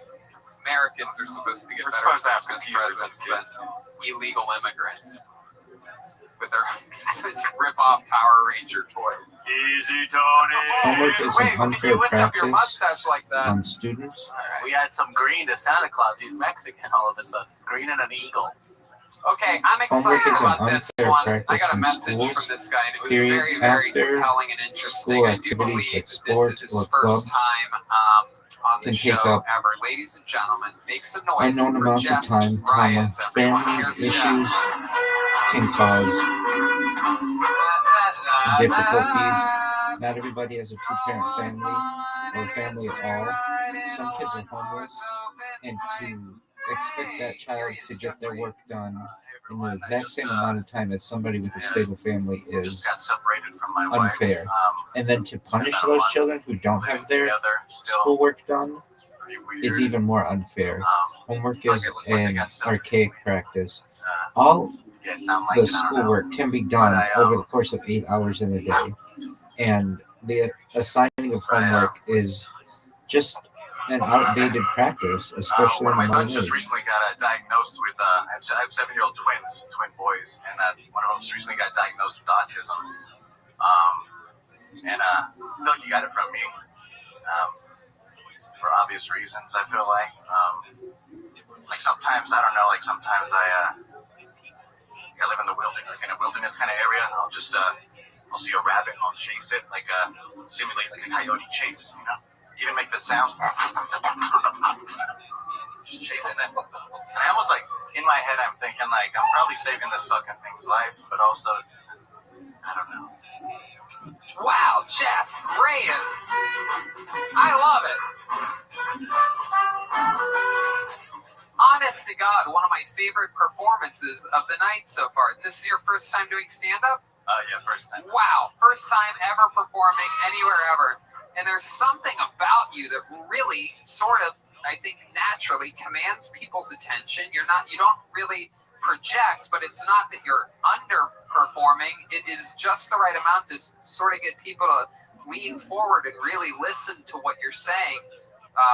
And very, very, very interesting life you're living right now. That's all true, right? Recently divorced this month?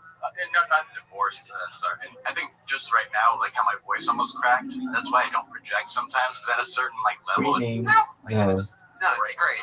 Like I said, article, something snappier. Like, We're still together. I mean, like we've been married for like together for since like 13 years, 12 years. do we have any homework? We just kind of separated like a month ago. No, but we're kind of still period. living together. It's still like very kind of mutual, like respectful, like it's still like. Trust me, I get it. So it's been a month. What caused the separation, if any one thing particular? It just sort of grew apart over time? I mean, yeah, I think that's it. I think we got like married pretty young. Yeah. She gave you a word processor for Christmas. This on Valentine's Day, she did tell me I looked like Captain America, like kind of like soldier, I guess. Like, what the fuck? I think she meant to kind of like joke, but it kind of stung a little bit. It was like, so how many kids do you have total? Just twins. Yeah. Just the twins. Were you surprised when you found out that you were having twins? Yeah, we just we just expected to have one, and they're identical, so it's just kind of like spontaneous. Well, that's probably pretty stressful in a relationship, having twins, and now you said one's autistic, so that's... Yeah. And only one's autistic? Are we sure about this? I think we don't know, but one of them kind of has like a lot of signs of it, and they're identical. They say like 80% of identical twins, like one has a diagnosis, but the other does. Wow. So the other one's just not showing symptoms yet? I mean, like some, but it's like I feel like not enough to maybe like impact them. Right. What's the one that is autistic? What's he doing that is autistic? He's gotten like a lot better, but he just kind of takes things like very literal. Like for sure, like whenever you like laugh, like he doesn't understand like the context. Like maybe if like he does something cute, like or he says something kind of funny, right? And you laugh at him and like swing or even. She's got a little better like hitting. Oh, okie dokie. So yeah, that's that. But he's also like he can like play with Legos and just like hum to himself for like 3 hours, just kind of wow, easily entertained, the kind of kid that you could give a bunk ass Power Ranger to, and he'd be able to have fun with it for a while. That's fun. And yeah, anything like that. Ooh, Christmas tree has a question. Yeah, bright side of the separation, 2 Christmases. So yeah. That's great. Double the tree. Could have twin trees. So you guys sleeping in 2 separate bedrooms or something like that? Yeah, kind of like where we live. There's like our house is kind of a separate kind of loft. So it kind of works because as long as we're not like killing each other, we can like. Cause I think that's maybe like why it hasn't worked or didn't. We're both like special ed teachers. Oh, wow. What are the odds of that? 2 special ed teachers. That's good. And you have autistic twins. Look at that. That's like hitting the special lottery. It's bringing your work home. Do you have any? Give it up for Mrs. Claus for that joke. What did she say? Yes. Bringing your work home. Oh yes, exactly. Christmas tree. Go ahead. Do you have any special ed moves in the bedroom? Yeah, special bed. Some good mode. She's like, spit on my back, and you're like, all slobbered. Oh my goodness. Why would she ask him to spit on her back? Kink. Frightening. You say you live in the wilderness. Do you like? Is that true? Do you live in like a forest? Not the wilderness. It's more just kind of like the foothills. But I mean, we get like it's really right up against the kind of like the wilderness. So we get like rattlesnakes, like coyotes, like. So special ed, you got the kids, you're separated. What do you like to do for fun? How do you escape from it all? I mean, I'm a big like hooper, like basketball player. Oh shit! I mean, I was playing like daily, like at the gym, but just like once it got shut down. You said you're a hooper, so I really believe you. You don't have a basketball in your car, do you? I thought about bringing one, but then I was like 22 maybe dribble here, and I was like, That would have been so awesome. I mean, I'm not a great dribbler. Man, I wish you had a basketball. Anybody have a basketball on? Yeah. I mean, I like to draw a lot in graphic design. Oh, that's cool. That's fun. But basketball, my guess here, I'm looking at you. I know a little bit about sports. My guess is that you're a real hustler out there on the court. Am I correct? You're a point guard. I have to depend on the hustle because of athleticism. Of course, but I mean, my guess is that you're extremely good and you surprise people on the court. Yeah, I think like when I play against like people, they're like, oh, that white boy's not showing us.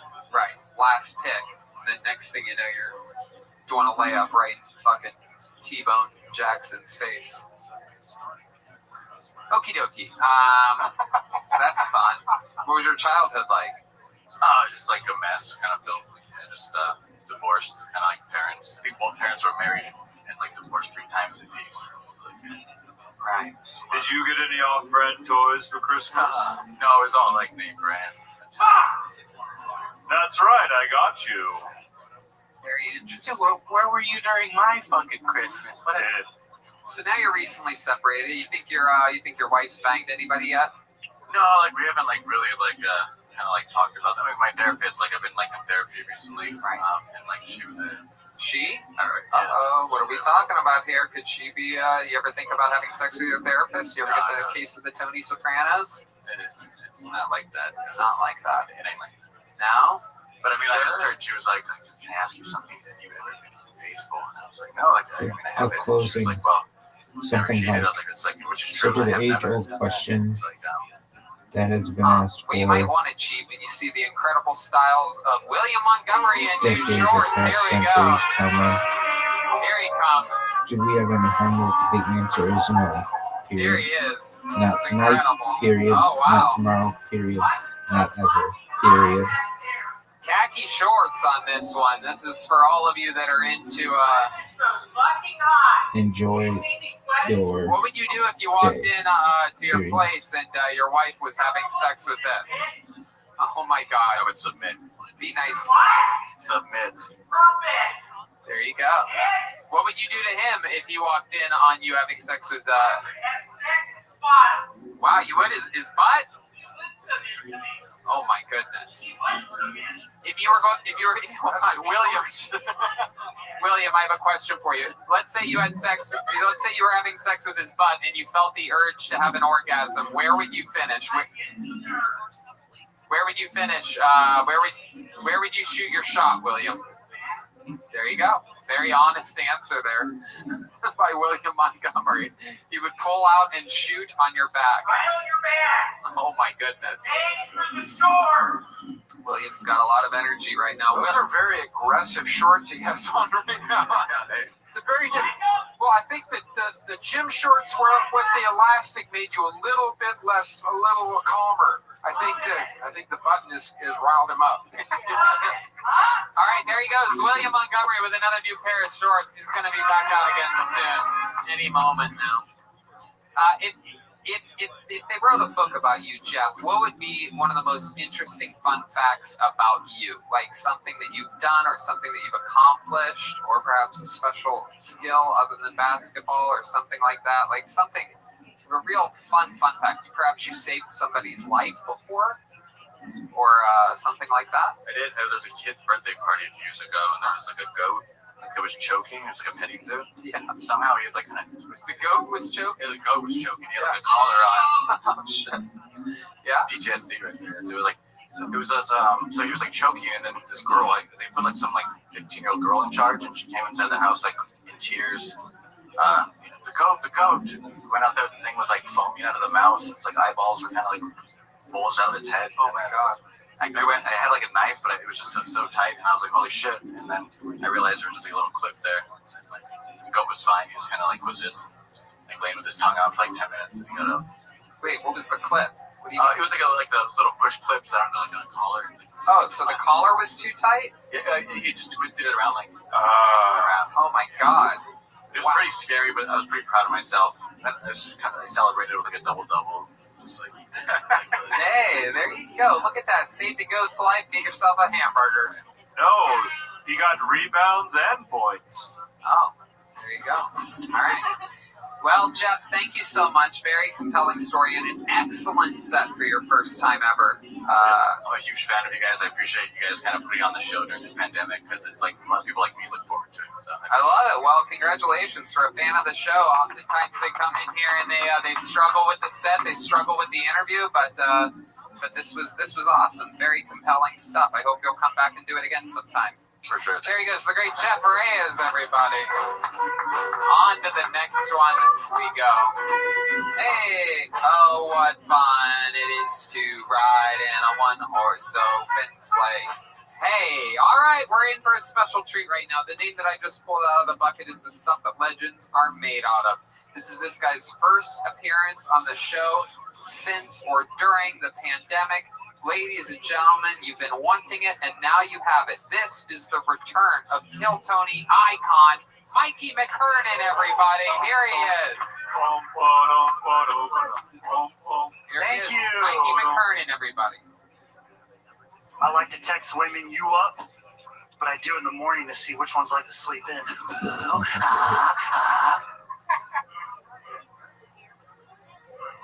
I don't like to travel because you always have to meet a rival. They're there every time. They say it doesn't cost anything to be narcissistic, but I'm pretty sure you have to pay a few selfies, and then I go boo-ha. Just hanging out with my folks during quarantine. Dad told me about how they met. My dad had a mattress store next to my mom's meat market. They humped, opened a sandwich shop. True story. They got married right in front of the chip stand. They had to exchange onion rings.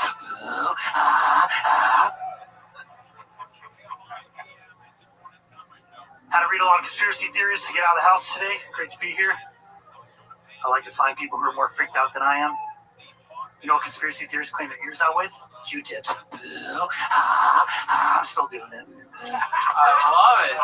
Doing it strong. Great. Mikey McKernan. I forgot how much I missed it. The return of Mikey, and we got the trademark. This was not like going to a Pink Floyd concert and wondering if they're going to play Comfortably Numb. He did it, and he did it throughout his set. The famous boo-ha from Mikey. I have to, forever. That's what the people want. You're giving them what they want. That's how you fucking sell tickets, my friend. Is that your merch? Because if so, that's awesome. Oh, no, shout out to Todd Smith. This is his owning company. It looks like you. Super cool. I have a question for you. Sometimes I get shit on the internet because people will be like, "Oh, come on, they were joking, and you asked them about their joke, and like, of course it's a joke." But I have to know, was any part of that mom and dad meeting story true? Did he really have a mattress store? Was she really at a meatball? What'd she say? Meat market store. That is a true story. Wow. Did they really start a sandwich shop? They sure did. Wow. Did they really get married there? They had married right in front of the chip stand. Wow. My mind is blown, and I'm so glad I asked. That you could have very easily been like, no, that was a joke, Tony, and then I look like an asshole, but I got to stop telling lies with boo-ha, so I had to find a real one. That is incredible. Grew up in a sandwich shop. I was actually not born yet, so... What, did they get rid of the sandwich shop once they had you? No, they had... My dad picked up my mom when she had 3 kids with an idiot, and they had 3 more kids. I just actually found out that we have a sister. They actually did not tell us that their firstborn they gave up for adoption. 40 years later, over quarantine, 23andMe. Well, I'm sure there's some young lady out there just taking orders at a restaurant and going, boo, ha, boo. They tell me. Where was your sister born? New Delhi? There you go. So the sister just did 24andMe and found? Yeah. Wow. So have you met her yet? Or yeah, she looks like me. It's weird as fuck. Wow, that's crazy. My parents didn't tell us for 40 years. They've been holding on that guilt. So after that happened, I was like, all right, you better tell us the truth now. Like, what else is going on out there? Where's the money buried? Did they give you any other information? No, that's it. That's it. Just a sister. Yep. What a crazy Star Wars-like twist that is. Sister. You have a sister. So, what have you been doing during the pandemic? You have a lot of energy. You were working at Bubba Gump. What's going on now? Lame shit. Funny you bring up Star Wars. I've actually read all the novels in Star Wars canon during quarantine. Shout out to the Curbside Library. Wow, that's incredible. What do you do when you're reading books? You normally laying in bed? You listen to music? Right now, I'm sitting in my car with the AC on because you can't really hang out anywhere. I don't like to read at home, so it's very depressing. Yeah. What's your home situation like? I'm actually about to move out, but I got a house, a couple guys. Okay. Why are you moving out? We got one guy leaving, and then the other one was like, I don't want to be here either. And so I'm like, all right. So I'm probably going to have to go home for a minute. Where's home? Rancho Cucamonga. Whoa, Rancho Cucamonga. That sounds like something Joel would know a lot about. What do you know about Rancho Cucamonga? Okay, good Lord. Really leaning on that one. Okay. Rancho Cucamonga is what? An hour east? Empire? Yeah. Yep. Anything that you miss about Rancho Cucamonga? Just the fridge door water. You get water from the fridge door. Yeah. Oh, fuck yeah. Heck yeah. Yeah, that was amazing for a long time. Wow, for Christmas one year, I got a fridge door. Little things, okay? Absolutely incredible. What a piece of... Give it up for Mrs. Claus. There you go, yes. My sweetums. There you go. Wow. Mikey, how about your love life? What's that been like throughout this pandemic? Nothing Really? at all, yeah. That's surprising. There might be somebody, but we'll see.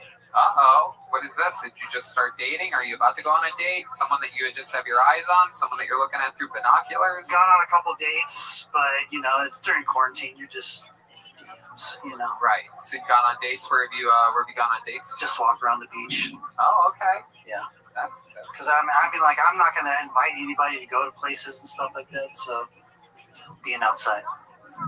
Wow. So how does it happen, something like that? You meet her and then you're like, hey. You just try to be funny. Okay.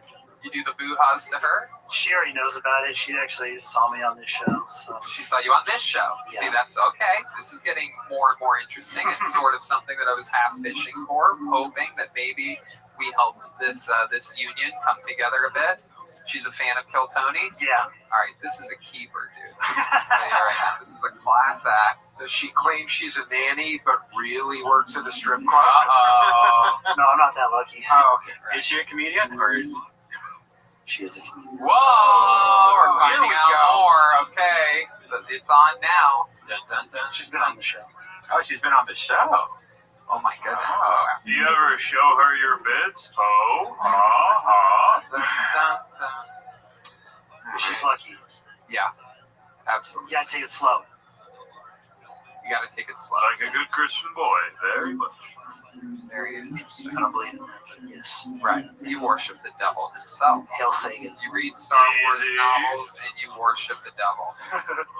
All right. Well, this has been fun, Mikey. Anything else crazy we need to know about? Anything else happening in life? No, that's about it. Doing comedy outdoors, not online. Right. Court, have you ever seen Mikey before? I haven't seen Mikey. I like Mikey a lot. He's fantastic. Yeah. Solid. Rock solid boo-haws and beats, my friend. Well wishes to you. We love you, Mikey. So come much. back again soon. There he goes. The great, the powerful. I like the personality. I'm dreaming of a There you go. Christmas. We're knocking out one more real quick. Here he comes. It's Brandon Beaterstead, everybody. Here comes Brandon. Here he is, Brandon Beaterstead. What's up? Here's Brandon Beaterstead, everybody. Have you guys ever seen a redheaded guy that's losing his hair and just been happy for him? You gotta think that a balding ginger's just getting his soul back. Found out earlier this week that I'm related to Elizabeth Warren. I know what you're all thinking. How? The quarantine has been hard for me. The love life has been bad. Every day of quarantine, I get more horny and less fuckable. I've been talking to my ex-girlfriend. I'm actually wearing a shirt right now that my ex-girlfriend got me. She wasn't a good fit either. My work has these signs that say, stay 6 feet away from each other or one jump rope's length.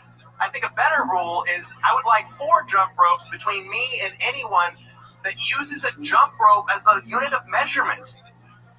And those people should be 60 jump ropes from a Chuck E. Cheese. Thank you very much. Brandon Bieterstadt. Doing jokes. He's got jokes, folks. Welcome back, Brandon Bieterstadt. Very fun stuff. Thanks. Most of them are new. Yeah, that's great. The redheaded balding, getting your soul back jokes, great. Elizabeth Warren, great. Fun stuff. I've never heard of the jump rope thing before. I think I don't know. They printed it from the CDC, so I think it's like a thing. But where do you work? I work at a YouTube production company called FB. Okay, what do you do there? I'm a production coordinator. Wow, with a belly button ring. Is that correct? That's you? You're the belly button ring guy? I am the dude with the belly button ring. I gotta let Court McCown see this. General Bogus, you might zoom in on this. I've got a different one. I wouldn't wear the same one 2 times in a row. I want to real quick shout out the Oakland Raiders. Undefeated, baby. Let's fucking go. Wow. It's a real belly button This ring. is the Oakland Raiders dangly. Oh my God, it's an Oakland Raiders belly button ring? Yes. Oh my God, it was stuck in his belly button. Oakland Raiders fans be like, hey, fool, what's up with that? Eh? Can we zoom in any farther? Is that as good as... Okay, that's as close as we can get, but that is a real Oakland Raiders. Dude, they're the toughest. It is so fucking gross to look at it. Cholos would break your ass. It really is. Absolutely. Looks like a jewel hanging out of an asshole. Yeah. Also, there's a hair on it. It looks meaty. Disgusting. Is your underwear inside out as well? Oh, it is. Oh, it is. Without a doubt. A lot of... I'm going to go out on a limb and say the problem with your dating might start in the belly button ring. How is your love life right now? So the last time I was here, we talked about the fuck shack. That's right. How'd that go? It went well. We looked at it.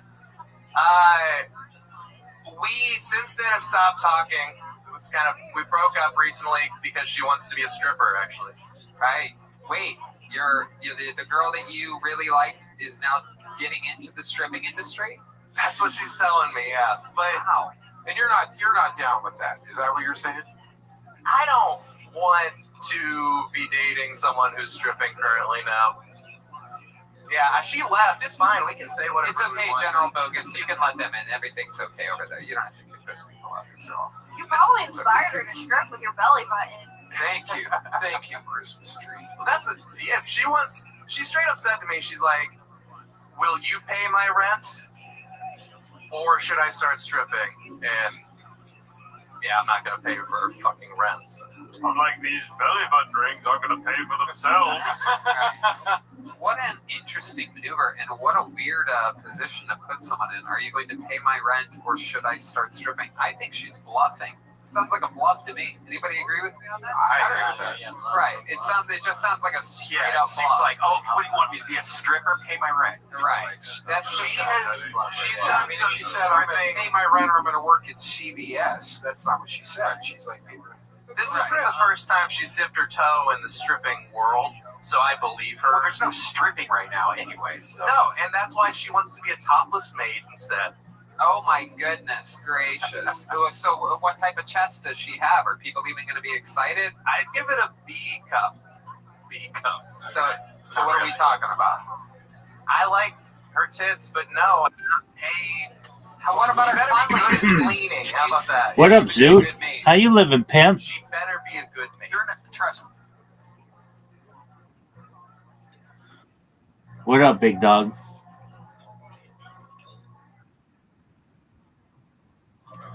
I think everybody deserves a second chance.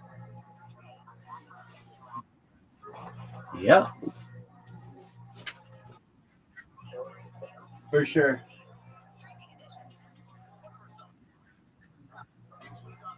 He pissed on a girl like 20 years ago.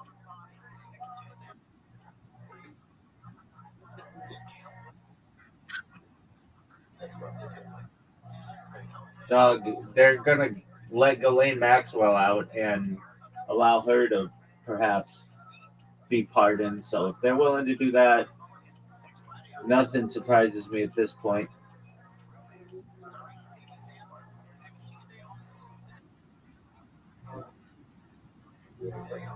No. Except you, with your bullshit mini golf play.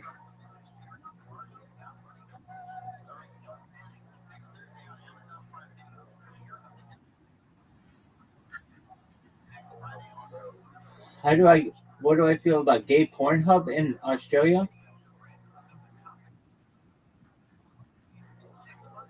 Um, I know that probably like caused you major sadness.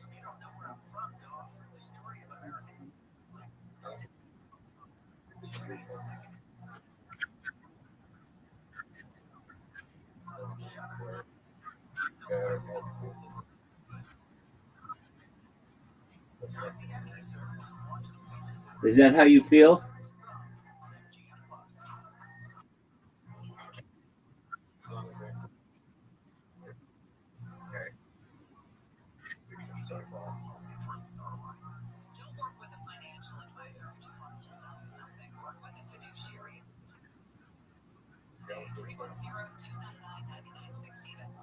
All right.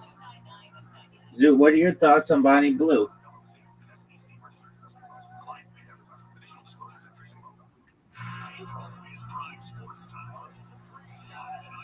Okay, but like,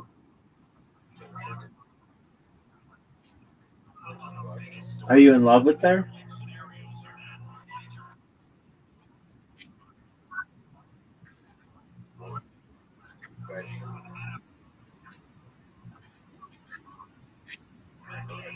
Okay.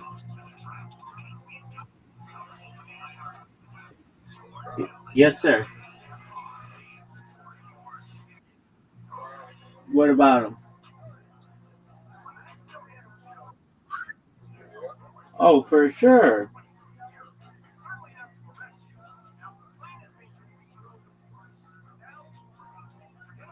Do you have any other questions?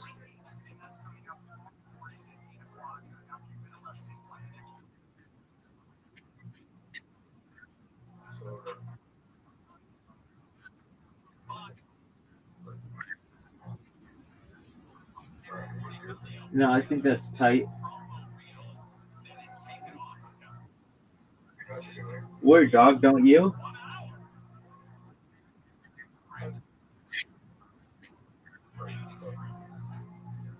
Okay, what if they don't have the money? Shouldn't there be some kind of system that allows other people to freeze themselves as opposed to this random system that we currently live in?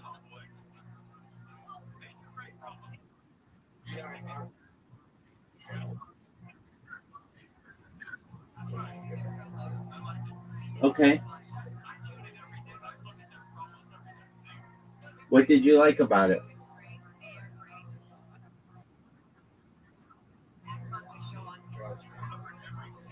Okay. What did you think about the scene with his dog?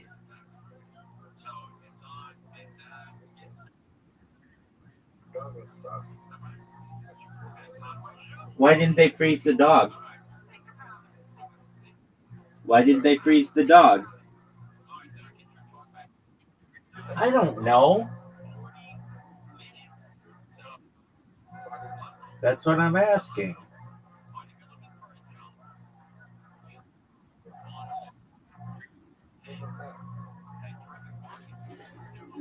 So you're not making sense logically, son.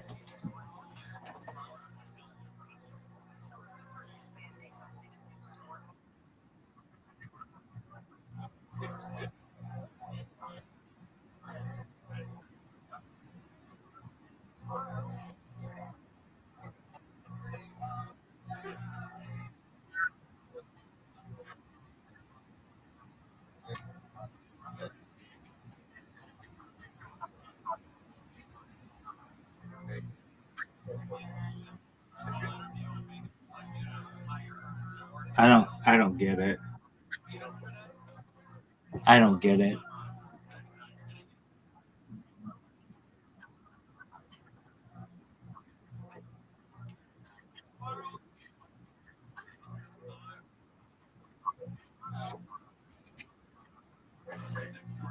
Okay, that's funny.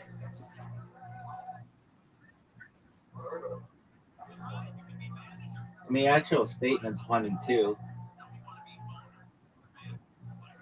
All right, Zoo, are you ready to lose?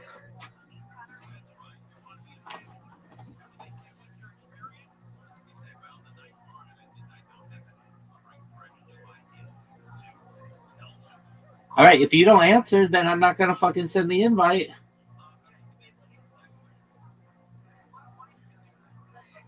All right, I guess we're not gonna play then.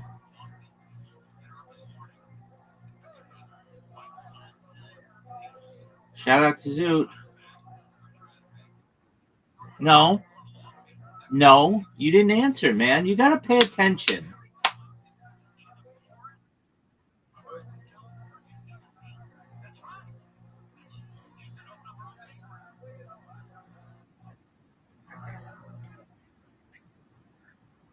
I'm not on the app right now. I'm watching a podcast.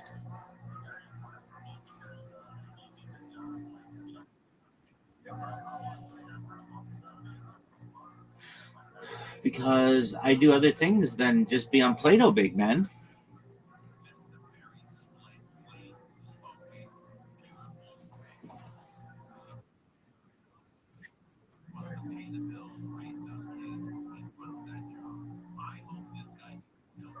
What up, pimp?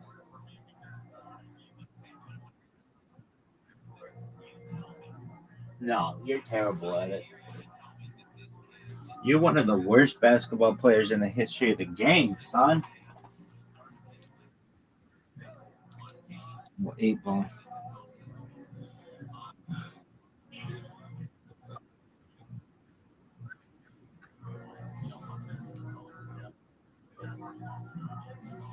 And you lost? What up, pimp?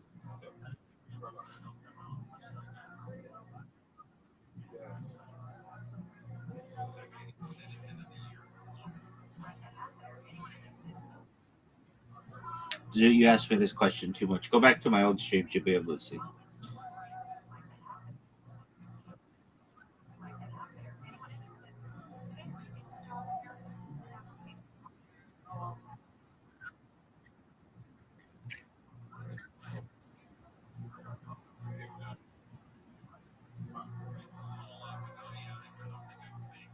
What'd you say, big man?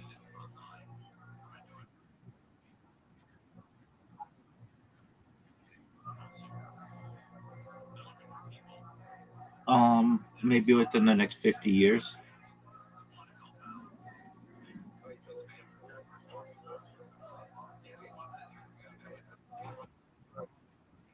What's the thing, Zoot?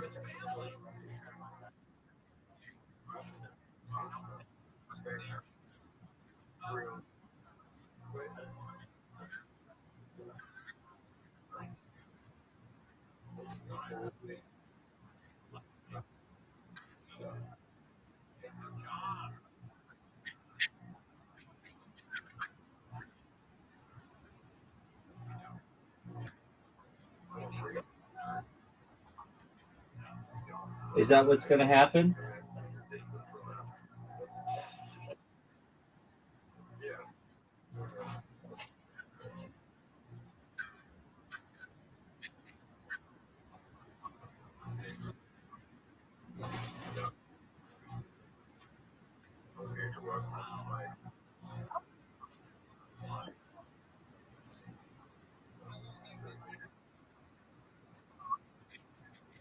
I agree.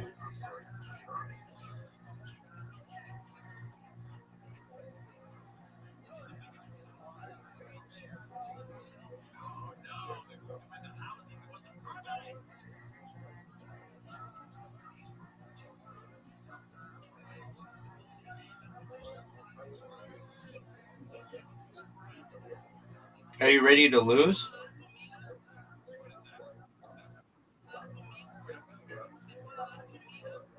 Okay, now I'm going to tell you this right now. If you fuck around and you're not paying attention, we're done. Do you understand? All right, this is Zoo. This is 8 ball 1 versus 1. Normal scoring.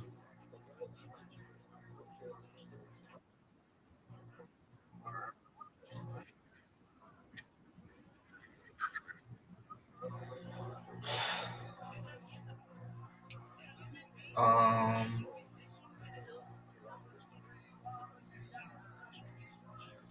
I mean, do I die if I am the first person on Mars?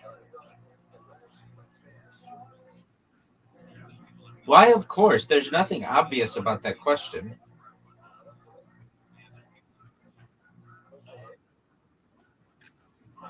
Because you could have a suit that could protect you. Haven't you ever seen The Martian? Dog, are you watching this shots?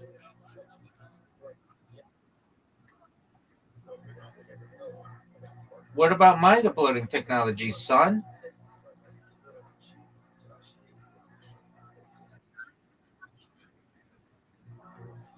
Are you sure?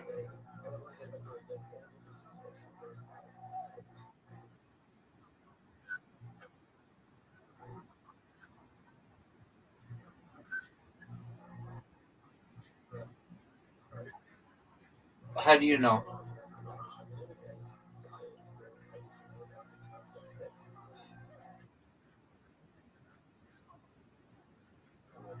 Okay, that doesn't that doesn't necessarily affect the internet speed.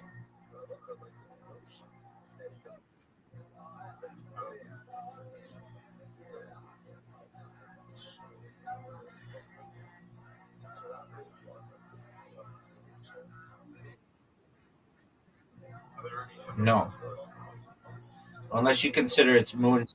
Unless you consider its moons to be satellites.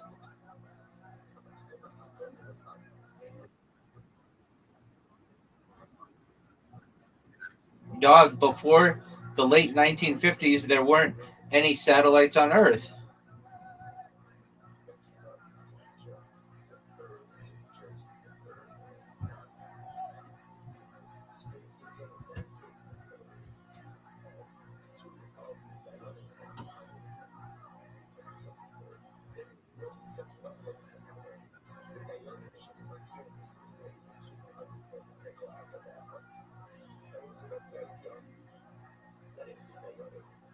What a miss, Zoot.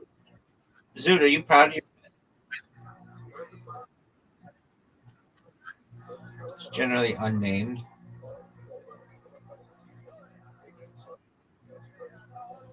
Where is it? It's in low Earth orbit.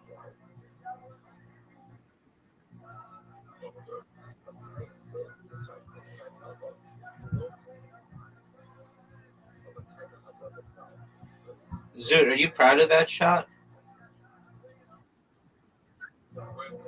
It's a good question. It's still in low Earth orbit. Zoot, are you watching this? Did you just see that? Zoot, did you just see that? Zoot, did you see this? Oh man, I can't hit that ball in.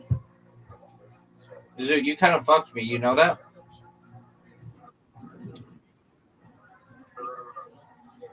What?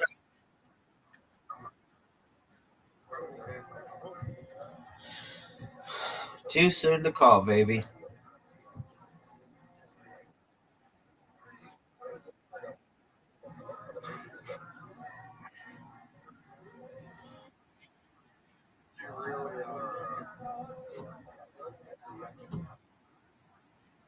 No, I'm not. No, I'm not. I'm just a smart person who understands governments occasionally and legally lie to the public. It's obvious. It is obvious. If you look at it and look at the evidence, it's obvious. Like, I'm not a denier of anything. If anything, I am a denier of lies.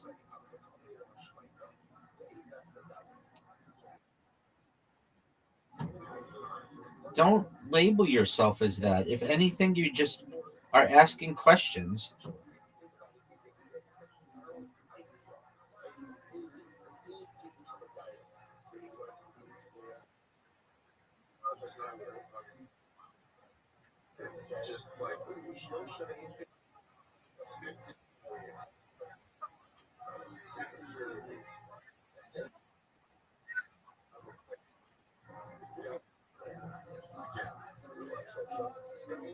That's the argument.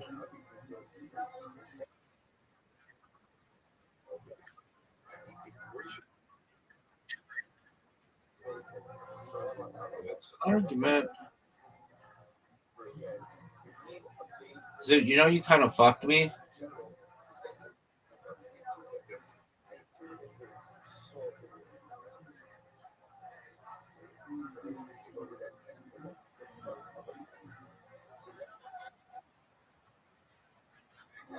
Dude, you haven't gotten a single ball in.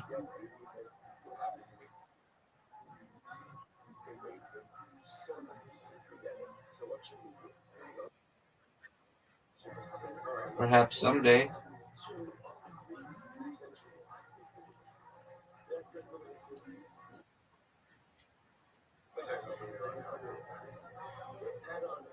Not, to my knowledge, not with the current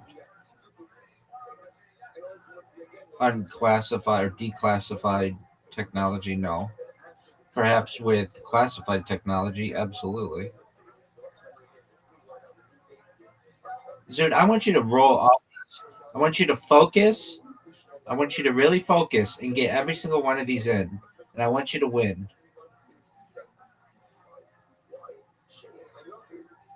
Oh, that was beautiful. Dude, you need four more balls. Come on, dude, you can do it. This would be the biggest comeback in the history of the game. Folks, he's going for the biggest comeback in the history of pool. Zoot, focus.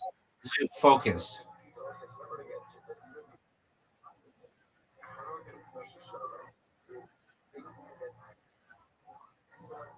Wow. That has to be the best shot in the game. Zoot.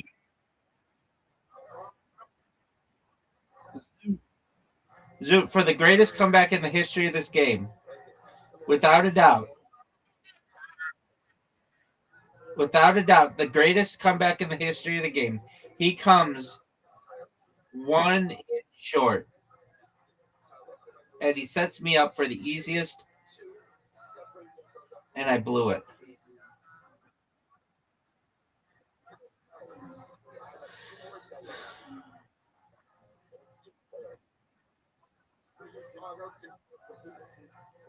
Zoot has the biggest comeback in the history of the game. What's your big news? Fuck no.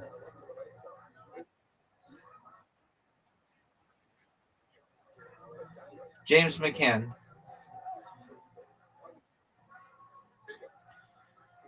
Jim Jeffries.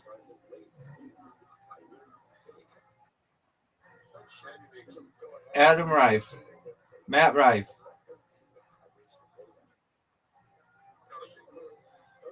Is he American? Is he Steve Irwin's son? Robert Irwin?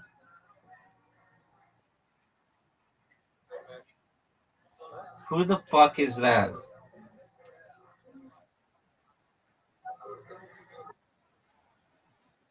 Oprah.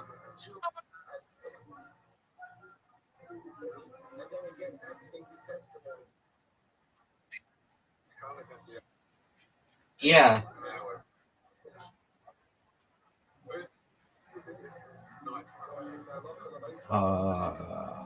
Like.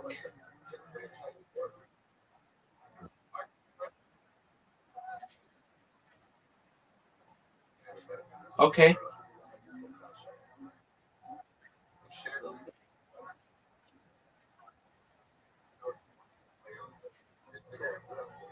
That's baller.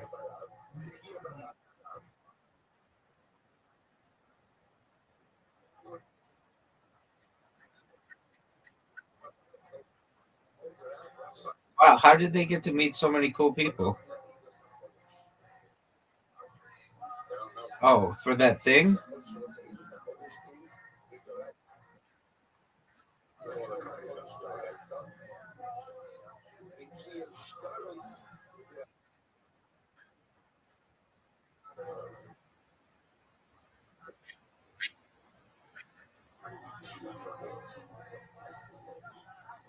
That's tight.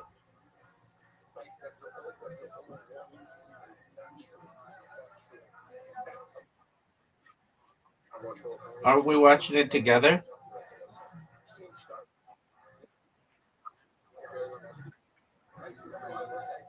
Are you excited for that?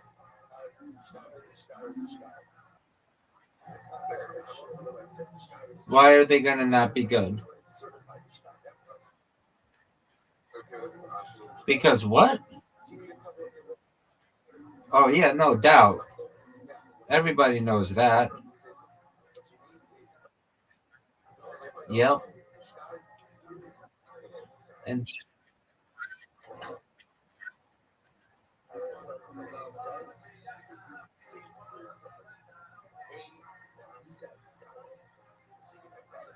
all right, and then we're done.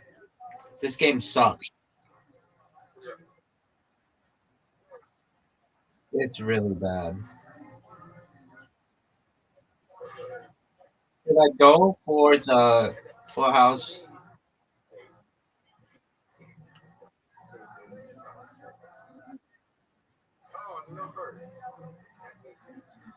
Do I do the five or do I do the?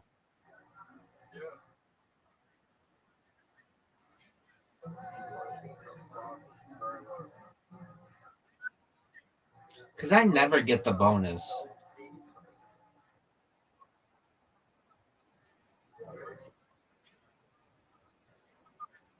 Yeah, but chances of doing that are wild.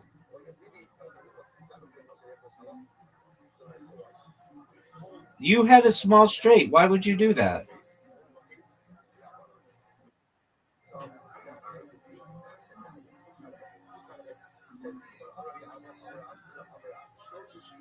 What are you doing?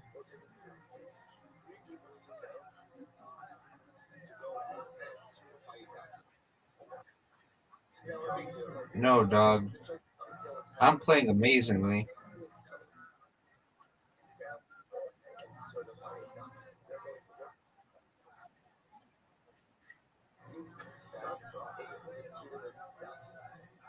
Why does it suck?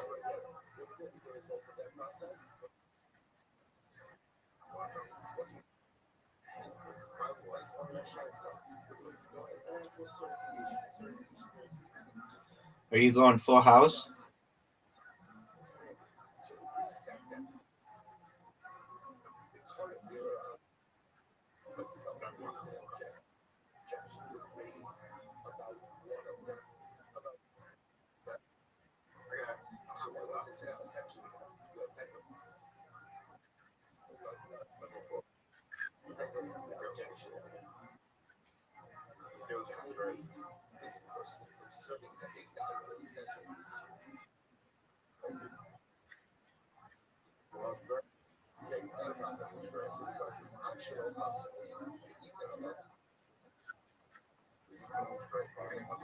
No.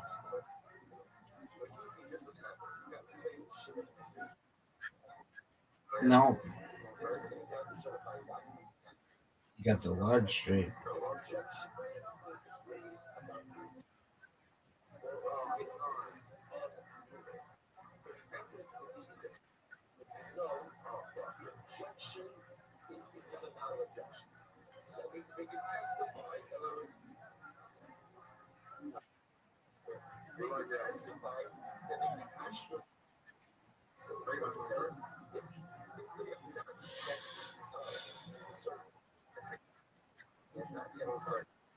Large straight.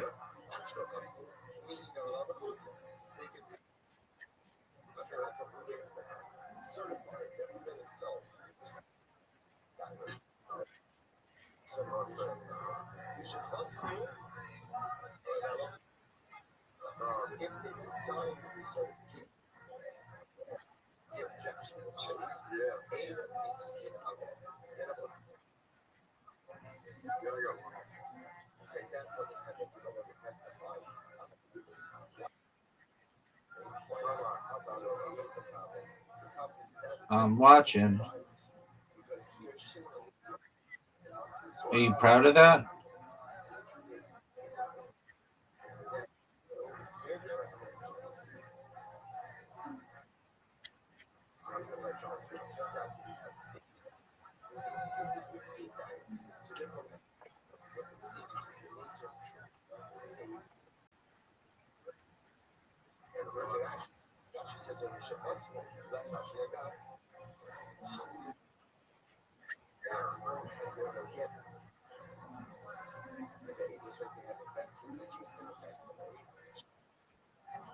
No. Yes.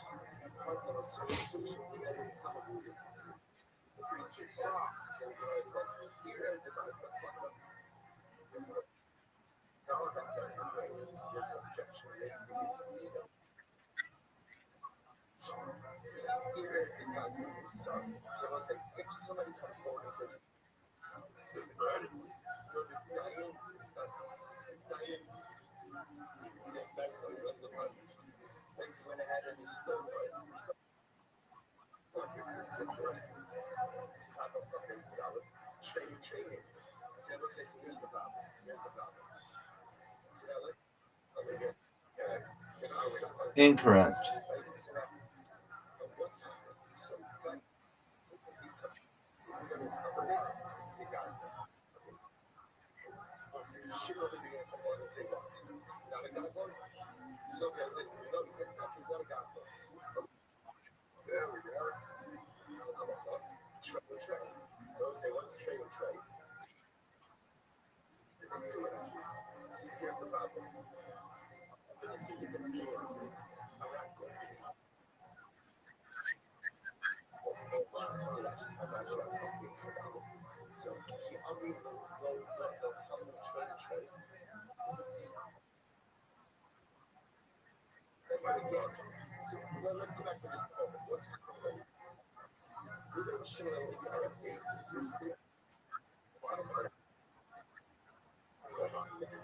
It was 3 times.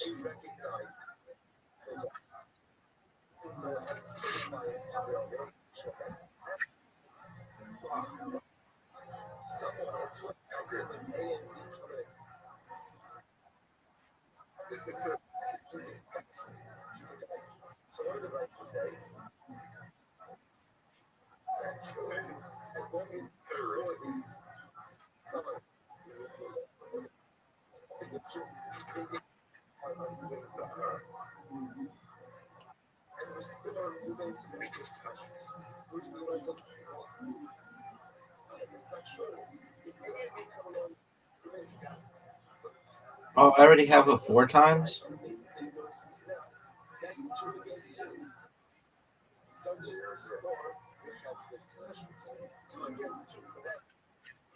Chance?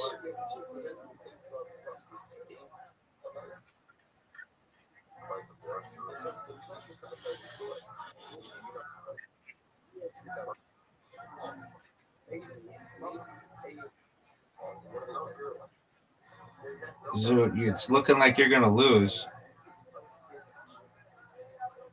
It looks like you're going to lose.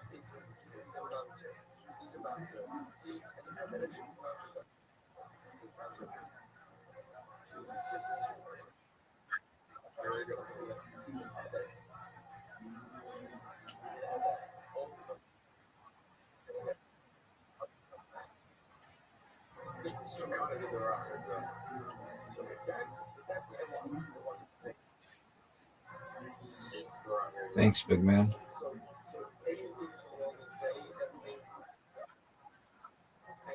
A full house, a large straight of 5x. That's big time, Zoo. 20.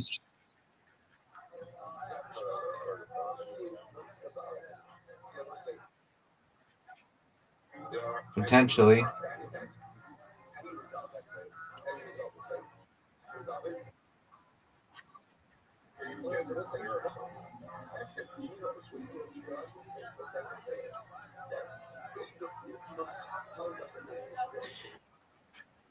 No way, you still might beat me.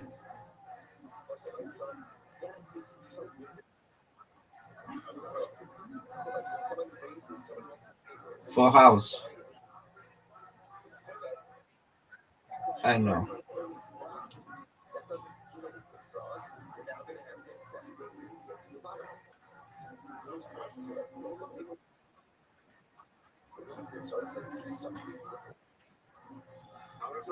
How?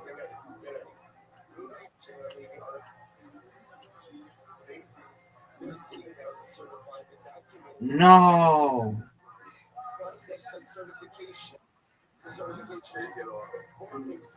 What's easier for? How are you in front?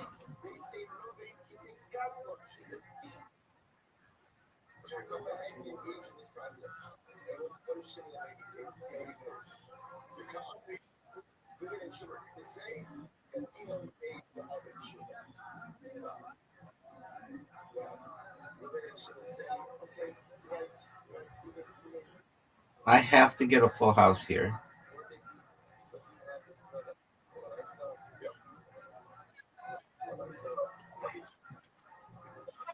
It all comes down to this. Gotcha. It's over, baby. No way you're getting it 5 times. It's over. This game is over. I got you.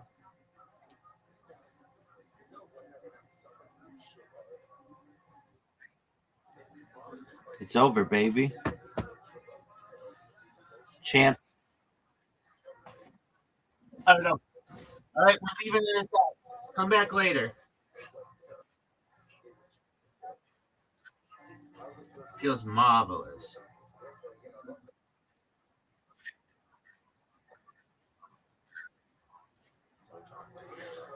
It's in the profile.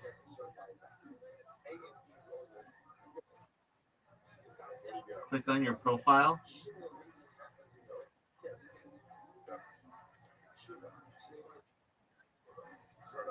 Edit profile.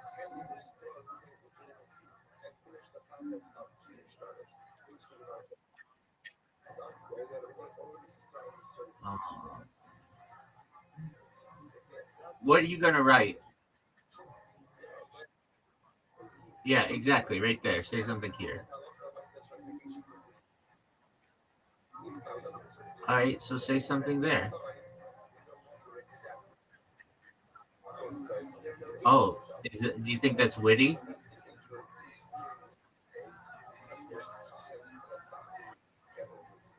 So do you know that I'm champion?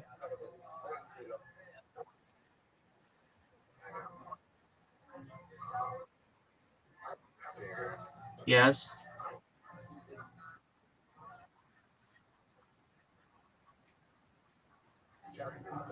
Do you really think you can?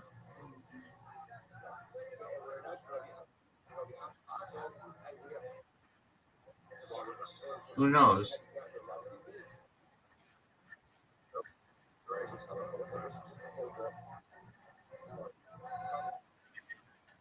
What did you roll on the first goal, Zoot? Go, Zoot.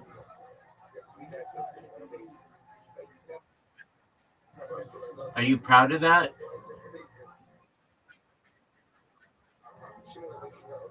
What 5 times? Are you proud of that?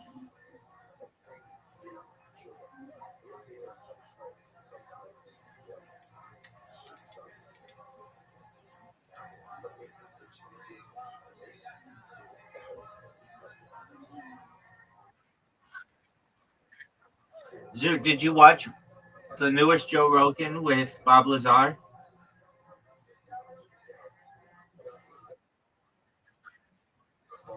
He was on this week, dog.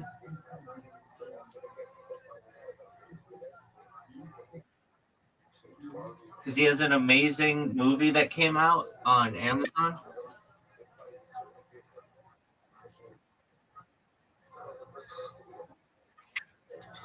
What's up, Zoot?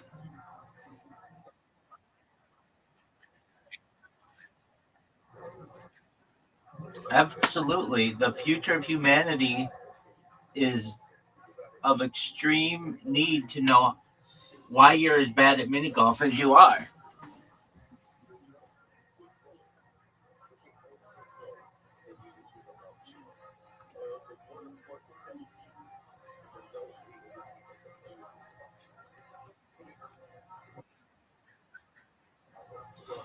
Dude, did you? So you got like 150 points?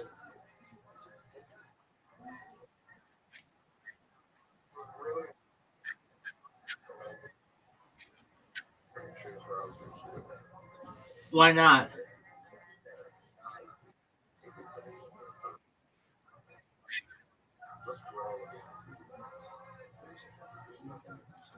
So do you feel that you are one of the top 5 best players at Dice Party in the world? Yeah, but maybe I'm the top 5.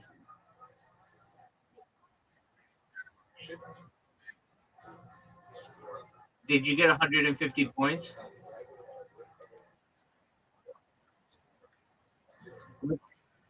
What's your what's your all-time high, Biggie Smalls? Dice Party.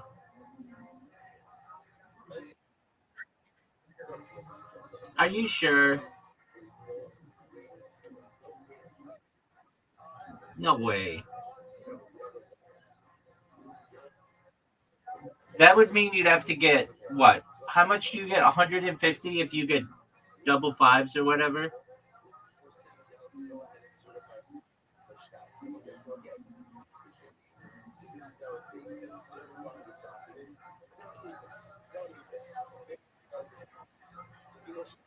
You really think you got that?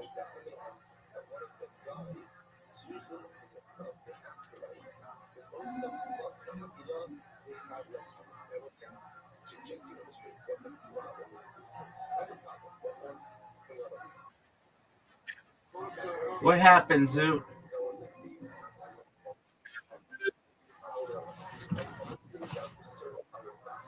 Zoo, what happened? Zoo, what happened? What did you do? Why didn't he let you play?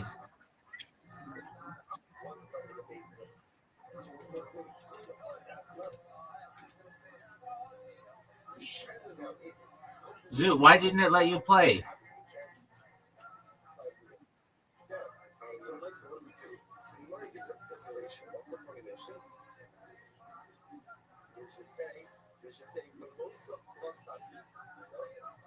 Why didn't it let you play, Zoo? Why weren't you fast enough? Dog, don't use that word.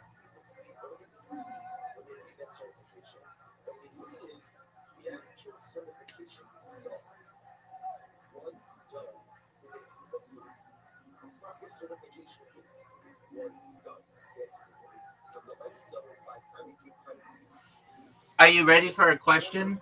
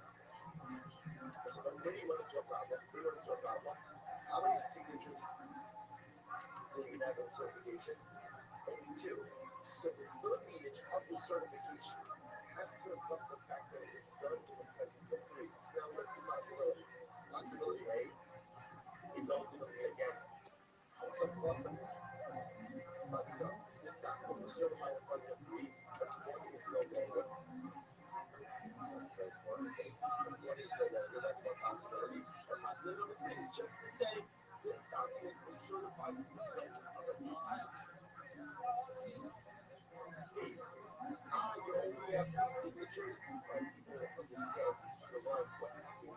That one of the day on the custom file. So the Gemara says, the Gemara based in custom. 1 second. Maybe it's a chutzpah thing. They'll say, what's a chutzpah? Watch this.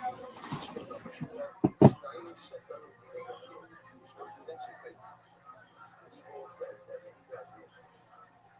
You can have two practices.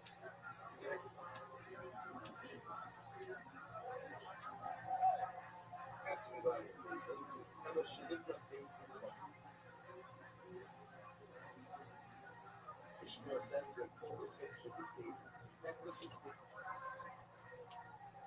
You have the base, then you have two bases. But they adjudicate standards, they call it what they base. See?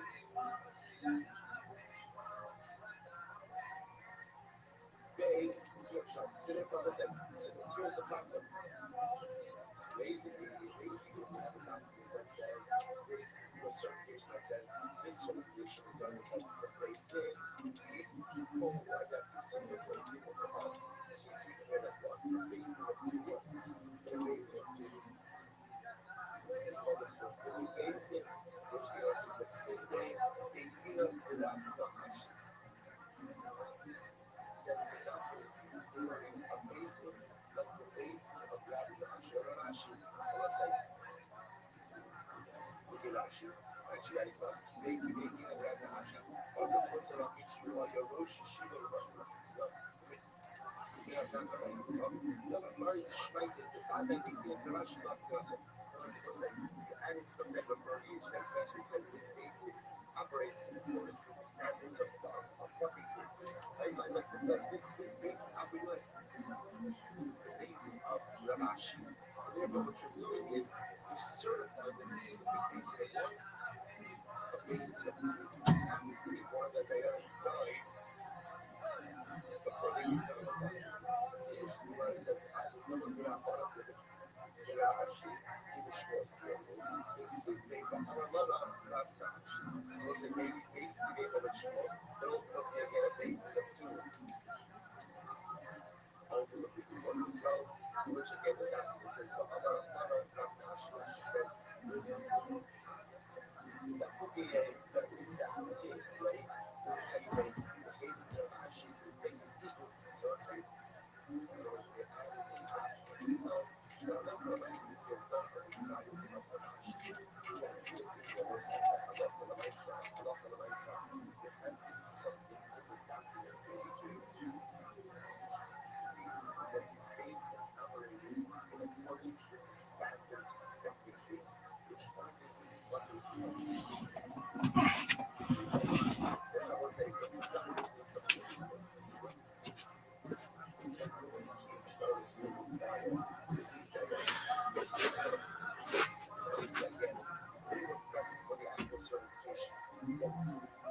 One who died before the sign actually did the field certification. You see it right with the two. Because by saying with the two is really with the three, but I love the license that has to be some type of verbiage and signing something indicates this was not in das with the this was not in accordance with proper things. Was ein Mishnah, fascinating Mishnah. Elisha Shabbat, Elisha's Mishnah is the Yerusha money. Namaris, let's listen to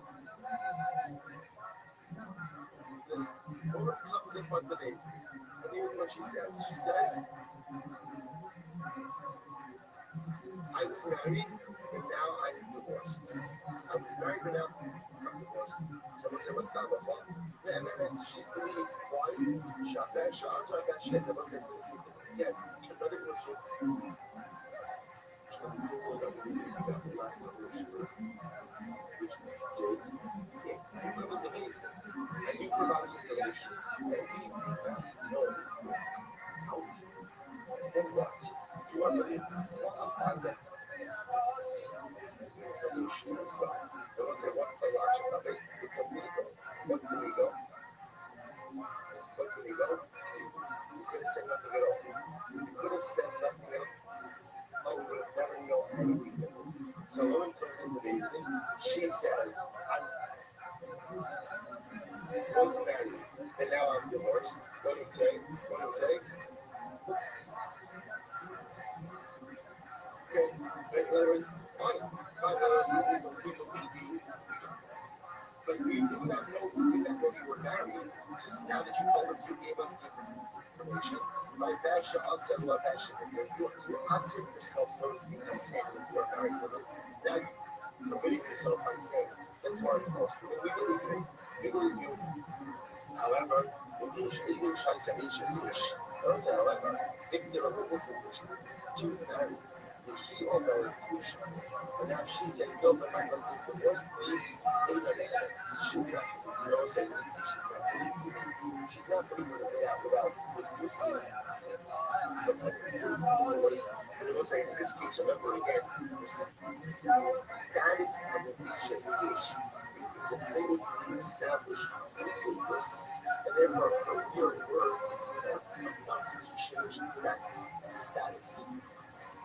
In others, similarly, Amram, basically told her, listen to this case. She says, I was taken captive, but I was not violated by the captors.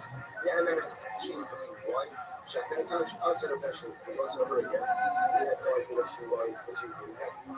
So again, she's providing us the information that she was taken captive. Therefore, she is believed to qualify. However, in the Ishpidim Shalishmas, the Omer is Torah.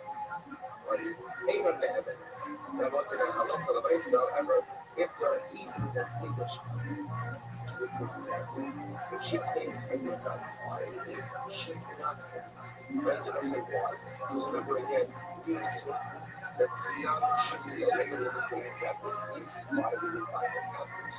So if her Shmuya status is independent, corroborated, she is not believed by herself to qualify without some papers. So there was the same cases. She says, well, he did how does it look to them? Takes it. However, if she be married, and then when this is coming, she does not have to leave her husband. So let's say it is not clear at all what that line of which was referring to. The Bible is not. So let's say, here we go. Let's say it's incredible. Amar Rabbi Yasi, Minayim Abed. Shots are mentioned in there. Incredible. We've been talking about this for 3 months. Next man, the rest of the life. Anyway, how can we know the answer of Pesha Asya Pesha?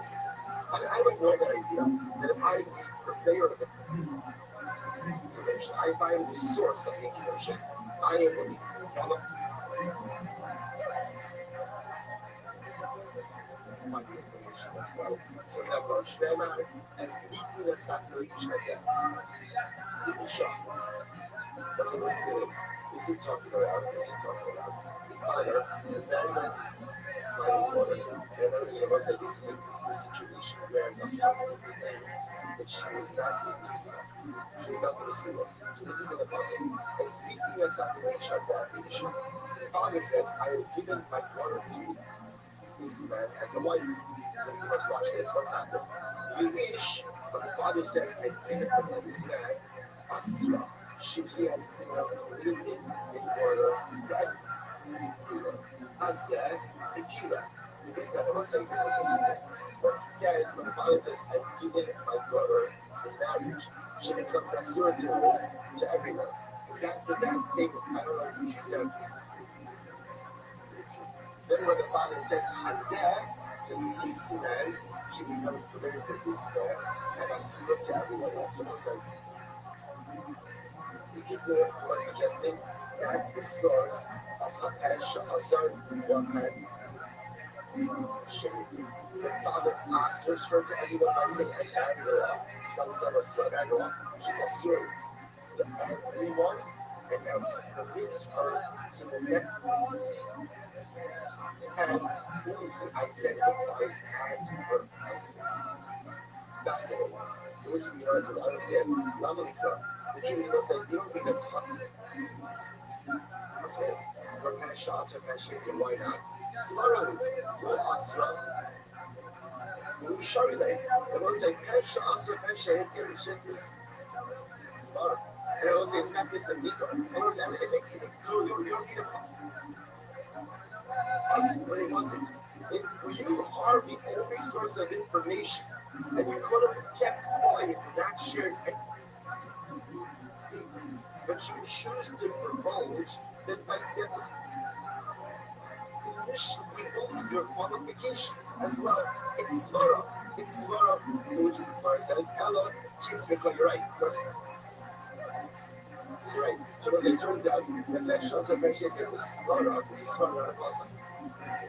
I svara is the most important. So it says this, so it's very clear to that for also the puzzle is that you say yes. Without your option, I'm going to say, how do I let it fall out? The ability to answer his daughter. So what does that mean? I don't know that his father, but the father has the ability. Ultimately, again, to answer his daughter to everyone else in the world. Which the Lord says, Shemema is speaking as not the Levish. Because the Lord says, I'm giving my daughter to a man. In that moment when he says that statement before that the man he's given his daughter to, Allah what is he done? He's answered his daughter to everyone in the world. Because in that moment before he says Azad, Allah again, she's answering to everyone. Azad, so what do I need? Ultimately again. So that Azad. So the Gemara says, why do they so look at Rashi, Shnema, that's how it's become. Kishikana Ogana, Shemiyadu Lakachi, Gamina Bangashi, Naim Ship, Allah Kidash, Yola Komi, Shunema, that's all. So listen what this means as follows. In general, a father is believed to say, I was Mahadish my daughter to a particular time. He's believed. Why is he believed to say that? That comes from his cousin. His Biti Nasati Levish. The father is believed to say, I have given my daughter over in marriage to son. What do I need to Hazeh for? So if I need to Hazeh, so I was kind of Yona, and I go to Biti Nasati Levish. Hazeh, the only God. So it's very interesting. But ultimately, again, we claim the lack of ultimately, again, people cannot come with him. Okay, it usually come so here we go. 4 cases. A woman says, I was married. Someone says, first, a very exciting sugya, We actually just learned the source of that Shah, we thought it was a pasuk. It's not a pasuk. What is it? Svara. Which of the same thing has been premised and operated over since the beginning of the surah. Here we go. Asia Shahra, Asia Ishkari. The Khazra Baba, Kaduya Ari. Me'amaris. So the Gemara says, if a woman says, I'm married, she claims I'm married. And then she says, no, I'm single. Well, she's believed. Again, this is the Nashasa Nashim here. 2 stars, 1 second. Vashadi. And now she let that be in the Surah. It wasn't learned again in concept that you can change your own status. When she says, I'm married. It wasn't she conveys upon herself or confers upon herself to do what status. So why is she just permitted to just flippantly change that? To which the Gemara says,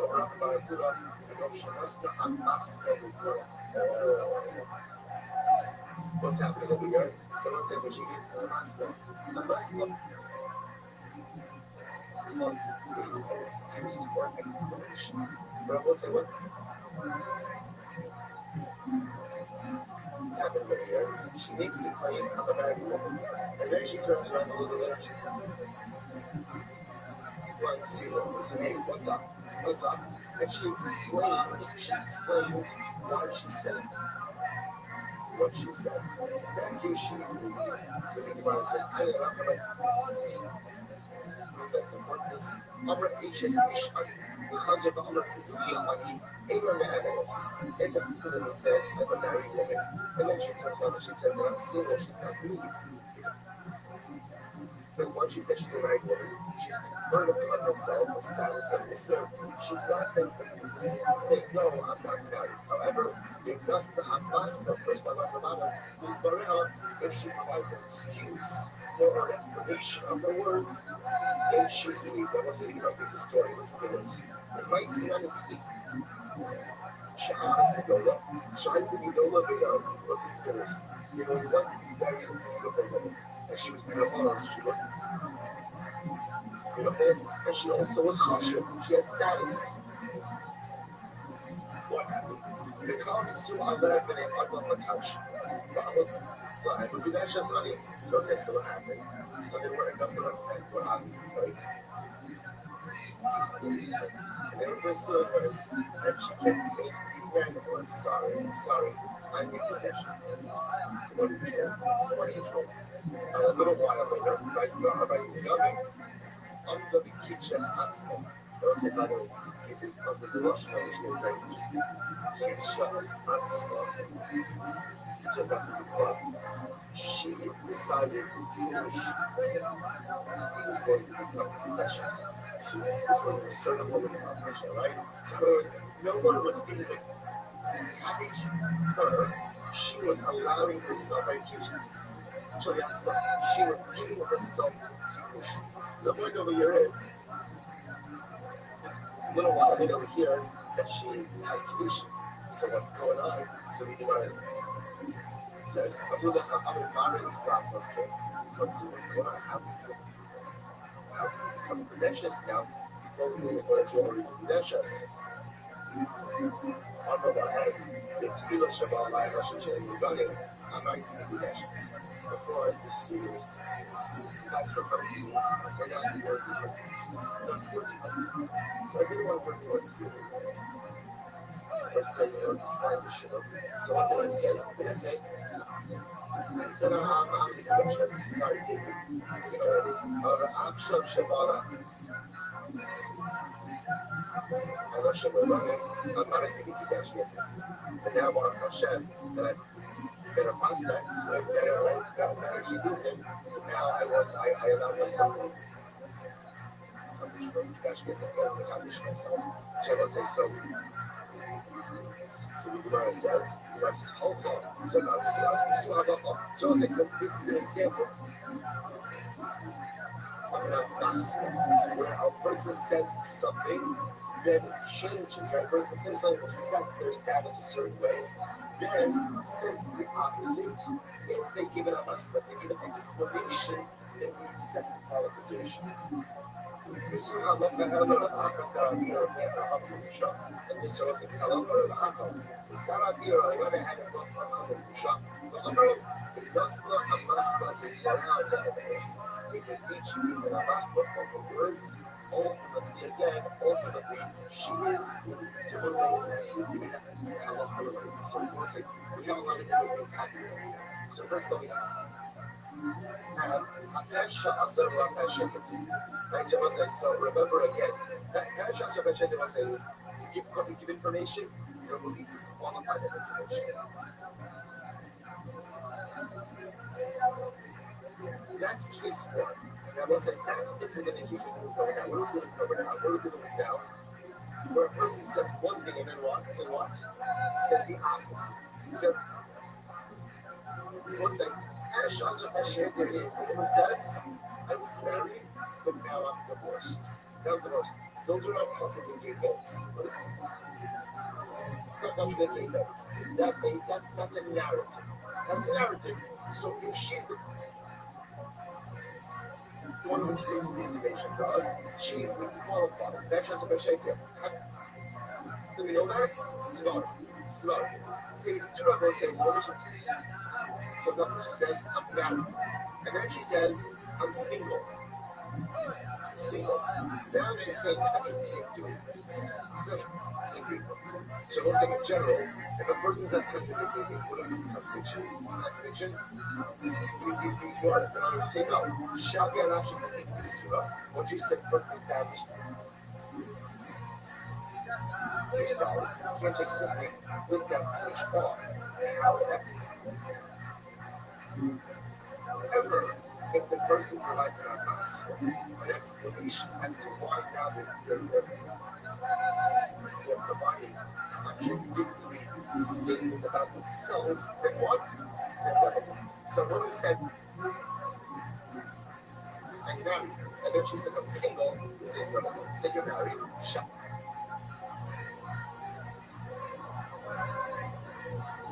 That same house, I was stabbed. She said, no, I said I was married because at the end of the day, I was getting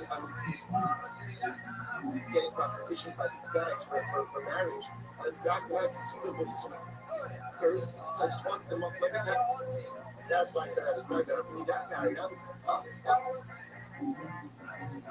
That I'm Muslim. What's this like? I'm going to show you. I'm going to tell you, because of the Torah on the Bible, what's it? Interesting things. What happens if a woman says to her husband, I'm a Neva?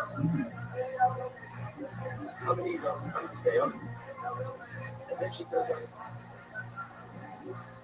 and she says, I'm Torah. I'm not a Neva. What's the Havok?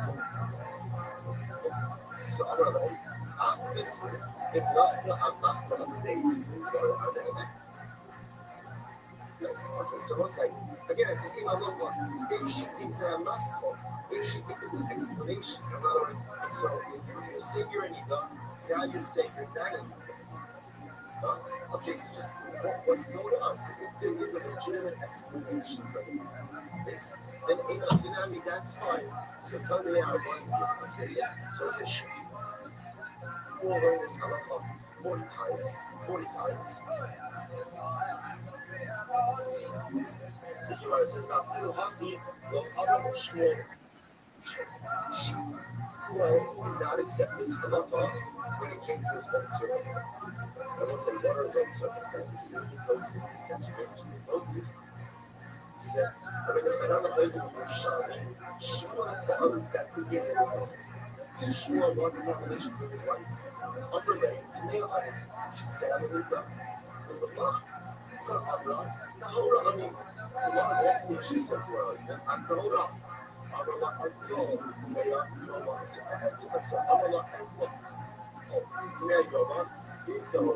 so he says, what's going on yesterday? He said, you're an ego. Today you're not an ego. I'm going to ask you, what did she answer? She said, I was tired. I was dying. So when I was tired, I just thought it was too difficult to get for explanation. I just let it go. Then once I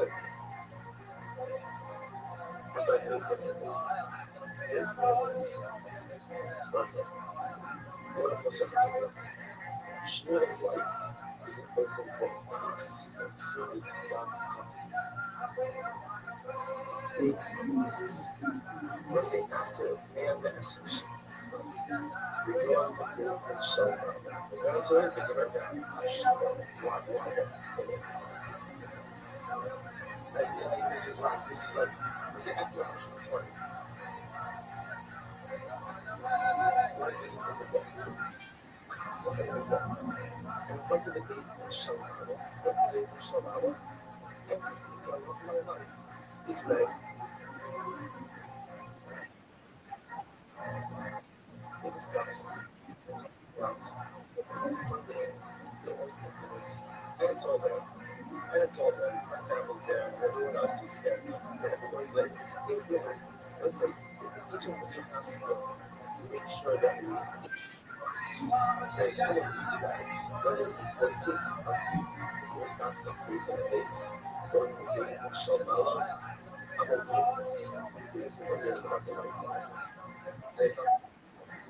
It's hard. I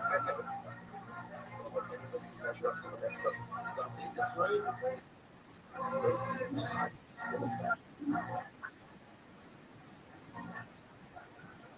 It's an absent.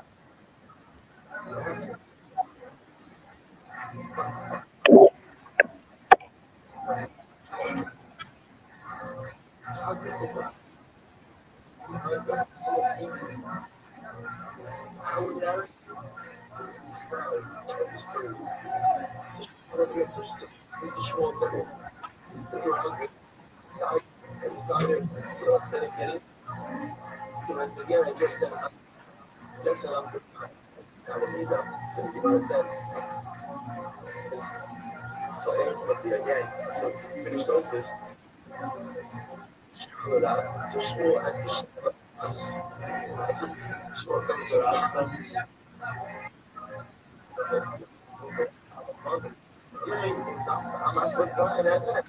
This is a case about listening. This is a case where she's explaining why she said what she said. And therefore what can I say? And we're not looking at myself, technically Shmuel, is permitted to notice again, given Shmuel understood the halacha. For whatever the reason, he was uncomfortable accepting the halacha for himself. He was uncomfortable accepting the halacha. Therefore, again, it was very clear the halacha is a halacha of mercy. Is to make the point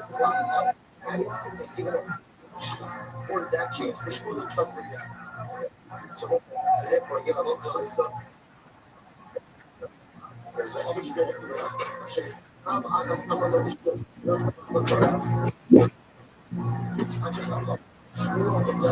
oh, look who it is. Mr. Loud. How are you, big dog? Stop what you're doing. Stop what you're doing.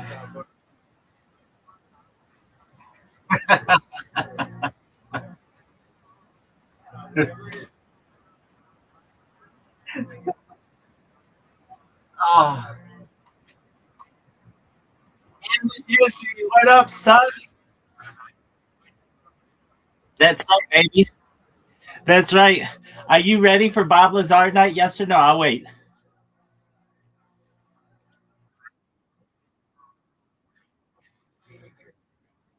Did you drink your coffee? Did you take your dog out? Are you ready?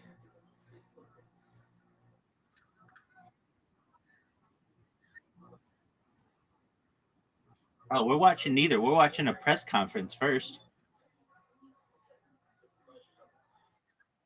Yeah, in all honesty, just listen. Just listen. I used to be a major detractor of the UFO phenomena. I used to think it was bunk and garbage. I used to think that only weird people were into it. I used to literally publicly debate people on the issue until I saw this press conference. And after seeing the press conference, my view on the matter was changed 180 degrees. It was so much evidence, it was an overwhelming amount of evidence that not just aliens exist, but they have been here for a long time, that it then caused me to really do deep dives into Bob Lazar and everything. So the first thing we're going to watch is from 2001. It is from May 9th, 2001. That's how well I know it. I'm almost positive that's the date. And it's called The Disclosure Project. It's by Dr. Stephen Greer. And we're going to watch that first. Now, it's a little slow, so we can watch it at 1.5 speed or 2 speed, whatever. But I want you to watch it. It's very important that you watch it. Does that make sense to you?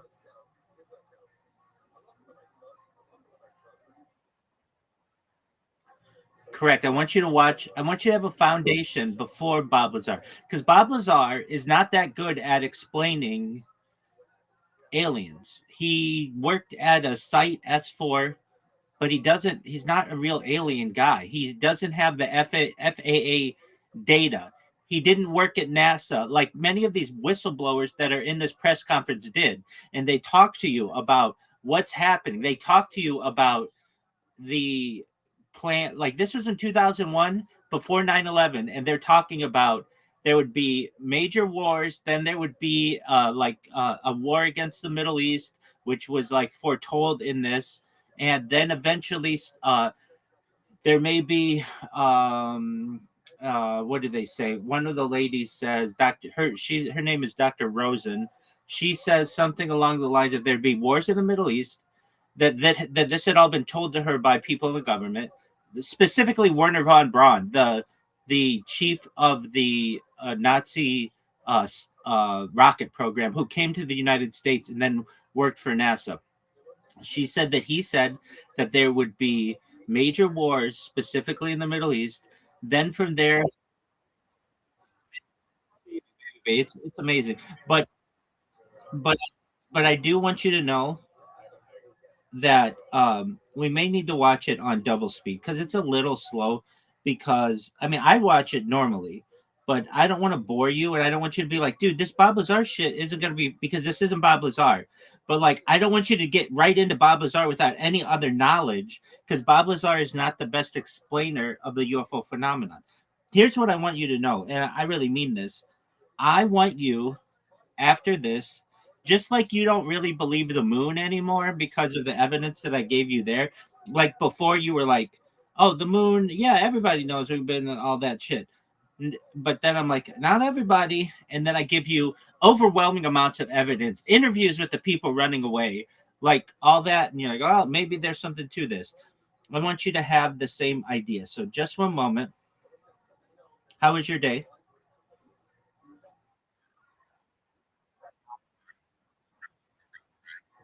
One of them did. One of them did, and then he said, "I, knowing you, Mr. Sibrel, that bet that's not even a real Bible." Perhaps,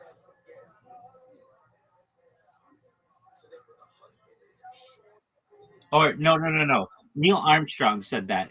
Knowing you, Mr. Sibrel, it's not a real Bible. The one guy who did, he was like, they were like, "Yo, dog, why did you, uh, why did you swear on the Bible and nobody else did?" And he's like, "Well, if like he then was like, oh shit, I'm the only guy who did it," and then he has to kind of like go back on it. Um, okay, so this, so I'm basically taking you through my footsteps of what I I learned, and I'm gonna send you the link in a second.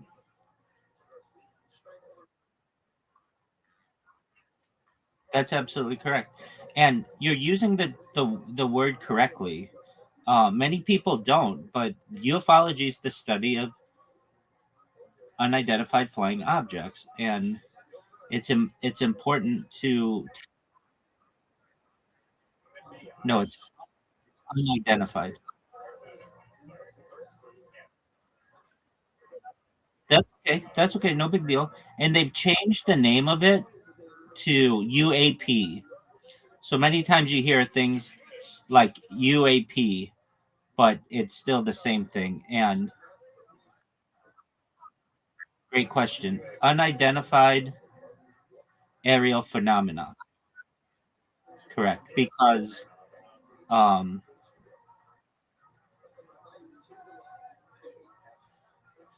okay, I'm about to send it to you. And then man, I'm gonna watch it, but I recommend that we watch it at like 1.5 speed just because it's slow. And it's literally just a bunch of whistleblowers. This is what I would always hear. The argument is if aliens were real, they would land on the front lawn of the White House. That's the big one. Well, they flew right over it in the 1950s, and it was on the front cover of Time magazine, and nobody talks about that cover. It's in a big triangle formation, and it says like saw like so they did do that. Then I would hear you always hear that the person I sent it to, by the way, the person who always sees UFOs is some like poor guy in the rural America, and they have sex with their sister, all this kind of stuff. That to just denigrate these people. All the people that you're gonna see, they all work for the FAA. They work at NASA. They're doctors. They are graduate. They have graduate degrees. They're smart individuals, and uh, and so when I started seeing that, I was like, wow, this opened my eyes to it, and it happened around. Like I found out about this like 7 years later. I don't know how I even got into this, but after I saw it, I was like, wow, there must be really something to this. So all that stuff that people talk about must be real, or some of it. So anyway, I'm ready when you are. How did your mom leave? Everything okay?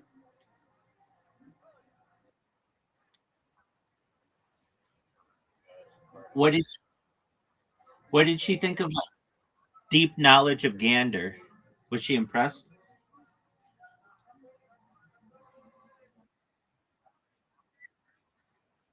Mine. I had more knowledge of Gander than the documentary. I talked about.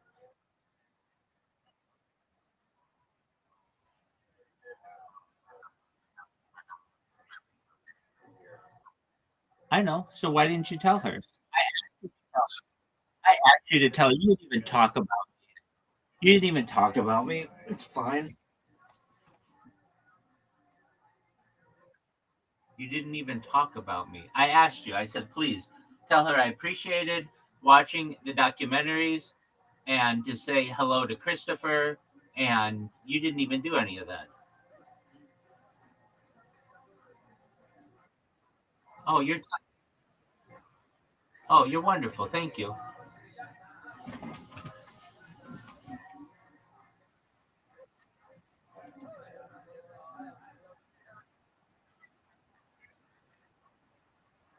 It's like 2 hours, but again, you can play it.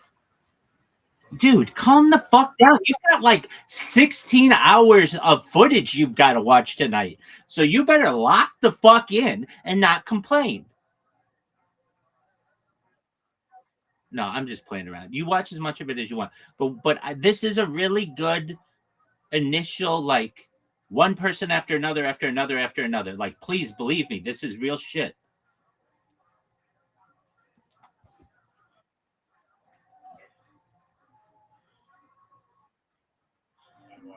Okay.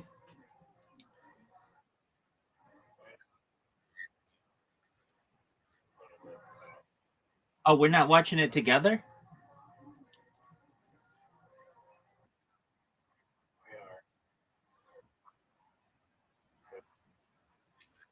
You okay? Are you streaming it?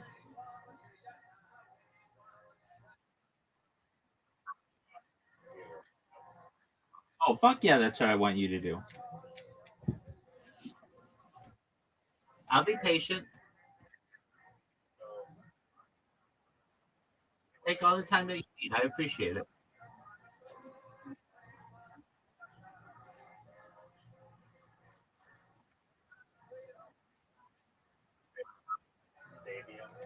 Oh, that's a good question.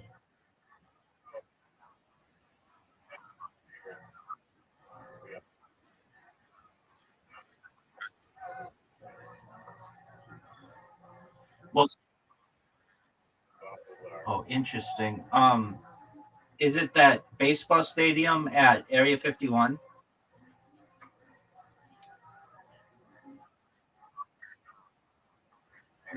There's a baseball field and UFO field and a softball field for the people who work there.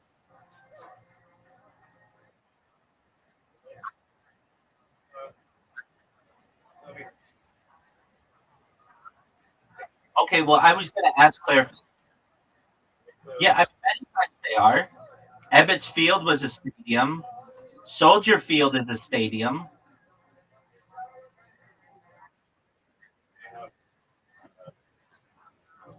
Yeah, well, I was going to ask. So this isn't an arena.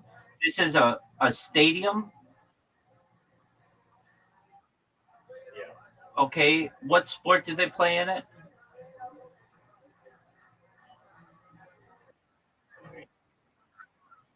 Okay, no big deal. And it's outdoor.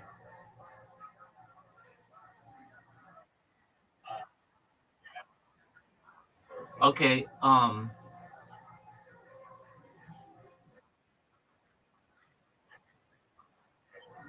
okay. Is it in LA? Okay. And it's my favorite, or it should be my favorite.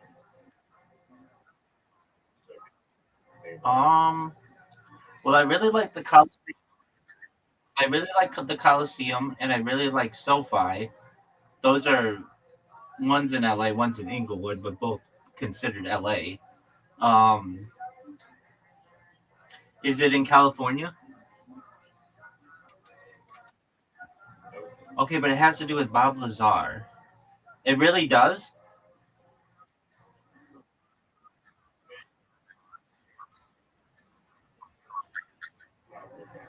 Oh, great. Is it in the United States? Oh, interesting. Okay, so is it in Manitoba, Canada?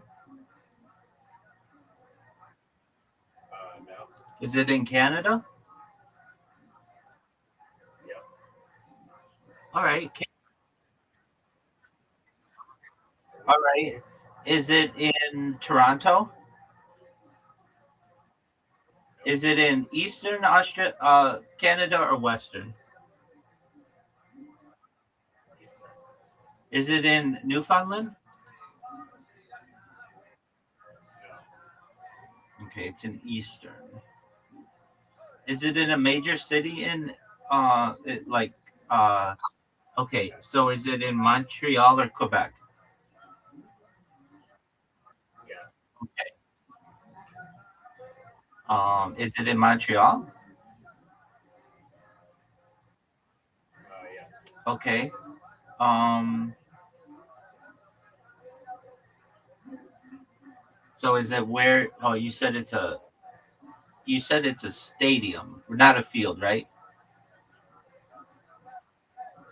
Okay. Is it where the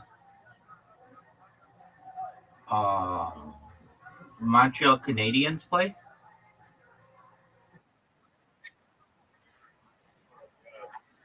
Oh. Okay, is it is it where the X is it where the Expos used to play? Yes. Uh State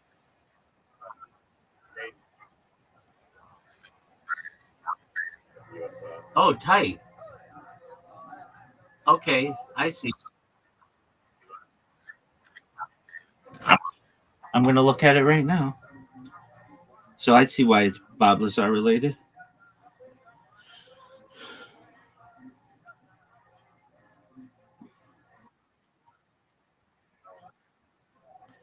But why would that be my favorite stadium? Yeah, but it does look like a UFO. But oh, the, they had the Olympics there. Yeah, and they did something special at those Olympics. Did you ever watch the opening or closing ceremony?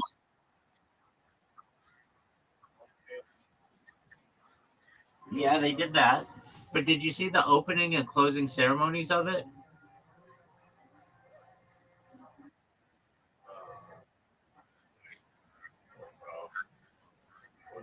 I think they had some kind of like UFO landing there, like a fake one. Like it was just like. Let me look this up because if you ever have the chance to watch the opening and closing ceremonies of an Olympics, you should because there's a lot of foreshadowing of stuff that happens. Yo, dog, wasn't there like a UFO landing in the or like a fake one or something in the Montreal Olympics in the opening or closing ceremonies or something?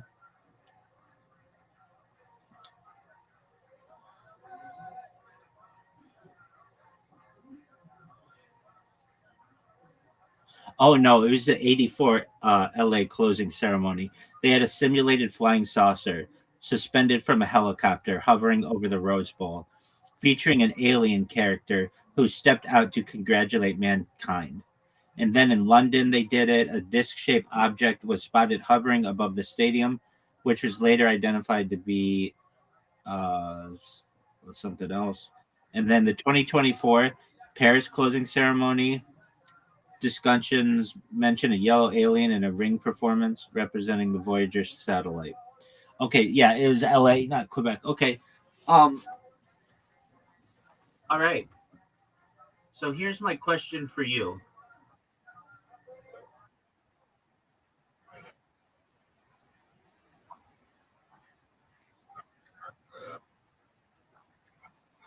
Thank you so much for watching this with me.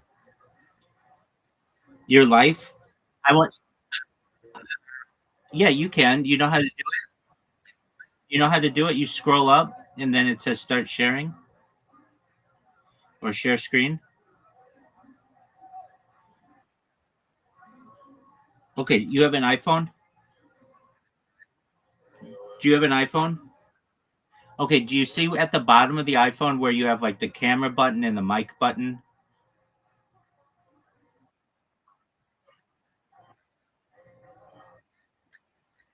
Yeah, isn't that amazing that they have all those settings there, but you would never know unless you literally lived on Discord like I do?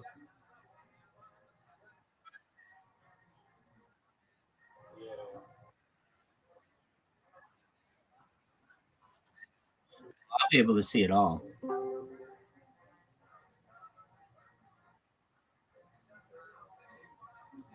Yes, sir. I see it. Yes, sir. Yes, sir. Yes, sir. Yes, sir. Yes, sir.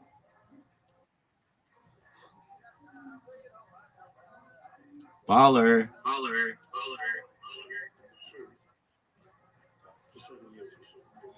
I would recommend turning the speed up.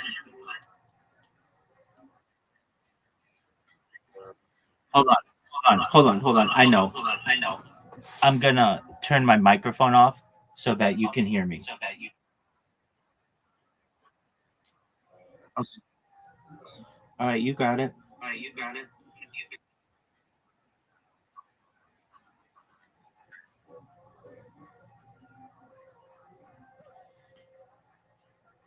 To pursue the truth. I always think of Hamlet's great line to Horatio, there are more things between heaven and hell than are dreamed up in your philosophy, Horatio. I'm going to introduce a man who says there are more things between heaven and hell than any of us would accept. And I have the witnesses to prove it. Ladies and gentlemen, Dr. Stephen Jones.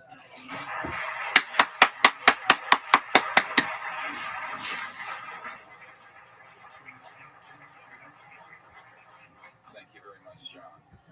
Members of the press, the American public, and people of Europe. We are here today to disclose the truth about a subject that has been ridiculed and questioned, denied for at least 50 years. The men and women who are on this stage and the some 350 additional military intelligence witnesses to the so-called UFO matter and extraterrestrial intelligence can prove and will prove that we are not alone. I would like to thank Sarah McClendon, who is with us today, the famed White House correspondent, for her sponsorship of this meeting. Thank you very much, Sarah.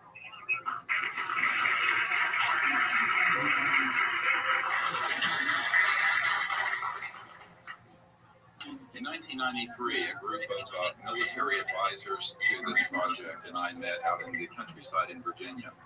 And we decided that it was time for civilians, military, intelligence, and other people to come together and disclose the truth about the subject, which is called UFOs.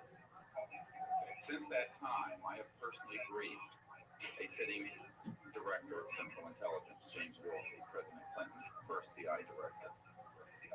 I have personally briefed the head of the Defense Intelligence Agency, the head of Intelligence Joint Staff, members of the Senate Intelligence Committee, many members of Congress, members of the European leadership, the Japanese cabinet, and others. And what I have found is that none of them are surprised this is true, but they are uniformly horrified that they have not had access to these projects. We can establish through these witnesses we've identified, which now number over 400. And these are people who have been inside the CIA, NSA, NRO, Air Force, Navy, Marines, Army, all divisions of the intelligence and military community, as well as corporate witnesses, contractors to the government. These are folks who have been involved in so-called black budget or covert unacknowledged projects. These unacknowledged special access projects are taking in at least $40 to $80 billion per year, and they are sitting on technologies that can change the world forever.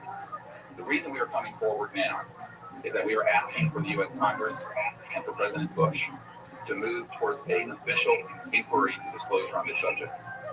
It has the most profound implications for the human future, for the U.S. national security, and for world peace.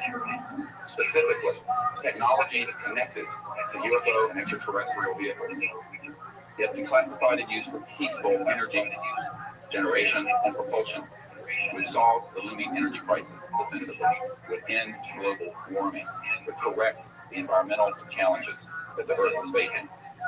It is also critical that we begin to debate as a society the propriety of placing weapons in space. If indeed, as we can prove it is true, that we are not alone, and that space is territory which we are sharing with other civilizations, it could be a very imprudent, destabilizing thing to place weapons in space. This is not being debated because it is off the national and international radar screens. It needs to be placed on it, and we are here today to do it.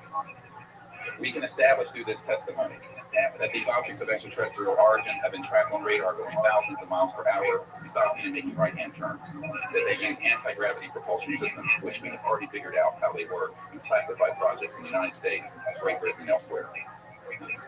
That these objects have landed on terra firma, at times have been disabled, and have been retrieved specifically by teams within the United States, that extraterrestrial life forms have been retrieved, and their vehicles have been taken and studied thoroughly for at least 50 years. We can prove through the testimony and documents that we will be presenting that this subject has been hidden from members of Congress and at least 2 administrations that we are aware of, presidential administrations, and that the Constitution of the United States has been subverted by the growing power of these classified projects, and that this is a danger to the national security. There is no evidence. I wish to emphasize that these life forms from elsewhere are hostile towards us, but there is a great deal of evidence that they are concerned with our hostility. There are times when they have neutralized or rendered inert the launch capabilities of intercontinental ballistic missiles. Witnesses here today who describe those events to you. They have shown clearly that they do not want us to weaponize space, and yet we are proceeding down that dangerous path. And it will be established that these projects, because they have not been supervised properly by the Congress, by the U.S. President, by the international community, have become a threat to the national security. And for this reason, we feel we must disclose facts. This is the beginning of the campaign for disclosure. And in a memo that I wrote to President Bush last week, I stated that this campaign will persist until our goals are met, and they are as follows. That we have open, honest hearings on the subject in the U.S. Congress.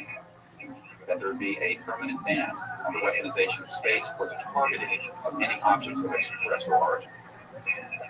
That there be a full and complete study of classified technologies connected to this subject to see how they could be properly declassified and applied to peaceful energy generation so that the world may get off of fossil fuels in enough time to prevent greater ecosystem damage or war over the looming energy crisis, which is sure to sweep the Earth in the coming decade.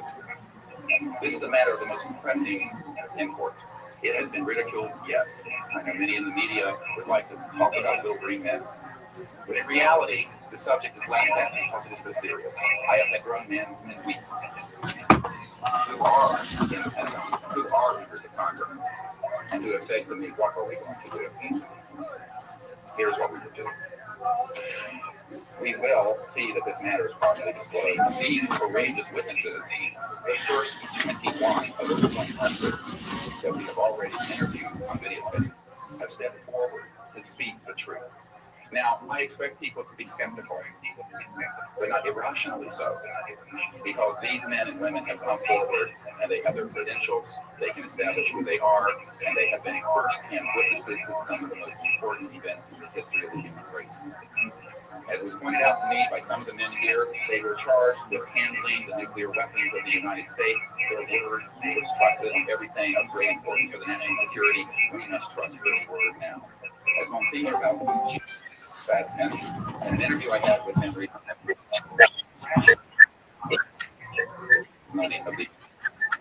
so please be skeptical.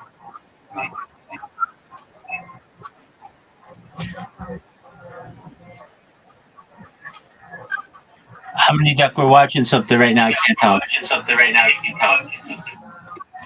prejudice and closed minded. This is a matter of great importance, and I ask the media, the scientific community, and the political community to look seriously at this matter and to do the right thing for humanity and for our children. And we have available for the media and for members of Congress a nearly 500-page briefing document with transcripts from dozens of these secret witnesses. We have a 4-hour video-based summary, it's not product, from this project of the 120 hours that we have in interviews so far. They can boil down to 4 hours, and it's available. Thank you.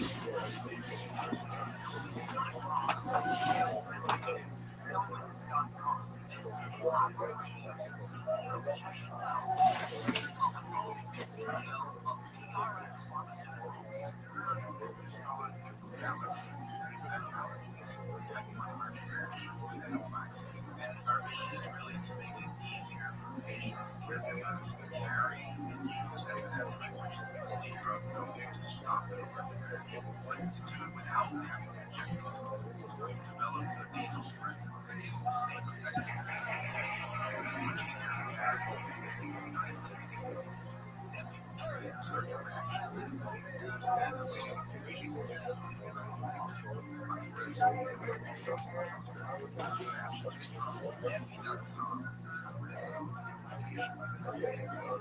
Allergic reactions and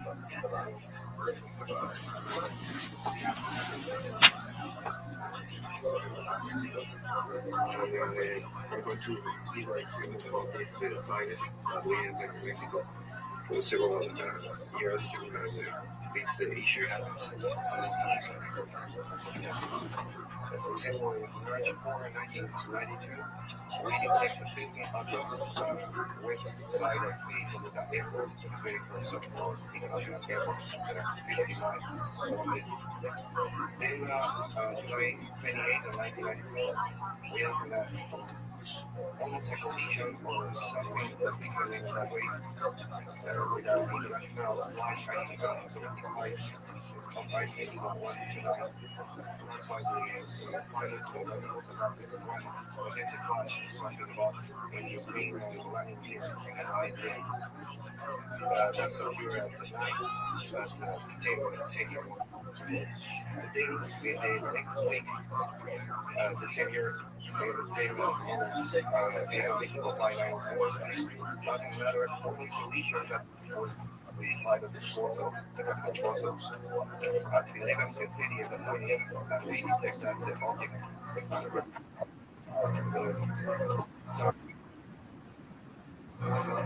then in the next week we have a lot of silence reported by the pilots that gives information traffic quite wide different towns. And we detect some of them in that way. But then September 15 of 1994, we a decision about 5 hours or less radar that we detect that it was in the United States because it's not human that we have detection of 5 hours in the same market, especially with a photo. Well, we ordered a typical person's radar, the radar system was working well. And it was very exciting and very surprised when the next day we received information about a service in some study these cases in Mexico about that sighting from a lot of people in Winnipeg City. There is a remote point in the city southeast of the airport about a sighting of the big points of 15 meters in diameter. Then for a lot of people are that's elected something that is against the ground. Next, November 1994, we have a service, especially in our radar system. And after that moment, we have information very exactly about these sightings, the same kind of sightings and detections. That's why I'm here, because we consider my work that it is very dangerous. We have several cases that are but it's very important that the people who work most this event consider that will be very dangerous for a lot of situations, especially when something, I don't know why you might not read that secure frequently, but the warnings that happens we consider dangerous, and we have to be also not the conflict, we don't work with that. Thank you very much.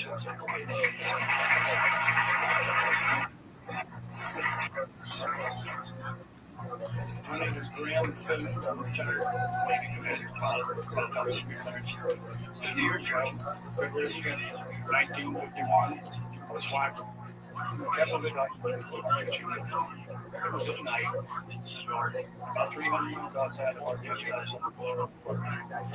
we approached the city at night. As we approached this road, turned the monitors, circle, white light came on. We watched this for a while, the lights went out and jumped on the water. So next thing we saw was another reload, smaller than that was 15 all the way. Looked around a little bit for a second, and disengaged the autopilot.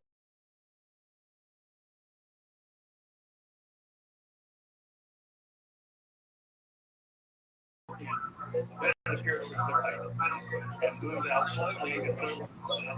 We're still not at our altitude, but we can see the shape of the dome. We can see the own discharge. I went back in, let the other pods out there, came back to the cockpit, told them not to report anything, whatever. The psychiatrist had said, maybe they could talk to them. Basically, the instruments in the cockpit, we had 4 or 5 figures. The area of magnetic numbers, electromagnetic area of direction timers, and this type of thing. The craft was trying to fly radar in excess of 1,800 miles an hour. We had 31 passengers, plus the psychiatrist, all sighted this. We landed our engine on the airport. Newfie is fuck, dog.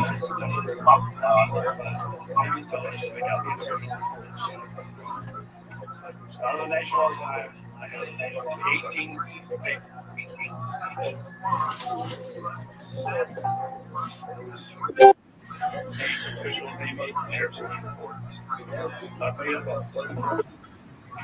They're straightening all the truth, stack of books out there. The truth is here.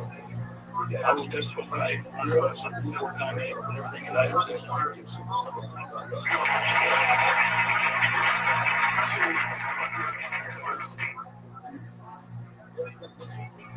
My name is Dan Willis. I was in the United States Navy, held a top secret level 14 extra sensitive material and security clearance. I worked in the overrun at the Naval Communications Station in San Francisco. In 1969, I received a priority message from a ship near Alaska that was classified as secret. The ship reported merging out of the ocean near Port Bow, a lightly glowing reddish orange elliptical object approximately 70 feet in diameter, launched out of the water, shot into space, traveling at about 7,000 miles per hour. This was tracked on ship's radar and substantiated. Years later, I worked at the Naval Electronic Engineering Center in San Diego for 13 years. The co-worker who I worked with worked at the NORAD facility. When he first started working at the facility, he noticed objects going on the screens to track everything out in space and in the air. Objects going off the scale, and weighing the turns when the corner. His supervisor advised him that, quote, "You're just concerned about our little friends." These statements are true of testified before Congress. My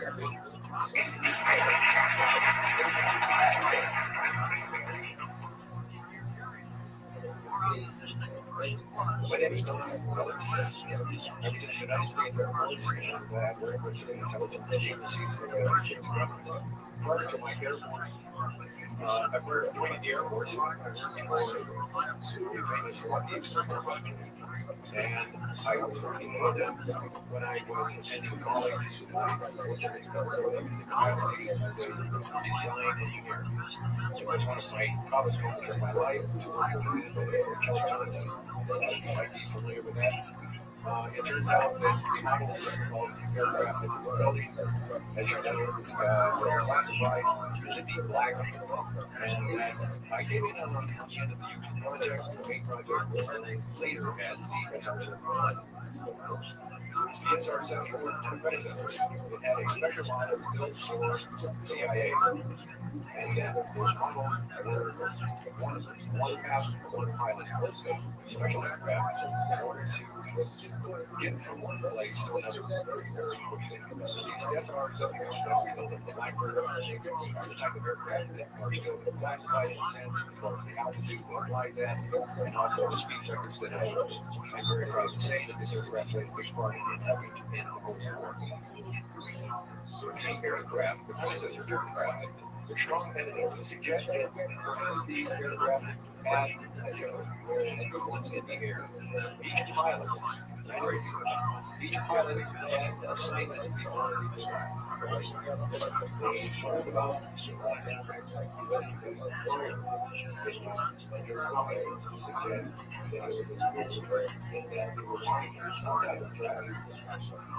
from the planet Earth. This can be verified at a later point. This was a alternative military experience. The first field assignment from the United States Air Force was at Las Vegas Air Force Station. And that was my first experience with Las Vegas. I couldn't understand what people were being so excited about going to a desert. I just found out about a year later. Nellis Air Force Base is located there. Nellis is a major training center for vertical types of special aircraft and fighter aircraft. Training sites for pilots like myself. However, when I learned that my assignment was at the site about town near Mount Charleston, I had no idea where I'd be. So, Monday is the daylight. I was able to find the location. I reported in 1965 for duty. In 1966, early in the morning, I was staying there one day, and our barracks were at about 8,000 feet. I was like, I've been out for 6 months here. There's not very tremendous. And I thought, well, I'm going to have to start somewhere. And there is a lot of it very warm. And maybe I can get up and take a shot. I really want to. And I got up and I walked into my office, which was the commander's office. I was on the commander's staff. And I couldn't, I was sitting making all this noise. I was making all this noise. And this was already, so when I got within about 50 yards, I was standing there, watching these kids who were going right up in the air. I said, geez, they all were hitting all and to my amazement, there were lights flashing around the sky. We had anywhere from what seemed like 24 throughout the 800 miles per hour. Now, the fact that we're taking in the distance, however, we continue to watch these lights go across the sky and stop, absolutely stop, but stop at the first and acute angle in your direction. And then proceed in sort of traffic so fast that you can almost see a pattern giant moving. So if you read across the screen, you see what's there. Exactly the way these 6 or 7 craft there. That's the problem that it's watching anyways. They always say these out of the best started to come in on a circle.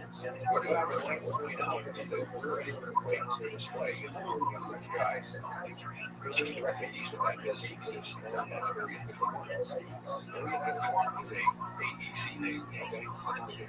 That's your name for a project. We do it as Blue Lake Flight Test Facility. And this is where we tested our aircraft. After we got the prototype made. So where these flags in the circle in the sky, what they did was pull it up and start rotating in the circle, and then they just well, I got Jesus or something. We have to keep quiet, and that was verified with chief security. But we waited there until we were a little bit to see why it was an hour, and then came 3 hours before the plus speed, came down for the dinner at 2 o'clock in the morning here. We said, what is the sheep? He says, did you see that? She helps him down here next to the sky for sure. He says, we documented it on radar. He says, we didn't get a clearance. We just standing orders of those licenses to the radar. He says, we documented 6 to 7 UFOs. So we don't know what the guy knows in this area. And we don't really land because they go left in this area. So I will say at this point that I will testify that what I say is true, and I will do so before Congress. Thank you.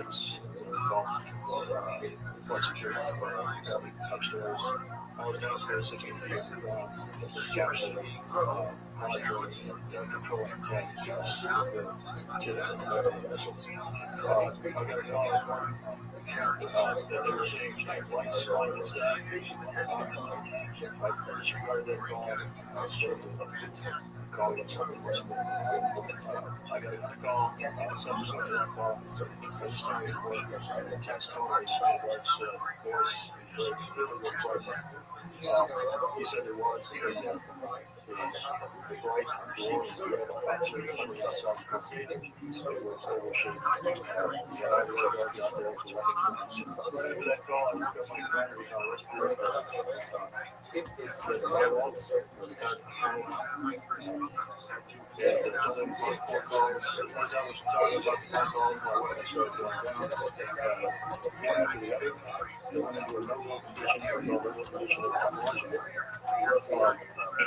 we lost somewhere between 6 and 8 workers that morning. Within minutes, I had to see that second phone call of outside. Again, that one was reporting it to the command post. We were informed that a similar incident happened at Echo Flight. I was in hospital. We lost all 2 other weapons under similar circumstances, very similar circumstances. Where UFOs were sighted over the launch facilities. They had maintenance crews and security crews out there looking at the night, heavily reporting UFOs over those sites. And the commander of that flight was Eric Carlson. He also said there was a captain and the deputy commander was Walt.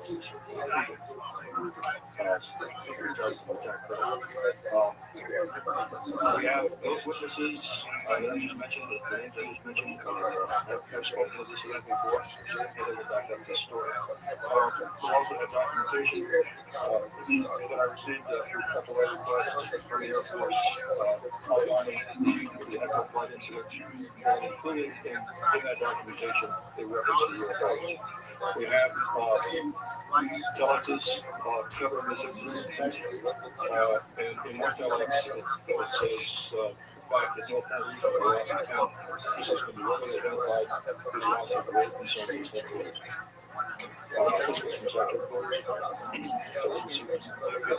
Those telexes are now 12 witnesses that are verified parts of this story, including from the man who investigated the incident afterwards. I think we'll hear a little bit more about that from next witness.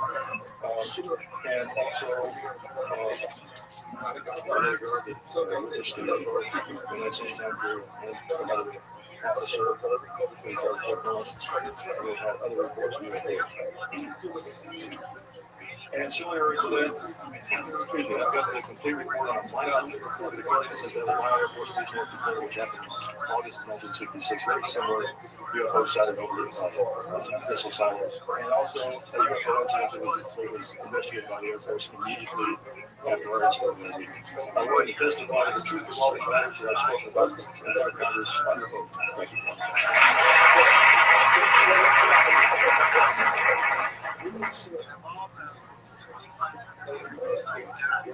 Good morning. My name is Dwayne Arneson. I've served 26 years as a communications electronics officer in the U.S. Air Force all over the world, including Vietnam. I was lucky to be appointed to be commander of 3 different units in the Air Force. I held the top secret SCI PK clearance and it was slightly above top secret. I retired in 1986 as a ground captain by Patterson Air Force Base in Ohio. I wanted to relate about 3 different experiences, if you will, that relate to UFOs. As a young lieutenant over in Germany, Rothschild Air Base, Germany, back in the 1960s, I was in charge of the cryptographic center. I had a top secret crypto clearance at that time. I can clearly recall seeing a message that went through my crypto center which said that a UFO had crashed on the Pittsburgh hallway and the team of scientists were coming to investigate it. Going forward to the 1967 time frame, I was assigned to 28th Division at Restream, Montana. and I was an officer in charge of the communications center there. Also, I was a patrol officer for the division. I had a nuclear account, I was a town custodian, and I also passed out nuclear launch authenticators.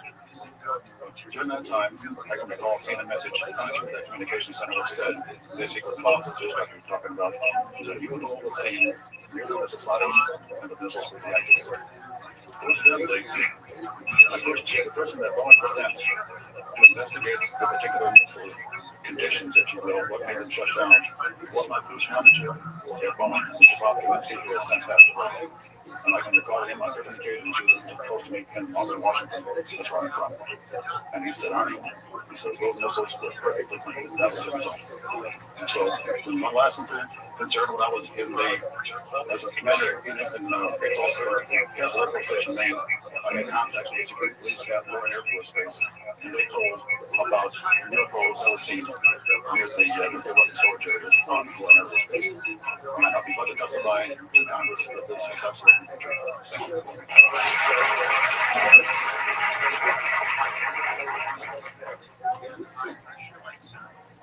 Good morning, my name is Harlan Bentley. During 1957 and 1959, I was a PFC in the United States Army, stationed at North Washington, D.C., on a 98X missile base close to Orleans, Maryland. In May, this now from 1960 to 1958, at 6 a.m., I heard a noise outside the sound like a full city transformer. I sat up in my bunk, I looked out the window, and saw a crash, heading for the ground and crashed. Pieces broke off of that craft, immediately took off again. So there's a lot more to that story, but I've got to repeat this on. Now, the next night, I was on the radar doing something. I got a call from the Gaithersburg missile base. He says, hey, I got probably 15 UAVs outside, 50 to 100 feet above. So I asked him, I said, what's the sound like? He took his head, my body left the man window. I said, here. And the sound was the same sound I heard in the street this morning. Except a lot more of it. So my radar was on standby, so I immediately turned it on and got the footage just outside the ground. I marked it on my radar screen. And then a few minutes later, all of a sudden they took off. As they took off, the sweep came around. The second time when it came around, it hit us again. That blip was 2/3 of the way off my radar scope. In order to get that far, at a high velocity, at 17,000 miles an hour. That was my first incident. 10 years later, by this time I received a Science in Electrical Engineering, and I was working in California. Now, I'm sorry that all I can say is I was somewhere in California on a classified project that had nothing to do with my experience, but I had it. As I was working, and I was like 3 in the morning, California time, I heard the Houston astronaut communication was fine. I didn't pay much attention to it until I heard the word. It was an earbird picked up immediately. And as any guys line up at some sort of craft, or whatever, it was in course with that ongoing. So basically, I listened for some time, and then I stopped and went back to work. And then I heard, there they go. In the next world, somebody came on this.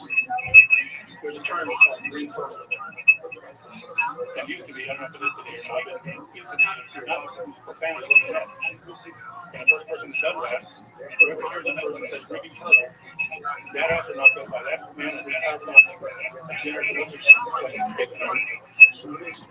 Well, then it's real quick. One of them said, damn, the UFO took off. Damn, that's fast. Somebody else, green purple. And then he said, another word, and then somebody else said, green purple. You can see it. Really see it. Now you have to buy 2 expensive meters. And my particular experience, I will testify before Congress or most of the and it can explain exactly what happened. Thank you.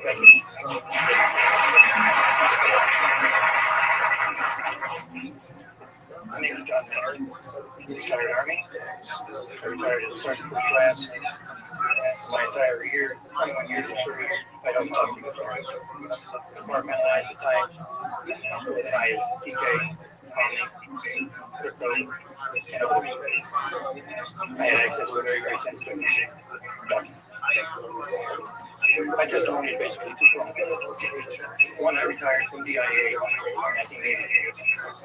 And when I was an administrator, I would take over an office, you take over everything, you sign for everything. I signed for well over 2,000 documents.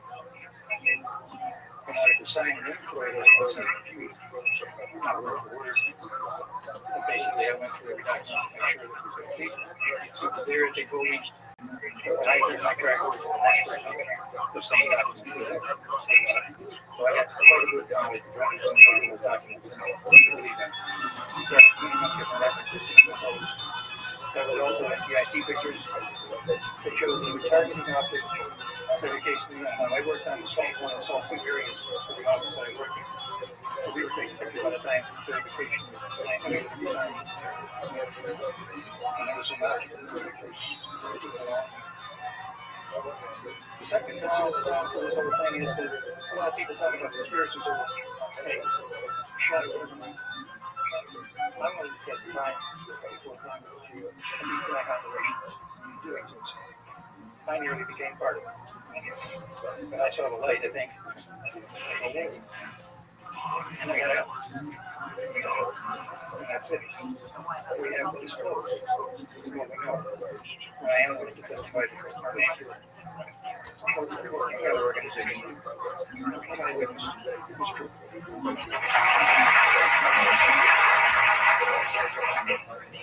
Good morning. My name is Paul Moore, and I was a precision electronics photograph field to a top secret crypto clearance in the United States Air Force in a position of language space in Virginia. In 1965, in mid-1965, I was known to include a program project in NASA. Dr. Colley was in charge of that project. They had a problem with a piece of electronic equipment that was bottleneck production of photographs. I went to the facility, and when I walked into the facility, there were scientists from all over the world. I was stunned actually to see people at a NASA project all over the world that didn't make any sense to me. I was taken into the laboratory where the equipment was malfunctioning. I couldn't be carried in the dark. I asked if I had a fairly second class was in the dark at that time. I was also in the second class. I was interested in how the whole process functioned, how the data got from the laboratory, asked them how we had to describe the process to him. About 30 minutes into the process, he said to me, in a very distressed way, by the way, we discovered dates on the backside. And then he proceeded to put photographs down. And clearly in these photographs were structures, mushroom-shaped buildings, circle buildings, and towers. And at that point, I was very concerned because I never went to the Department of Security. He had breached security, and I was actually breached fighting at that moment. And I did not question his facility. A few months later, someone did. I looked at the 3 more days, and I went to the night. And here it is, more than 30 years later, and I will testify under oath before Congress because I'm saying the truth.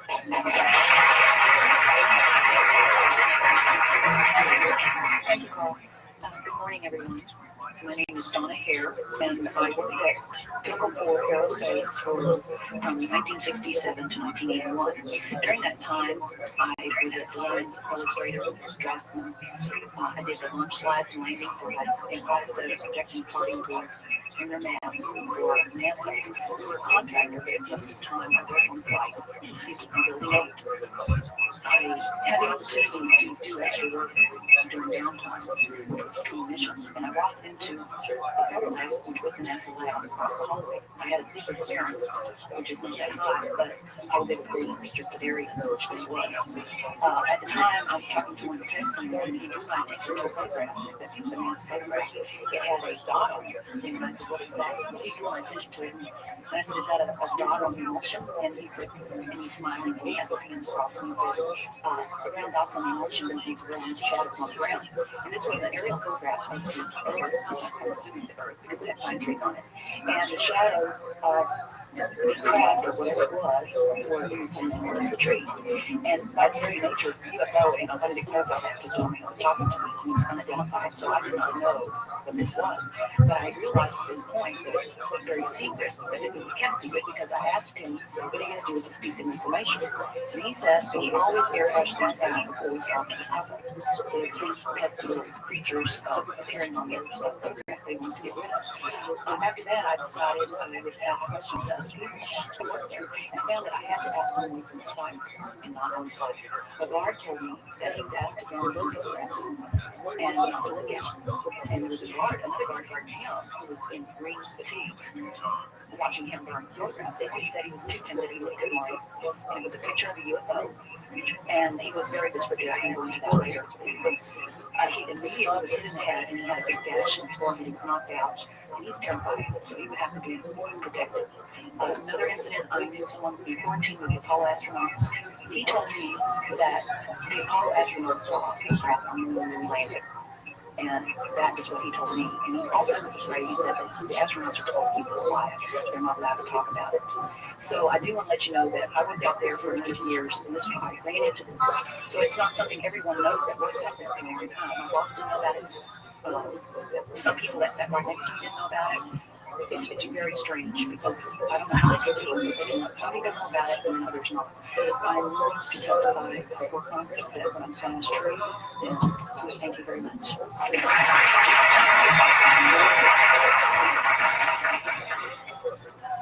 Good morning, ladies and gentlemen, and members of the press. My name is Larry Morris. 20 years ago, in 1980, I was a security specialist assigned to RAF headquarters in Woodbridge, NATO Air Force facilities in Suffolk, East Anglia. I had a secret security clearance. I guarded backline nuclear weapons that were stored there at the time, without the knowledge of the people of Great Britain. I went through a portion of a 390 UFO event where objects made incursions over WSA required big missile beams to fly into them that adversely affected the ordnance. These objects were on the ground on three nights. Potentially, there was another life form seen. This is an unpopular truth. These events were of extreme defense significance to not only Her Majesty's government, but this government as well. And they are still shrouded in secrecy. They are very complex. They are very fast. This is more about a human rights issue than just a UFO issue. 20 years ago, this would have been empty. I see a trend of history.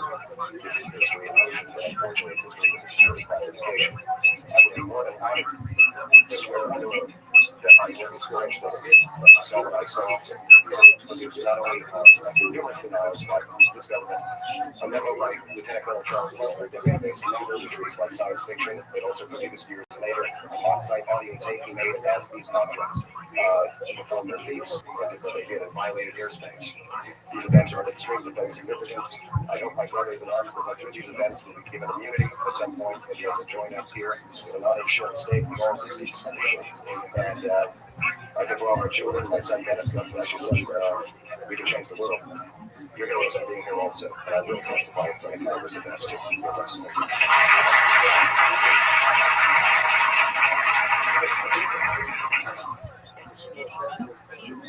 Hi, my name is George Filer III. The reason I'm here is because George Filer, the fifth, is in the hangar and will be born on Friday. I'm a retired intelligence officer and flyer with almost 5,000 hours. And I didn't believe in UFOs until London Control called us in the winter of 1962 and asked us, would we chase one? And we said, sure. So we went down from 30,000 feet to 1,000 feet where the UFO was hovering. So we went into a steep dive and actually exceeded the red line of the aircraft. So it's kind of dangerous chasing UFOs. In any case, I was able to get the UFO on the aircraft radar at about 40 miles, and we could see a light out in the distance. And as we closed, we kept on picking up this radar return. Point out mentioning that the radar return was very distinct and solid, indicating it was some kind of metallic object. We got about a mile from the UFO, and it kind of lit up in the sky and went off into space. Very similar to what the shuttle looks like when it takes off. Later on, I was working in intelligence in Vietnam. I raised the General Rob about UFOs when I was in 21st Air Force. I was at Air Force Base. Raised General Rob about a UFO over Tehran, Iran in 1976. The two F-4s from the Iranian Air Force had taken off and tried to intercept the UFO. And when they turned on their fire control systems, they immediately went off. All the electrical systems went out. Planes had to return to base. This was particularly significant because it was also picked up on satellites. In 1978, on January 18th, I was going to the base. Every morning I did the briefing to the general staff, and I noticed that there were some lights off in the distance at the end of the runway there. And when I got up to command post, the senior master sergeant in charge said that there had been UFOs in the pattern line light. They were on the radar. The tower had seen them. They got aircraft reports and so on. And the plane had landed or crashed at Fort Dix. Fort Dix and McGuire right together. This is kind of like the Roswell of the East. But in any case, an alien had come off the craft and had been shot by a military policeman. And apparently he was wounded and was heading for McGuire. For whatever reason, the aliens liked the Air Force better than the Army. In any case, our security police went out there and found him on the end of the runway dead. And they asked me to brief the general staff and General Tom Sadler, and they gave like stand-up briefing. And I said, I don't think I want to do this. General doesn't have a good sense of humor. I'm not sure I believe it. So I did some checking on the 438 command posts, and everybody had pretty much the same story. And at 8 o'clock one day just before I went on, I was going to brief this, and I was very worried about it. So they said, don't brief it, that it's too much. That's pretty much my story. And I'm prepared to tell the story in front of others. And it is the truth. Now, because of this, I've stayed interested in UFOs. And I'm the Eastern Director of the National UFO Network. And between the National Reporting Center and here at Davenport and UFO, we get 100 reports a week on average of people from all over the United States that see these things regularly. And if you start checking, they're out there and they're low, and people are seeing them all the time. And these are highly qualified people, all of them essentially give us reports about equal. Thank you.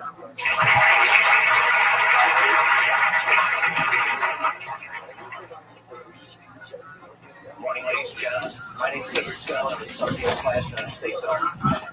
I had a secret clearance with Detroit. I could get the clearance that I needed to do whatever it was necessary for me to do at the time on special operations when I was brought in. What I'm referring to here is that I was involved in situations where we actually did recoveries of crash, saucers, for lack of a better term, the reason thereof. There were bodies that were involved with some of these crashes, also some were alive. And while we were doing all this, we were telling the American public there was nothing to it, we were telling the world there was nothing to it.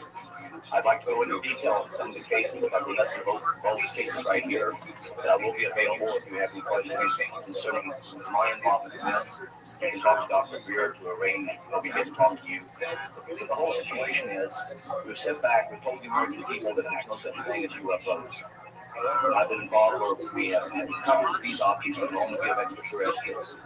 In 1969, I had an event that happened to me at the station of Fort Lee, Virginia, in Indian Gap, Pennsylvania.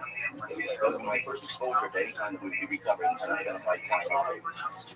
When we went there, we already had people reporting in the facility from the back of the supposed to be NBC, which were supposed to be significant materials that was on board this craft.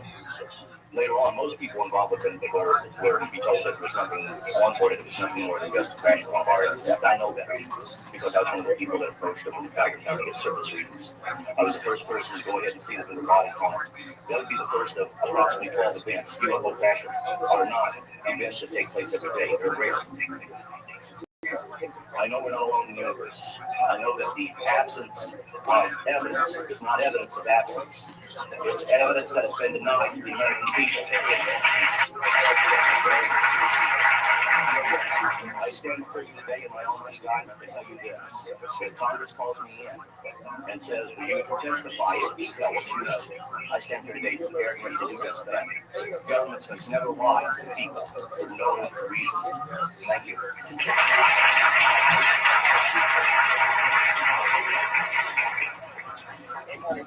My name is Mark McCamish. For the last last 21 years, I've worked as a conceptual artist for a variety of defense contractors. I've been involved in conceptual artwork and production thereof for Rockwell on the X-30 program, and also on the high-step program that's spelled HYSTP, means hypersonic test bed program.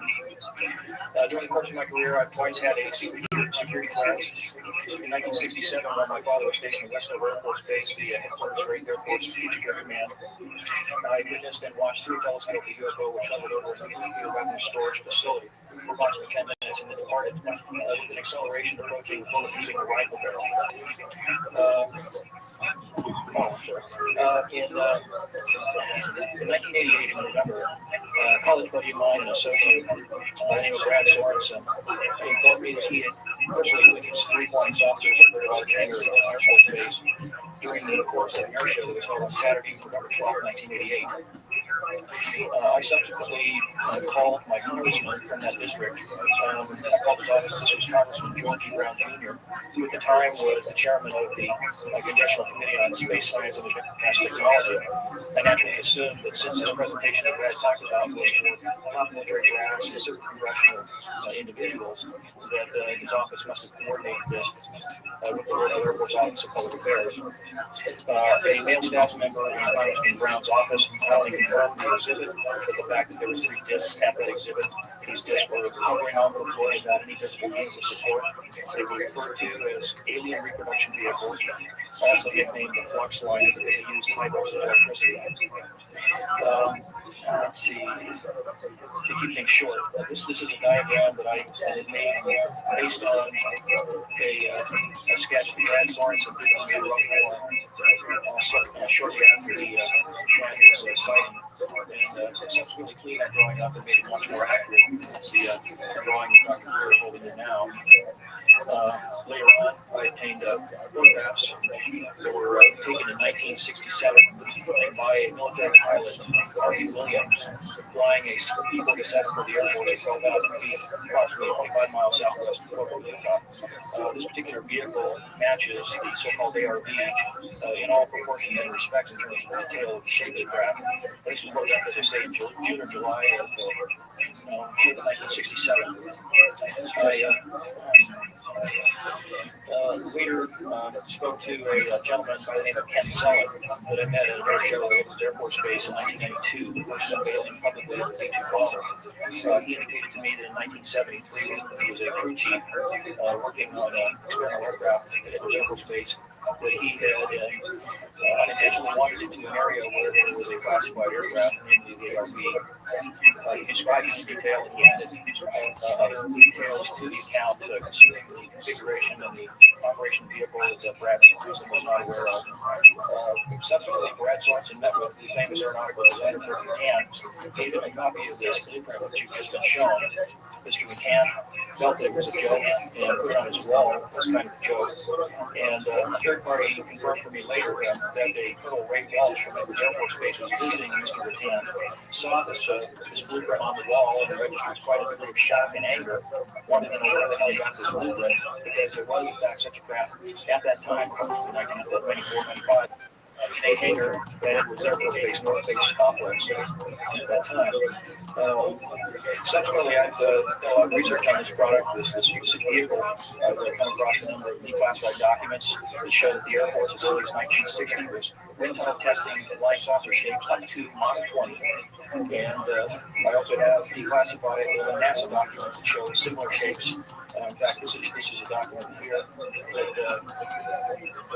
more or less details the wind tunnel testing up to Mach 20. This is the NASA document here, declassified, and shows a variety of spherical and lenticular shapes that like taking up to, or I should say, wind tunnel tested up to Mach 6. I subsequently obtained a copy of an inter-office memo from Hercules Aerospace described a particular type of science involving something called zero-point energy and scalar waves. According to Brad Sorensen, this is the basis of the technology for these anti-gravity propulsion systems. This particular document here describes significant meetings involving the Defense Intelligence Agency and cooperative efforts with the Russian scientific community in investigating this, what is called the fundamental enabling technology that was originally discovered apparently by Nikola Tesla in the early 1900s. Anyway, I could provide you much more detail in a later time, and I am prepared to testify in detail concerning these events and their truthfulness before Congress. Thank you very much.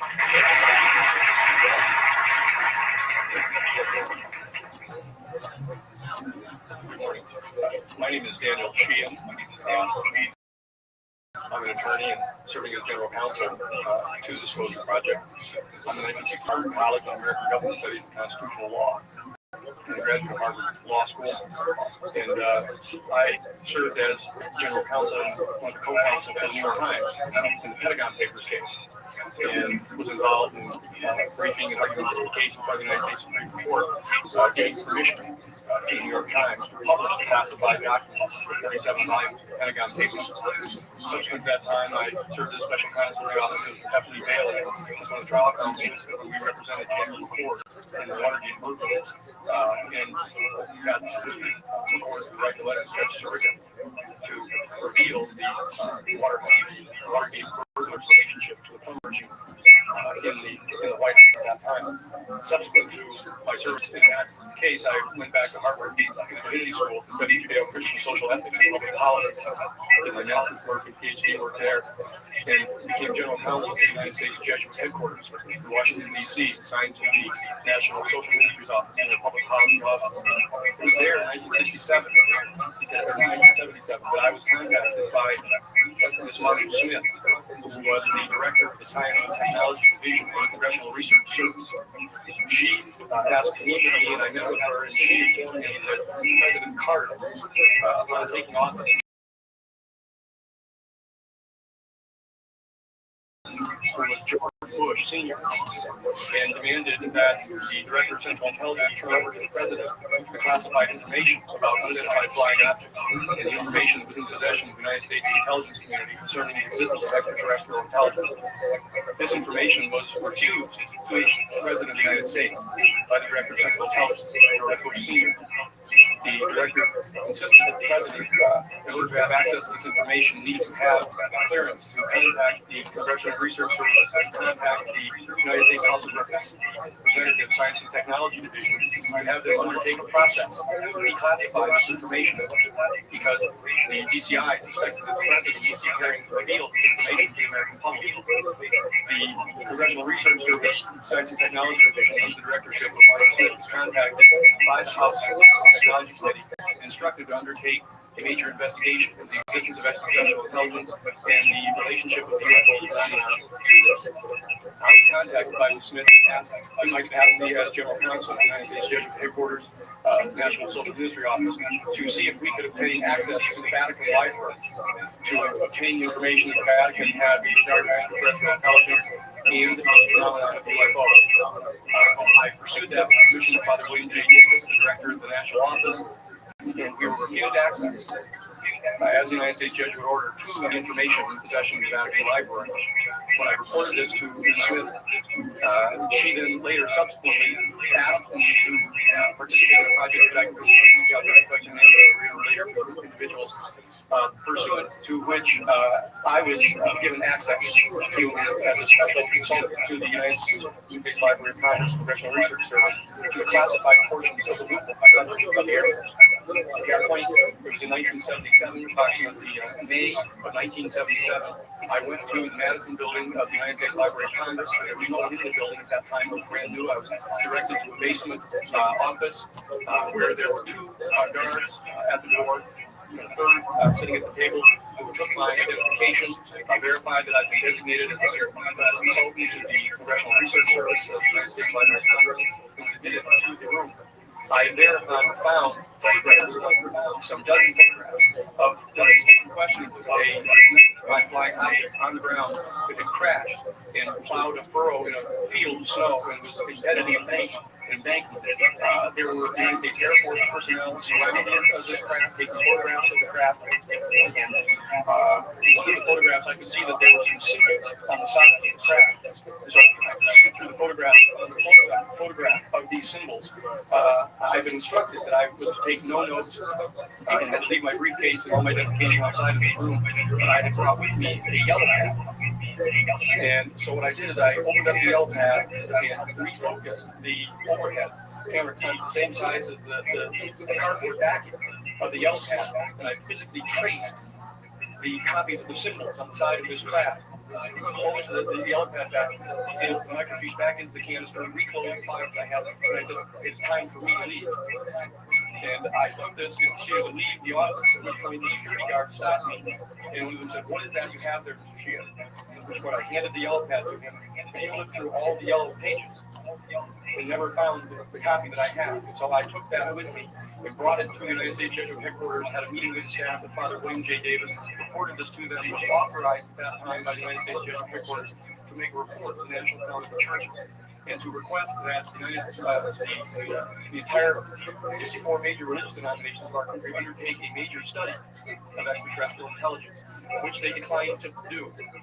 I was subsequently asked to deliver a 3-hour closed-door seminar to the top 50 scientists of the Jet Propulsion Laboratory in SETI, Search for Extraterrestrial Intelligence, which I did do in 1977.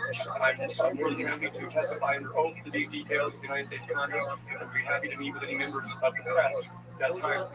You may recall I also served as chief counsel to the Karen Silkwood case, in which we obtained the ruling in the Karen Silkwood case. I also served as chief counsel in the Iran-Contra case. I was the first one to testify before the United States Congress to the existence of the off-the-shelf enterprise of Richard C. Gordon. I was happy to share the details of what I believe to be the relationship between this off-the-shelf enterprise and the secret government, which is concealing this information from the American public. And I am happy and proud to serve as general counsel to the Disclosure Project. Thank you very much.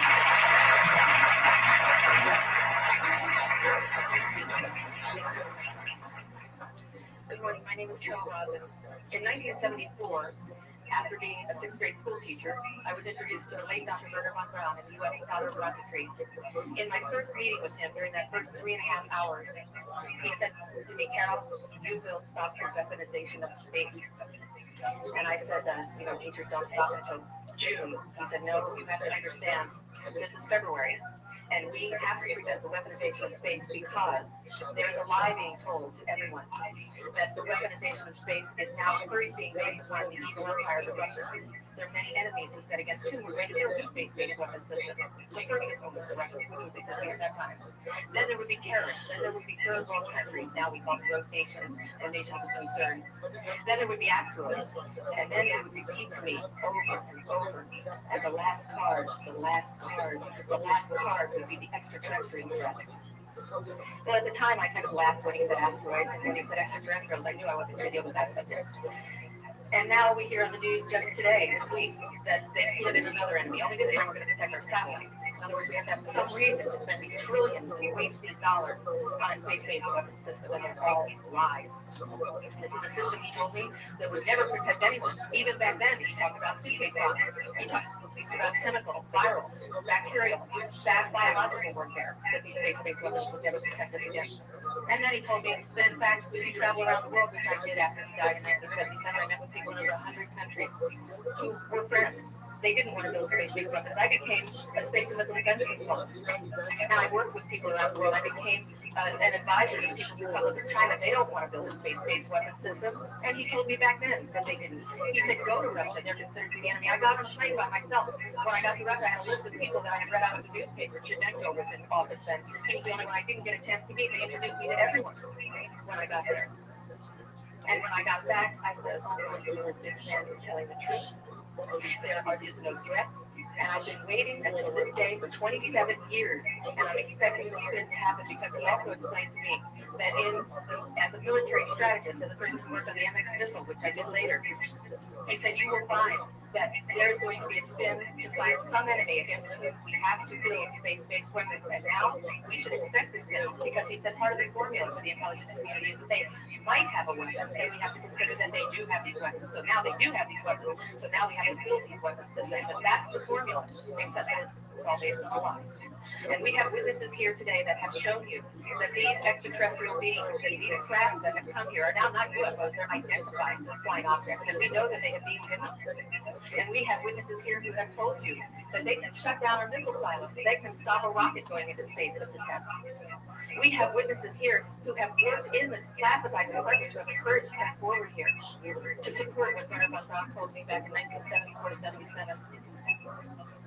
And I will testify before the Congress that when I founded the Institute for Security and Cooperation in Outer Space, which I shut down a few years ago because I didn't believe we had a chance with this huge integrated around the world complex weapon system, that we had any chance at all of transforming that war industry into a space industry that could provide benefits, like Dr. Greer has said, of global warming. We can end that situation of that problem. We can end the energy crisis. We can build now non-polluting technologies. Werner von Braun used to tell me that we could have cars back then that drove around off the ground. He described this to me on beams so that we have no pollution on this planet.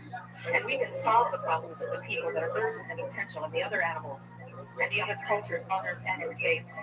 And we can end the arms race without dislocating the industry jobs, without disrupting the economy, by transforming, Werner von Braun told me, the war industry into a global cooperative space industry that will provide, he said, finally, more jobs and profits on this planet than during any higher called wartime, more products and services that can be applied directly to solving the problems of this planet.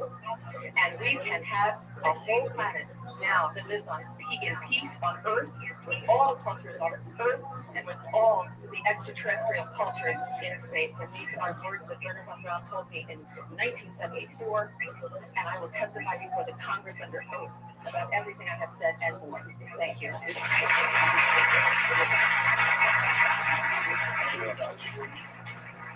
I'd like to thank each of the witnesses and for your patience. We're running about 50 minutes late, and I do apologize for that. I want to emphasize that all these witnesses each could speak probably anywhere from 2 to 5 hours about what they have witnessed. We're trying to give you a snapshot. We have another 400 of these witnesses. I've carried this burden for 8 years. I'm now giving it to you, the American people, the people of the world, to take it forward. What I'd like to do now is open the audience for questions from the media. Immediately to me, we're doing individual witness as you deem appropriate. Yes, ma'am. Yes, Maribel Gonzalez is Reforma, Mexican newspaper. I have 3 questions. One is, if you become yes, I wanted to know if there are laws in this country that in some way allow this kind of secrecy or not. And then I wanted to know if there's a need to change any kind of law. And the next one I wanted to ask, if you may, is who is profiting from this secrecy that contains a secret solution to the energy crisis? Well, let me get to those okay quickly since we are on short on time. First of all, I think initially there was an appropriate national security apparatus in place in the 40s during the Truman and also Eisenhower years. By the late Eisenhower years, we have the testimony from Brigadier General Stephen Lufkin, still practicing attorney, that by the late Eisenhower years that he had lost control of these projects primarily because of the compartmentalization into the military-industrial complex, operative word industrial. There were corporations such as SAIC, Lockheed Martin, Northrop, and others that deal specifically with this issue with advanced energy and propulsion systems connected to UFOs. And I think that what has happened, from the best we can tell from insiders that have briefed me for now about 8 years, is that we have lost control of these projects from a constitutional law perspective because the infrastructure with the military intelligence and corporate channels is so well funded and so complex and labyrinthine that there are compartments within compartments within compartments. And people who are in the Congress make inquiries, and in fact, President Clinton, when he made inquiries, were simply denied access. As you heard earlier, the President was denied access. On your other question, I would say that in terms of profiting from the status quo, big oil, there are certain geopolitical and financial structures that would not welcome, and I would tell you, definitive replacement to the fossil fuels. But I would tell you, if we can prove this with other scientists who are ready to come forward, that we already have a complete replacement for any fossil fuels for ionizing nuclear power plants. We don't need them. We haven't needed them. We probably have not needed them since the time of this war. Now, of course, this is a major issue. You're talking a multi-trillion-dollar global infrastructure change. And so this does